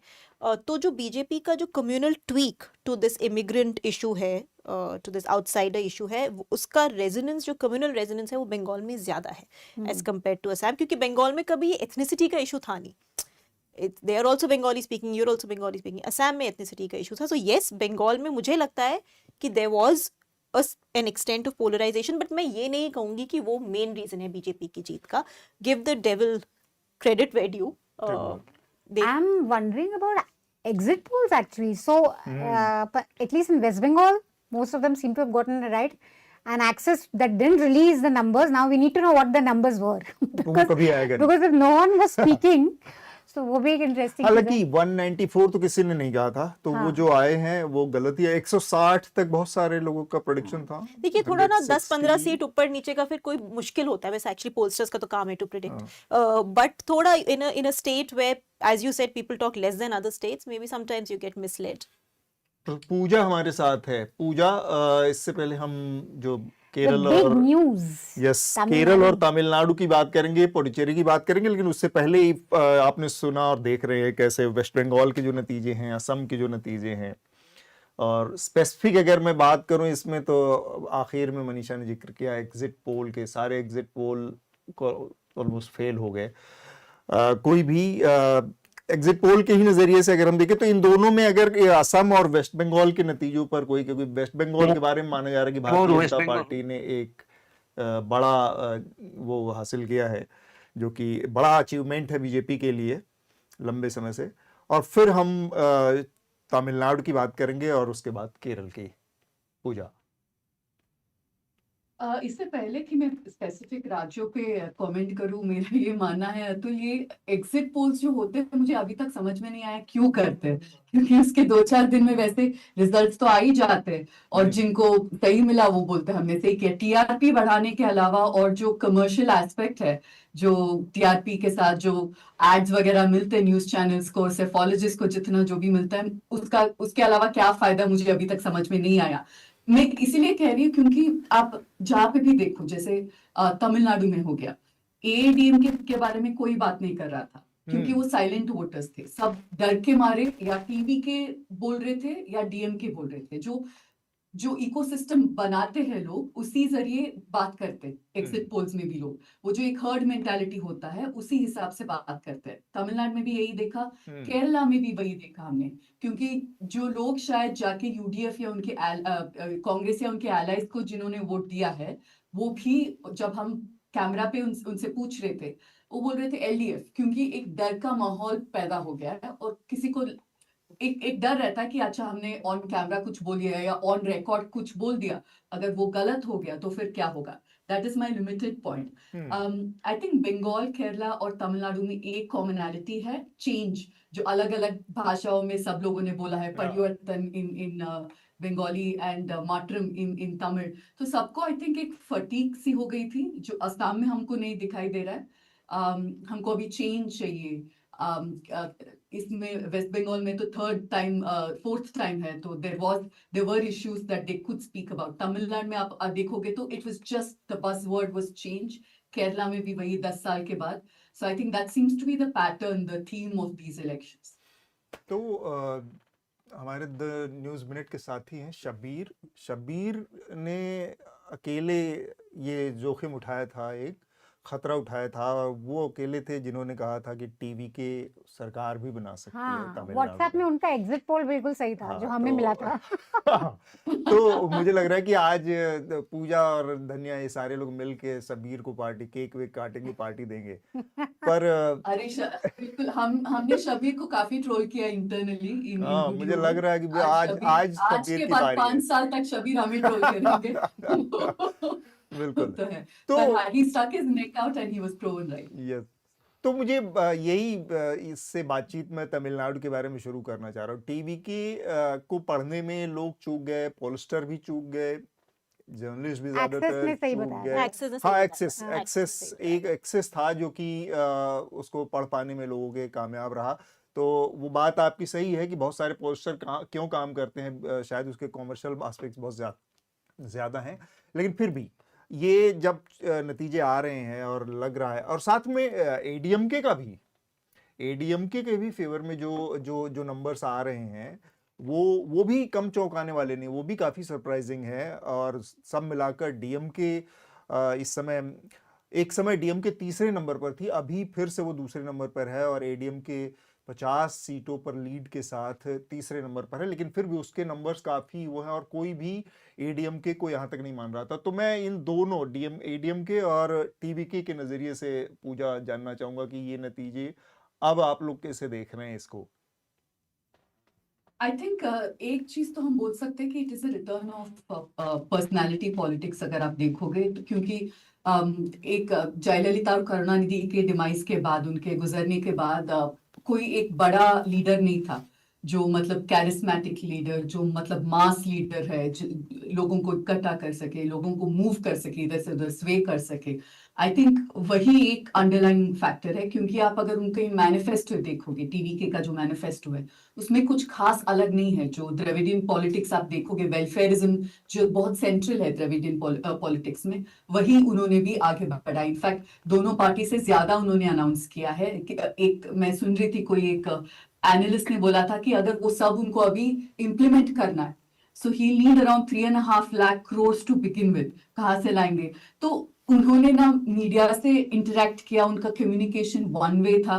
उनके स्पीचेस आप देखोगे तो बहुत रेटरिक से भरा हुआ था, एकदम मूवी सीन्स के जैसे लग रहे थे, और लोग भी उसी तरीके से रिएक्ट कर रहे थे। वो जो भी बोल रहे, किसी ने सवाल नहीं पूछा उनसे, कैसे करोगे, चेंज बोल रहे हो आप सब कुछ बदल दोगे, कैसे बदलोगे, क्या बदलोगे, किसी ने सवाल नहीं पूछा। सबने यही बोला कि हम उनको एक चांस देंगे। तो मुझे लगता है कि ये जो डोमिनेंस था एडीएमके और डीएमके का काफी 5-6 दशकों से जो हो रहा है, वो उससे लोग तंग आ चुके थे, उनको एक चेंज चाहिए था। और उनमें अभी एक मिला जो एक्टर उनके हिसाब से सब सैक्रिफाइस करके आया, क्योंकि सब लोग बोल रहे थे कि 200 करोड़ कमा सकते थे एक साल में, वो छोड़ के हमारे सेवा के लिए आए हैं, हमारा बनता है कि इतना तो हम करें, एक बार चांस थे उनको।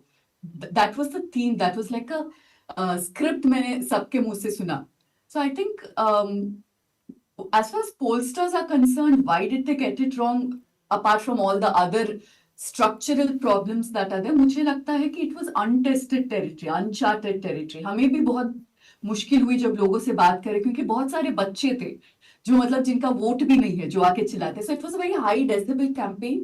तो हमें समझ में नहीं आया कितने लोग एक्चुअली जाके वोट करेंगे, या सिर्फ क्योंकि विजय एक बहुत पॉपुलर एक्टर है उस वजह से इतना एक ऑरा है।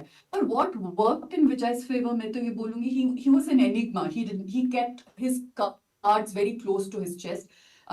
मैनिफेस्टो और जैसे मैंने बोला एक वन वे कम्युनिकेशन के अलावा इंटरव्यूज नहीं दिया उन्होंने। किसी को पता नहीं एडवाइस कौन है, वो क्या करने वाले। अभी भी हमें ये भी नहीं पता कि कैबिनेट में जो आएंगे मिनिस्टर्स, अगर उनकी सरकार बनेगी तो कौन। हम बैठ के गूगल कर रहे, ढूंढ रहे लोगों को कि ये कहाँ थे, क्या कर रहे थे। तो विजय के अलावा टीवीके में कोई और हाई प्रोफाइल लोग नहीं है। वो उनका द्रविडियन पॉलिटिक्स है तो कैसा दिखेगा वो सब कोई क्लैरिटी नहीं है। एडीएमके की बात करो तो they wanted an alliance with Vijay, उन्होंने कोशिश भी किया पर लास्ट मोमेंट में नहीं हो पाया।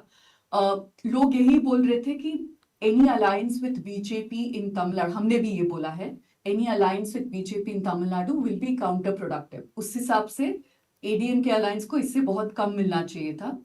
तो शायद एक टेक अवे ये भी हो सकता कि people are not as averse to BJP as they used to B.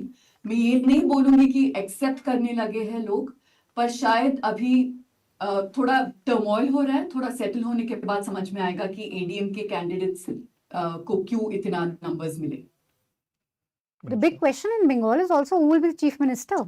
I think they'll have to Clear, make Shubhendu I think Adhikari? they'll have to make Shubhendu purely because अगर आप ground पे किसी से भी पूछते, of course Modi is the main face, पर आप किसी से पूछते तो they would कि आप सीएम का फेस नहीं, आप फिर भी क्यों बीजेपी को करना चाहते हैं, तो they would say कि शुभेंदु। हाँ कि नहीं शुभेंदु ही है शायद, वो तो देखेंगे मोदी जी बना चक्रवर्ती तो नहीं देंगे। हो जाएंगे? शुभेंदु We will और all do Hemant some Biswa disconnect. Sharma को टक्कर दे सकते हैं in his rhetoric. Hemant at Biswa least. Sharma को टक्कर देना बहुत मुश्किल है, I can tell you, he is a पर वेरी आज डिफरेंट का काइंड ऑफ स्टेटमेंट बहुत ही पॉलिटिशियन। पोलराइजिंग था शुरुआत में कि हाँ, हमारा हाँ, हिंदू सारा हाँ। इकट्ठा हो गया। पहला स्टेटमेंट हमारा सारा पूरी हिंदू तरह से इकट्ठा हो ही गया, सेड बहुत ही कि पोलराइजिंग। हिंदू वोट कंसोलिडेट हमारे हमने पीछे, अपना उन्होंने कर ऑलरेडी लिया, कर वो दिया ये देख लिया, हिंदू हम मुस्लिम। जीत जाएंगे। बट क्लियरली कंसोलिडेशन हुआ है हिंदू वोट का, मतलब ये जो आपको अगर 44% मिल रहा है तो ओवरवेलमिंगली। बट इसको आप कैसे व्यू करते हैं, दैट मैटर्स ना मनीषा। मुझे नहीं लगता ये हिंदू वोट कंसोलिडेशन है, this is a vote consolidation for change. अब आप इसको ऑब्वियसली मुस्लिम से नहीं ही वोट करेंगे तो मुस्लिम वोट आपके पीछे नहीं कंसोलिडेट होगा। अब इसको अगर आप कम्युनल एंगल से देखेंगे then you are starting off at the wrong point ना। आपको nobody has voted for you only because you're a Hindu party, they voted for you because they want something tangible, they want to change in the state। अब अगर आप इसको Hindutva deliver करने का mandate देखेंगे तो फिर तो आपका स्टार्टिंग पॉइंट ही प्रॉब्लमैटिक है। SIR लेकिन जो at least in West Bengal Bangladeshi, एक तो हम उन लोगों से बात कर रहे थे जो सफर करे SIR में, तो उनके लिए तो ऑब्वियसली SIR एक बहुत बड़ा प्रॉब्लम, और वो तो वैसे उनका वोट था भी नहीं। हाँ, जो एजुकेशन में भी जो लोग थे, लेकिन जो लोग इम्पैक्ट नहीं हुए वो साइजेबल चंक है। उनके लिए Bangladeshi illegal immigrants is an issue in West Bengal, unlike in Assam, like you said. So Assam, Bangladeshi immigrants are an issue. West Bengal, it's more of a Muslim immigrants are an issue. I think that's the thing. Immigrants too are an issue in Assam also. So in that sense, there would have been, I'm saying in West Bengal, there would have been polarization in the sense that finally illegal immigrants coming in from Bangladesh have been fixed. Correct. For the people who were not impacted by SIR. हाँ, so those who were not, so SIR का on the impact on the ground was very layered, right? Those who were not impacted were not even talking about it. किसी जिनको impact नहीं हुआ, किसी ने उठ के नहीं बोला कि अच्छा SIR हुआ है, उसकी वजह से ये हुआ है. Only those who were impacted were talking about it, and in that only those from the minority community were resentful, because I met many people who were saying कि हमारी Hindus, हमारी wife का नाम नहीं आया नहीं है, but they were not particularly angry. But minority community naturally, you can't blame them, was doubting the intent of the BJP ना। जब पार्टी का ही मैंडेट ही हिंदुत्व मैंडेट है तो आप माइनॉरिटी होगे तो टीएमसी की भी इसमें बहुत क्लियर मैसेजिंग थी कि अभी इसके बाद आपको डिपोर्ट करेंगे। अभी ये पहला है आपको हटाना रोल से, उसके आगे आपको डिपोर्ट किया जाएगा। So I think that messaging everyone got. Shabir, yes, Shabir भी हमारे साथ। Congratulations firstly. Thank you Manisha. तो आज पार्टी मिलेगी? डांस? ना, मैं तो प्रदीप गुप्ता नहीं हूँ डांस करने के लिए। अच्छा, अभी पूजा से हमारी बात हो रही थी तो मेरे दिमाग में दो सवाल आए थे, लेकिन अब क्योंकि शबीर भी हमारे साथ है तो शबीर से ही पूछ लेता हूँ। टीवी की और विजय का तो सरप्राइजिंग है और दिख रहा है नंबर। मैं एडीएम के नज़रिए से थोड़ा सा मुझे बताएं आप कि शबीर जो वो भी कोई लीडरशिप ऐसी नहीं है, कोई बहुत ज़्यादा जो लोगों को अट्रैक्ट कर सके, कोई सुपरस्टार या पावर उस तरह की नहीं है। जयललिता के जाने के बाद से पार्टी बहुत बिखरे हालत में थी, और उसके बाद भी इसके बावजूद इस बार जो परफॉर्मेंस है ठीक ठाक अच्छा परफॉर्मेंस करने में कामयाब रही है। तो एडीएम के इस रिसर्जेंस में आप किसकी भूमिका देख रहे हैं, किसका रोल देखते हैं? नहीं, बस एक ही आदमी का रोल है, वो है एडपाड़ी के पळनिस्वामी। उसको पता था कि वो हार रहा है, लेकिन उसने इतनी कोशिश की, अपनी जान लगा दी इस इलेक्शन में जीतने के लिए, तो उसका तो थोड़ा बहुत रिजल्ट्स और थोड़ा बहुत इम्पैक्ट है। आपको पहले से पता होगा कि एआईएडीएमके का जो सपोर्ट बेस है वो है वेस्टर्न रीजन्स ऑफ तमिलनाडु। वहां पे कास्ट के आधार पर एआईएडीएमके का एक बहुत बड़ा स्ट्रॉन्ग बेस है, और मिनिमम उनको मिनिमम 60 सीट्स उधर से मिल सकते हैं। तो उसके आधार पर एआईएडीएमके ऑलरेडी थोड़ा बहुत कॉन्फिडेंट था लेकिन AIADMK का प्रॉब्लम ये है कि वो बीजेपी के साथ उनका जो गठबंधन है, वो एक फैक्टर जो है वो बीजेपी को पुल डाउन कर रहा था। अगर आप देखेंगे डीएमके का जो कैंपेन है, वो कैंपेन सारा सब एंटी बीजेपी प्लैंक पे ही हो रहा था। 2019 इलेक्शंस को लेके, 2021 इलेक्शंस को लेके, 2024 इलेक्शंस को लेके, सारे सब इलेक्शन जो भी हुए उसमें AIADMK का जो टारगेट है वो है बीजेपी फैक्टर, जो उसको पीछे खींच रहा था। लेकिन इस इलेक्शन में AIADMK को भी पता था कि उनका जो मोमेंटम जो है वो उनके साथ नहीं है, उनके पक्ष में वो मोमेंटम नहीं था, उनको पता है। क्योंकि अप्रैल में जब अमित शाह जी, गृह मंत्री अमित शाह जी चेन्नई आए थे, suddenly they announced that they are going to form an alliance, तो NDA alliance was back on track. But उसके बावजूद भी AIADMK और एनडीए अलायंस का जो मोमेंटम था वो ग्राउंड में उतना ट्रैक्शन नहीं ले रहा था। लेकिन अभी ये जो इलेक्शन है, अभी एक 10 दिन बाद ये इलेक्शन होता तो ये रिजल्ट्स भी बहुत अलग आते। डीएमके को बहुत पीछे जाना पड़ता होता और AIADMK का थोड़ा नंबर्स इंक्रीज होने का चांसेस है, क्योंकि AIADMK का वो जो कैंपेन है, EPS का campaign, he was the only person who was campaigning through out the state. उसका सेकंड रैंक लीडर्स कोई भी नहीं थे। There were no alliance partners who were coming here and campaigning for him. Prime minister का campaign था, but prime minister का campaign तो आपको पता ही है, वेस्ट बंगाल में जितना उन्होंने फोकस किया उतना तो तमिलनाडु में फोकस नहीं किया। एक दो बार गृह मंत्री अमित शाह आए थे, उनका भी कैंपेन उतना ज्यादा टेक ऑफ नहीं हुआ। 5-6 चीफ मिनिस्टर्स आए थे बीजेपी रूल स्टेट में। ये जो टीवी के और विजय की हवा में वो चीफ मिनिस्टर्स का कैंपेन भी किसी को रजिस्टर ही नहीं हुआ।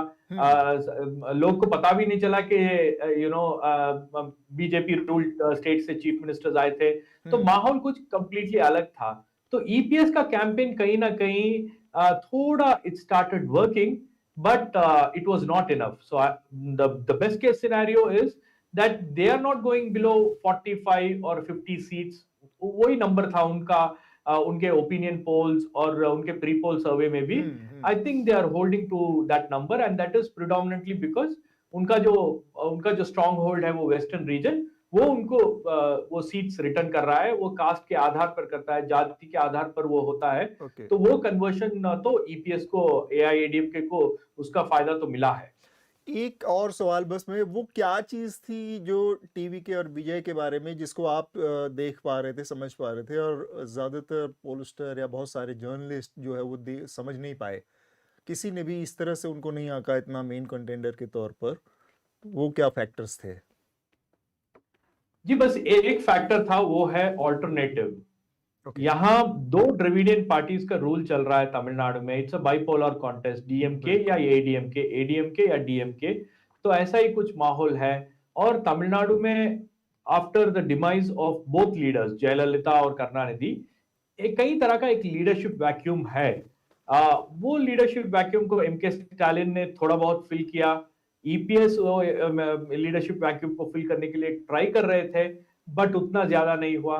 तो एक करिश्मेटिक फिगर, एक स्टार पावर के साथ एक बंदा आ रहा है और वो कैंपेन कर रहा है, और उसको ये 2 द्रविडियन पार्टीज उसको आने नहीं दे रहे हैं। Like that is the perception that was conveyed to the people के जितने भी हर्डल्स इन्होंने क्रिएट किए, बोथ DMK और AIADMK, वो विजय को एक सिंपैथी फैक्टर जैसा मिल गया, और people started seeing him as an alternative. और हालांकि बात यह है कि विजय का कैंपेन भी जो है, it was a very calculated move, a very well thought strategy. Vijay ने अपने आप को ये नहीं बताया कि मैं DMK और AIADMK को इधर फाइट कर रहा हूं, मेरा टारगेट बस DMK है, मैं DMK को फाइट कर रहा हूं, मुझे DMK को हराना है, मैं DMK को फाइट करूंगा। AIADMK के बारे में उसने कुछ नहीं बोला, कुछ नहीं बताया। बीजेपी के बारे में उसने कुछ नहीं बताया। वो strategy I think it has work, because Tamil Nadu में जो है वो एक फैक्टर है कि एक है DMK और एक है एंटी DMK। अगर आप DMK के पक्ष में हो या DMK के खिलाफ हो, यही जो बाइनरी है वो तमिलनाडु पॉलिटिक्स है। तो इसको सही तरह से समझ के विजय ने उनकी स्ट्रैटेजी को कॉइन किया था, and that strategy has work for Vijay. उन्होंने AIADMK का पोजीशन ले लिया. He was seen as a contender for Dravidian parties, particularly the DMK. Okay, Shabir, sorry. I'm just going to cut you in because Ruhi is here with us only for 10 minutes. So we just want to get her closing thoughts and then we'll come back to you. So hold that thought on Vijay. Also on Kerala result. Yes. So, Ruhi, Election Commission website, it's a conclusive wave election that's gone in favor of BJP. You can clearly say that now. 45% BJP vote share, 40 TMC, which is 5% more, which is stunning. It's not close in any sense. And compared to their own 10% last time, it's a conclusive, victory. Now, two things. One, once somebody comes to power in West Bengal, they don't go out very soon. Many reasons for that, but also they deploy the same tactics of the person that they've defeated. Left was there, TMC, use the same tactics of left to stay in power. BJP will likely do the same. So, what can we foresee? Secondly, I asked this to Nirja also. There was this whole, at least opposition, even within the BJP, within the RSS, there was this thing about 2029, is it going to be Modi or not?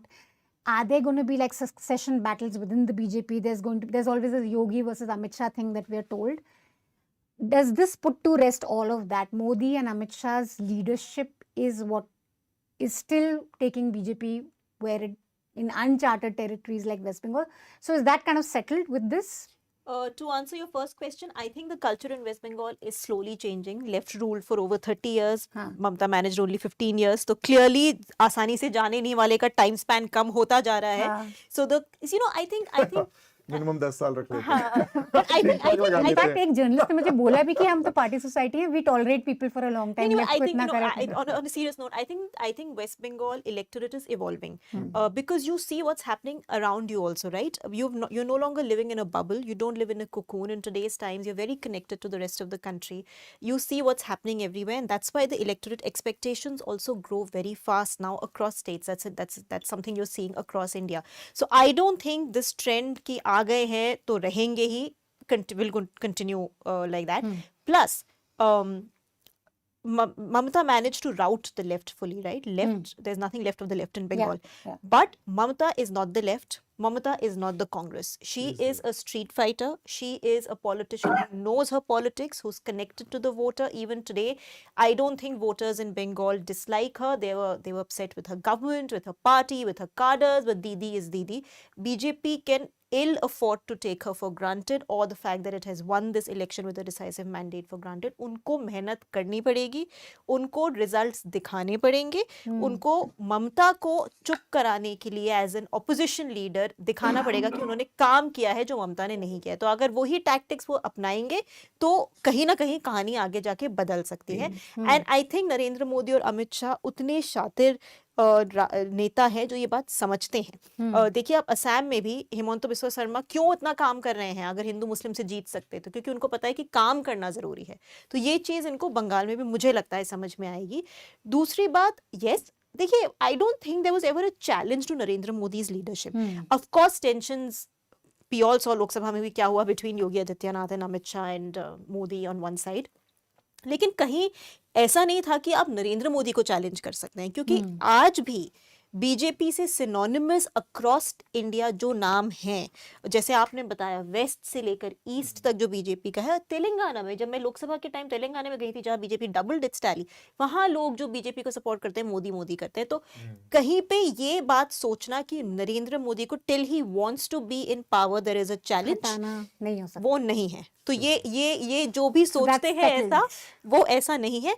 Only thing I will say is that Vijay, although I don't follow Tamil Nadu politics as closely as Shabir, of course, but Vijay, it tells you one thing कि it's possible. ये जो टीना factor है कि national level पे क्या करेंगे, राहुल गांधी तो ऐसे नेता है कि it's a possibility to bring down established giants if you can capture the people's imagination. Aam Aadmi Party did that. Vijay has done it. So there is a lesson for all political parties that आप ऐसे बैठ नहीं सकते हैं कि भाई कोई और है नहीं, कोई कभी भी आके can steal the thunder from right under. एक चीज एक्चुअली ये बहुत पॉजिटिव है इन रिजल्ट्स में हम देखें तो वो है कि एक व्हाट शबीर वाज सेइंग कि 2 ही लोग का ऑप्शन था, अब लोग बोल रहे नहीं तीसरे को भी देंगे. And what Ruhi is saying that in West Bengal it's not going to be जिसके अब आगे हो तो आए रहो. देयर इज दिस सेंस कि यार वी कैन चेंज यू. लोग चेंज हो रहे हैं, people are changing, electorate is changing, Bengal is changing. एक छोटा सा सवाल मेरा है पूजा, SIR तो तमिलनाडु और केरल में भी हुआ था, वहां पर इसका कोई इम्पैक्ट अभी तो खैर हम इसमें नंबर्स में नहीं देख सकते. क्विक एक जवाब, SIR का इम्पैक्ट वहां के नतीजों पर कुछ रहा? Sabir you can also add.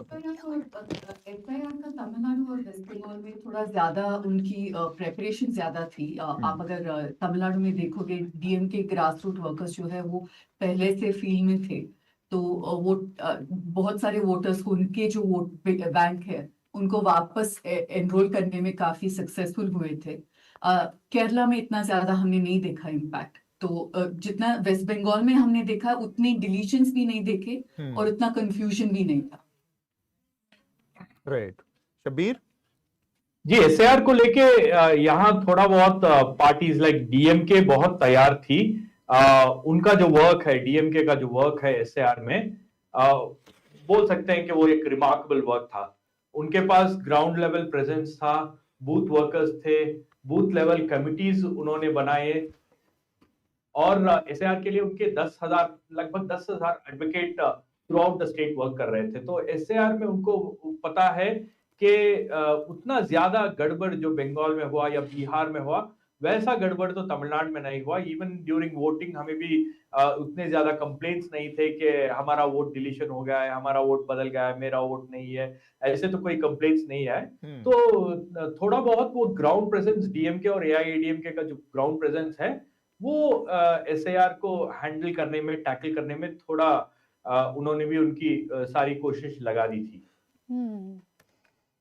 So I think SIR का इम्पैक्ट तो हम लोग बंगाल में अब बहुत ग्रैनुलर जब आएगी सारी डिटेल्स तभी पता चलेगा. बट एक चीज़ जैसे कि अब सिर्फ 4 सीट्स EC ने अभी डिक्लेयर करी, of course trends and leads we know, but जैसे मोंटेश्वर है एक असेंबली कॉन्स्टिट्यूंसी जहाँ से BJP जीत रही है और ये TMC के साथ थी सीट और 30,000 के मार्जिन से वहाँ पे जो लॉजिकल डिस्क्रिपेंसीज के डिलीशन से वो 23,000 थे.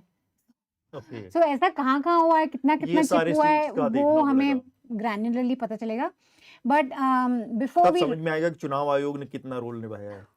पर ये फिर बोलेंगे कि एक्चुअली ऑफ कोर्स सारा डेटा से ही हम बताएंगे, बट ये जो 45% है वो थोड़ा हर कुछ हुआ है हेल्प करने के लिए. I don't think it can be if the TMC comes tomorrow and says कि it is just SIR, it's not. I am sure SIR has had an impact क्योंकि स्केल इतना बड़ा था डिलीशंस का.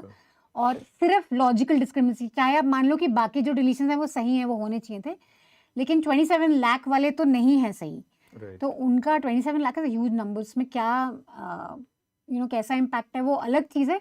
बट 45% वोट शेयर लेना मतलब कि anti incumbency थी बहुत क्लियरली, जो कि मतलब मुझे वेव इलेक्शन में इसलिए कह रही हूँ बिकॉज मैंने रिपब्लिक TV के एंकर हैं आपके फॉर्मर फ्रेंड्स पूजा, चौंटू पान है वो, और हमने उनका बड़े मज़ेदार एक शो भी करा ताराकेश्वर से जहाँ पहले स्वपन दास गुप्ता थे. हाँ, उनको अरेस्ट किया गया था. इनफैक्ट संदेश खाली के टाइम वो बहुत उन्होंने ममता बनर्जी गवर्नमेंट को बहुत किसी ने उसमें अभी लाइव कमेंट बॉक्स में भी डाला चौंटू पान से बात करो. मैंने नहीं तो क्योंकि मैंने उनका पूरा दिन फॉलो करा और लिटरली उनके कैंपेन में कोई भी नहीं था. तो ये तो एक वेव इलेक्शन ही हो सकता है कि लोग कमल को वोट कर रहे हैं बहुत क्लियरली, और वो उनका मैसेज भी यही था कि 5 कमल. So when we would ask people sometimes कि ये कौन है, they wouldn't know कि ये चौंटू पान है, but clearly it's a wave election in that sense. If a Chontu Pan, former Republic anchor, is winning, no such luck for you, Pooja and Shabir. You continue to remain journalists with News Minute and cannot win elections. Very bad. But okay, to wrap this up, I think we can come to Pooja and then Shabir. Most surprising thing that you found in this election? I know journalists go on the ground and we come back with impressions, but results always surprise us. We're always like, oh wow, I didn't see this coming. So any, oh wow, I didn't see this coming moment for you? And the big message to you, to your mind for the India Alliance? Because South is still where they feel कि भाई अभी ये तो हमारे पास ही है. So with these results, It will be an India alliance by the end of today, Manisha, honestly. Acha. Because we're picking up that end of today, Congress will be in formal conversation probably with TVK. And if that was to happen, they will walk out of the DMK alliance. But Mamata do they have Banerjee will- numbers, Congress? Sorry? They have 4 people as of now. But TVK will fall short of only a few people. So he will look at smaller parties too. And in Tamil Nadu, Congress is a small party in that sense. Yeah. So the conversations have started. Whether it'll be for better or not, but change is something different, and I think surprising. Shabir, surprising. Oh wow. Manisha मेरा तो कोई हाँ? तो मनीषा मेरा तो कोई surprising factor नहीं. I saw what is there on ground और थोड़ा बहुत आइडिया था कि TVK is surging ahead and every other political party जो भी है वो अंडर एस्टिमेट कर रहा है टीवीके का जो ग्राउंड प्रेजेंस है, उसका जो सपोर्ट बेस है. All said and done, Vijay is from the film industry, तो फिल्म इंडस्ट्री का थोड़ा बहुत दबदबा तमिलनाडु पॉलिटिक्स में रहता ही है. और विजय जैसा एक दबदबा तमिलनाडु पॉलिटिक्स में रहता ही है. और विजय जैसा एक बहुत बड़ा स्टार, एक मेगा स्टार अगर वो आ रहा है तो उसको सारे सब लोग they started comparing him with Vijayakanth, Rajinikanth, Kamal Haasan and all that. But Vijay is bigger than that and I think that is something that they didn't want to acknowledge. And secondly, underestimating a political party और ये DMK का जो ecosystem है, they started belittling and ridiculing his supporters, his fan base. कई तरह के names they started dropping and all that became an issue. But I would say that in both Tamil Nadu and Kerala or in all these elections, what we see is जितना भी anti-incumbency हो, जो incumbent government है उसका perception wise थोड़ा बहुत they show an inflated image of these political parties or the leaders. ये जो है, ये जो strategist का काम है, they use social media, they create a lot of noise. उसके बाद they use traditional media, उसमें भी बहुत सारा noise होता है. तो आप लोगों को ये लगता है कि मीडिया तो कंप्लीटली कुछ और बता रही है, हमारे जो इश्यूज हैं, हमारा जो प्रॉब्लम्स है वो कोई नहीं बात कर रहा है. एक चीज मैं पूछना चाहती हूँ, इज वन थिंग. ये जो स्ट्रैटेजिस्ट है ना, जो सारे पॉलिटिकल पार्टीज के साथ टाइप करके रखते हैं, वो स्ट्रैटेजीज कुछ और ही बताते हैं लोग को. और कई बार ये वर्क भी हो जाता है, लेकिन आई थिंक वन इलेक्शन में ये हो सकता है, लेकिन दूसरे इलेक्शन में लोग भी समझते हैं कि हमारी समस्या कोई नहीं बात कर रहा है, हमारी समस्या जो बात कर रहा है मैं उसको वोट डालूंगी. तो वहां ऐसे लीडर्स आ जाते हैं. one quick thing I want you to come in, Shabir. One is like the people saying कि भाई this is ultimately a good thing for BJP in Tamil Nadu, because that thing of Dravidian politics now doesn't seem to have that hold. कि भाई you have a third option coming in, so that will warm up people for a fourth option like a BJP. How correct is that? Is it too early to say that? And secondly, in terms of, one more question I want to add and then you give me your answer on both these. What does Vijay stand for in terms of Tamil exceptionalism, Dravidian ideology? Where do you place him? See, Manisha, Vijay is also a Dravidian party. Vijay कुछ अलग नहीं बोल रहा है. Vijay is not saying that I'll bring spiritual politics in Tamil Nadu like what Rajnikant said. Vijay he identifies himself as another Dravidian party. His roots are Dravidian. That is what Vijay is trying to portray. उसके जो icons हैं, he has iconized Periyar. Periyar is the founder of the Dravidian movement in Tamil Nadu. He is an icon.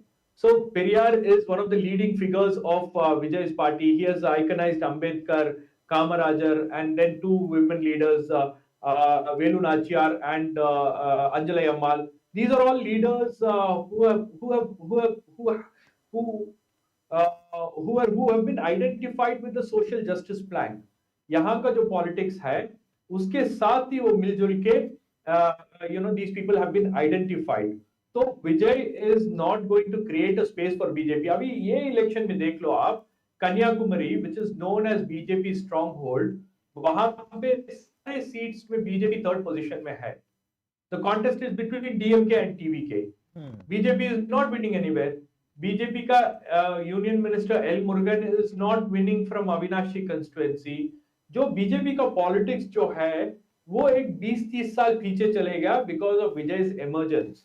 And I think if Vijay is on the right track, anti-BJP track, probably he'll become a rallying force in Tamil Nadu, and he will become an anti-BJP coalition ka.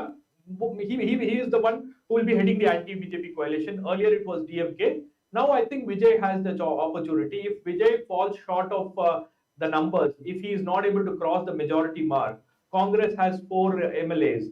CPM has maybe 2 or 3 MLAs. So all these MLAs, VCK, and all the other parties will come and join with Vijay to ensure that they keep BJP out of Tamil Nadu. So I think that's the larger agenda which will come handy for Vijay if he is falling short of the majority mark. And there have been several attempts in the past where top leaders of BJP have been trying to meet Vijay. They have been wanting to hold talks with Vijay. They have been inviting him to join the NDA alliance. But Vijay has been categorically very clear that मैं कुछ भी करूंगा, लेकिन मैं BJP के साथ कोई गठबंधन नहीं करूंगा, कोई अंडरस्टैंडिंग नहीं करूंगा. I think that is one of the reasons why his movie got blocked and he was facing a lot of other issues. तो बात तो बहुत सीधी है कि anti BJP plank is still there, it's still relevant, and any party which is going to join hands with the BJP or which is going to allow BJP to come inside Tamil Nadu, probably people will not like it. I think the mandate is clearly not for that. And if Vijay is going to take a very drastic step from what he has said earlier during his campaign, I think then he will have to do a lot of answering. But I think Vijay will not do that because his team, his party men are all very clear that BJP के साथ कोई वास्ता नहीं रखना चाहिए. अगर BJP के साथ, if you identify yourself, then your survival, your future, all of that becomes questionable. You cannot be a one election phenomenon, right? If Vijay wants to survive in politics for longer, then he has to agree and accept the ideology that Tamil Nadu represents. Great. Thanks, Pooja and Shabir, for joining us.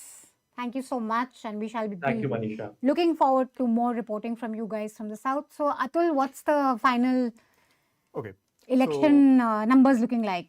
West Bengal is clear. I'm on the EC website right now.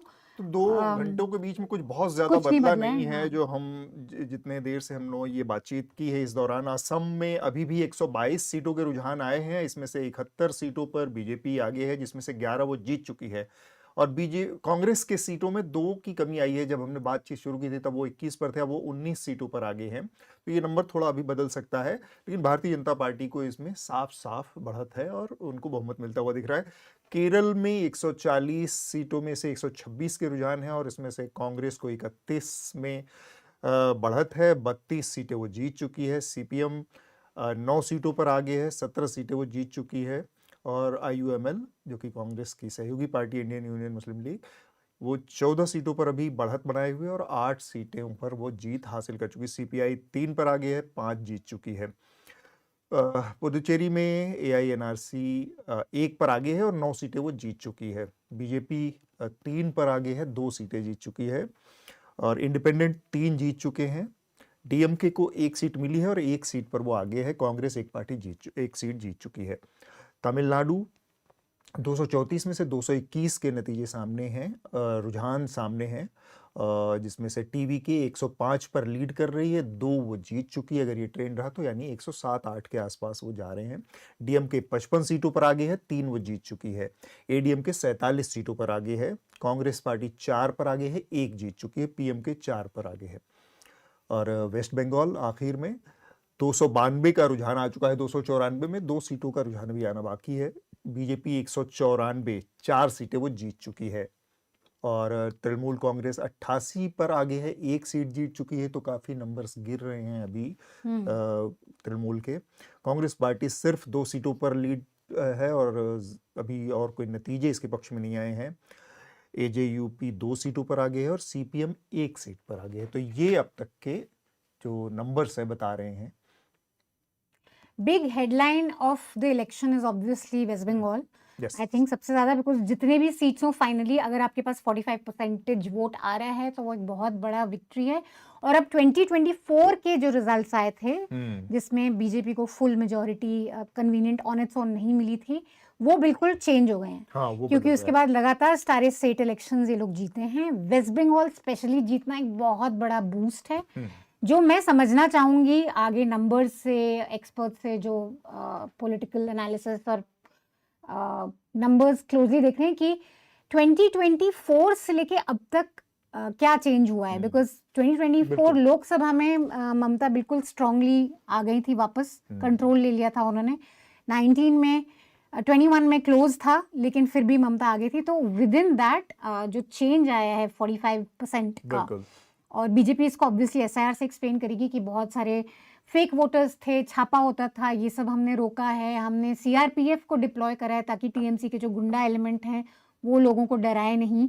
लेकिन एक clear anti Mamata sentiment within from 2024 to 2026 कैसे flip हुआ, I think ये बहुत interesting right wing politics के लिए भी मनीषा, मतलब ये जो दक्षिणपंथी पॉलिटिक्स भारत देश की रही है भारत की, उसमें पश्चिम बंगाल नॉर्थ में देखें, साउथ में तो बहुत सारे स्टेट हैं जहां पर भारतीय जनता पार्टी अभी उस तरह से नहीं कामयाब हो पाई है। वहाँ की दक्षिणपंथी और आरएसएस की जो हिंदुत्व वाली पॉलिटिक्स है वो उस तरह से कामयाब नहीं है, कर्नाटक छोड़ दें तो। उस लिहाज से नॉर्थ में वेस्ट बंगाल एक बड़ा फ्रंटियर था, एक बड़ा उनके लिए अड़ंगा था जो कि अभी तक भारतीय जनता पार्टी का भी नहीं। तो उस लिहाज से भी ये जीत जो पूरी हिंदुत्व की पॉलिटिक्स है, राइट विंग पॉलिटिक्स है, उसके लिए बहुत बड़ा बूस्ट है ये।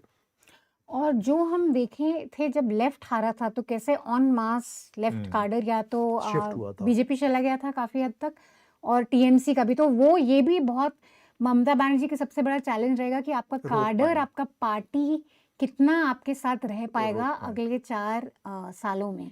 क्योंकि चाहे उनके वोट शेयर 40 है, 5% कम है, सीट्स उनकी अभी वैसा राउट नहीं है, बट फिर भी जैसे इस राज्य की पॉलिटिक्स रही है तो ये देखने में बहुत इंटरेस्टिंग रहेगा कि कैसे वो रोक पाए अपने कार्डर मारधाड़ अगले 4-5 साल में देखने को मिल सकती है मेरे ख्याल से। अभी ऑलरेडी हमें काफी न्यूज आ रहा है वायलेंस कुछ इन द सेंस मारधाड़ इन द सेंस कि सेंट्रल एजेंसीज के इस्तेमाल करने में, करप्शन चार्जेस, ये जेल भेजना, ये सारी चीजें, बहुत सारी चीजें देखने को मिल सकती है। ये सारा चीजें काफी। और इलेक्शन से पहले हमने देखा था आईपैक का जो पूरा हुआ था, ईडी रेड, जेलिंग, काफी सारे केसेस भी खुले, तो वो सब अब काफी इंटरेस्टिंग रहेगा देखने के लिए। और इंडिया के लिए भी क्या है अब आगे, I think that's also an interesting thing to note. Thank you so much for staying with us this election.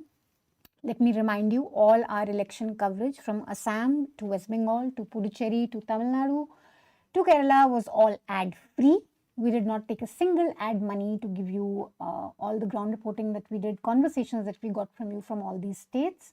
I hope you checked out everything that we did on our YouTube channel of News Minute and Newslaundry. Thank you so much for supporting our work. Whether what the exact seats are, you're going to have detailed pieces on newslaundry.com and on News Minute by tomorrow as everything solidifies. So do keep tracking us and keep following us. Thank you so much again for supporting us. Please subscribe to Newslaundry. The QR code is in front of you. If you guys believe in the work that we do, if you guys believe in the ground reporting that we did for you and you find some value in whatever we've done this election, do continue to support us. Thanks so much, and we shall have the results, final tally on Newslaundry and News Minute website by the evening and by tomorrow morning also if they change. Across the world, we've seen what happens when news is left to those in power. Did the United States bomb a girls' elementary school? That was done by Iran. आज आपकी दुकान में ही चला लेता हूँ. Conflict, violence, and abandoning democratic principles is all very clear now. The crisis is here, playing out in front of our eyes. For years, television news channels chased one thing: ratings, at the cost of journalism. Republic TV, of course, by far the leader in India's #1 English channel. The government says ratings are the problem. They are. We have said so for many years. But that raises a bigger question. Who will pay for journalism that simply tells the truth? It cannot be advertisers or political patrons. it certainly cannot be billionaires with interests to protect which are often the same as governments. It can only be you. The News Minute and Newslaundry exist because thousands of people like you choose to support independent journalism. You have more power than you think. Show your love and support by subscribing to Newslaundry and the News Minute.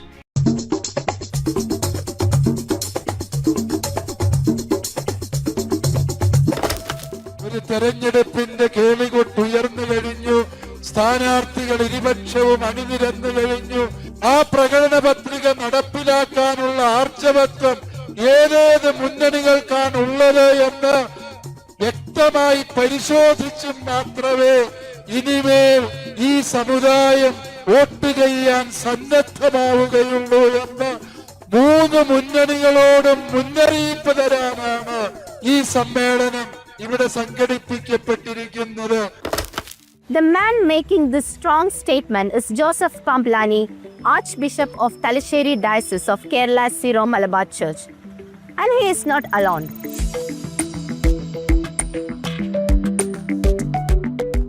Even before elections were officially announced, political leaders across parties were reaching out, trying to gain what is called the Christian vote. But how real is this idea of a unified Christian vote?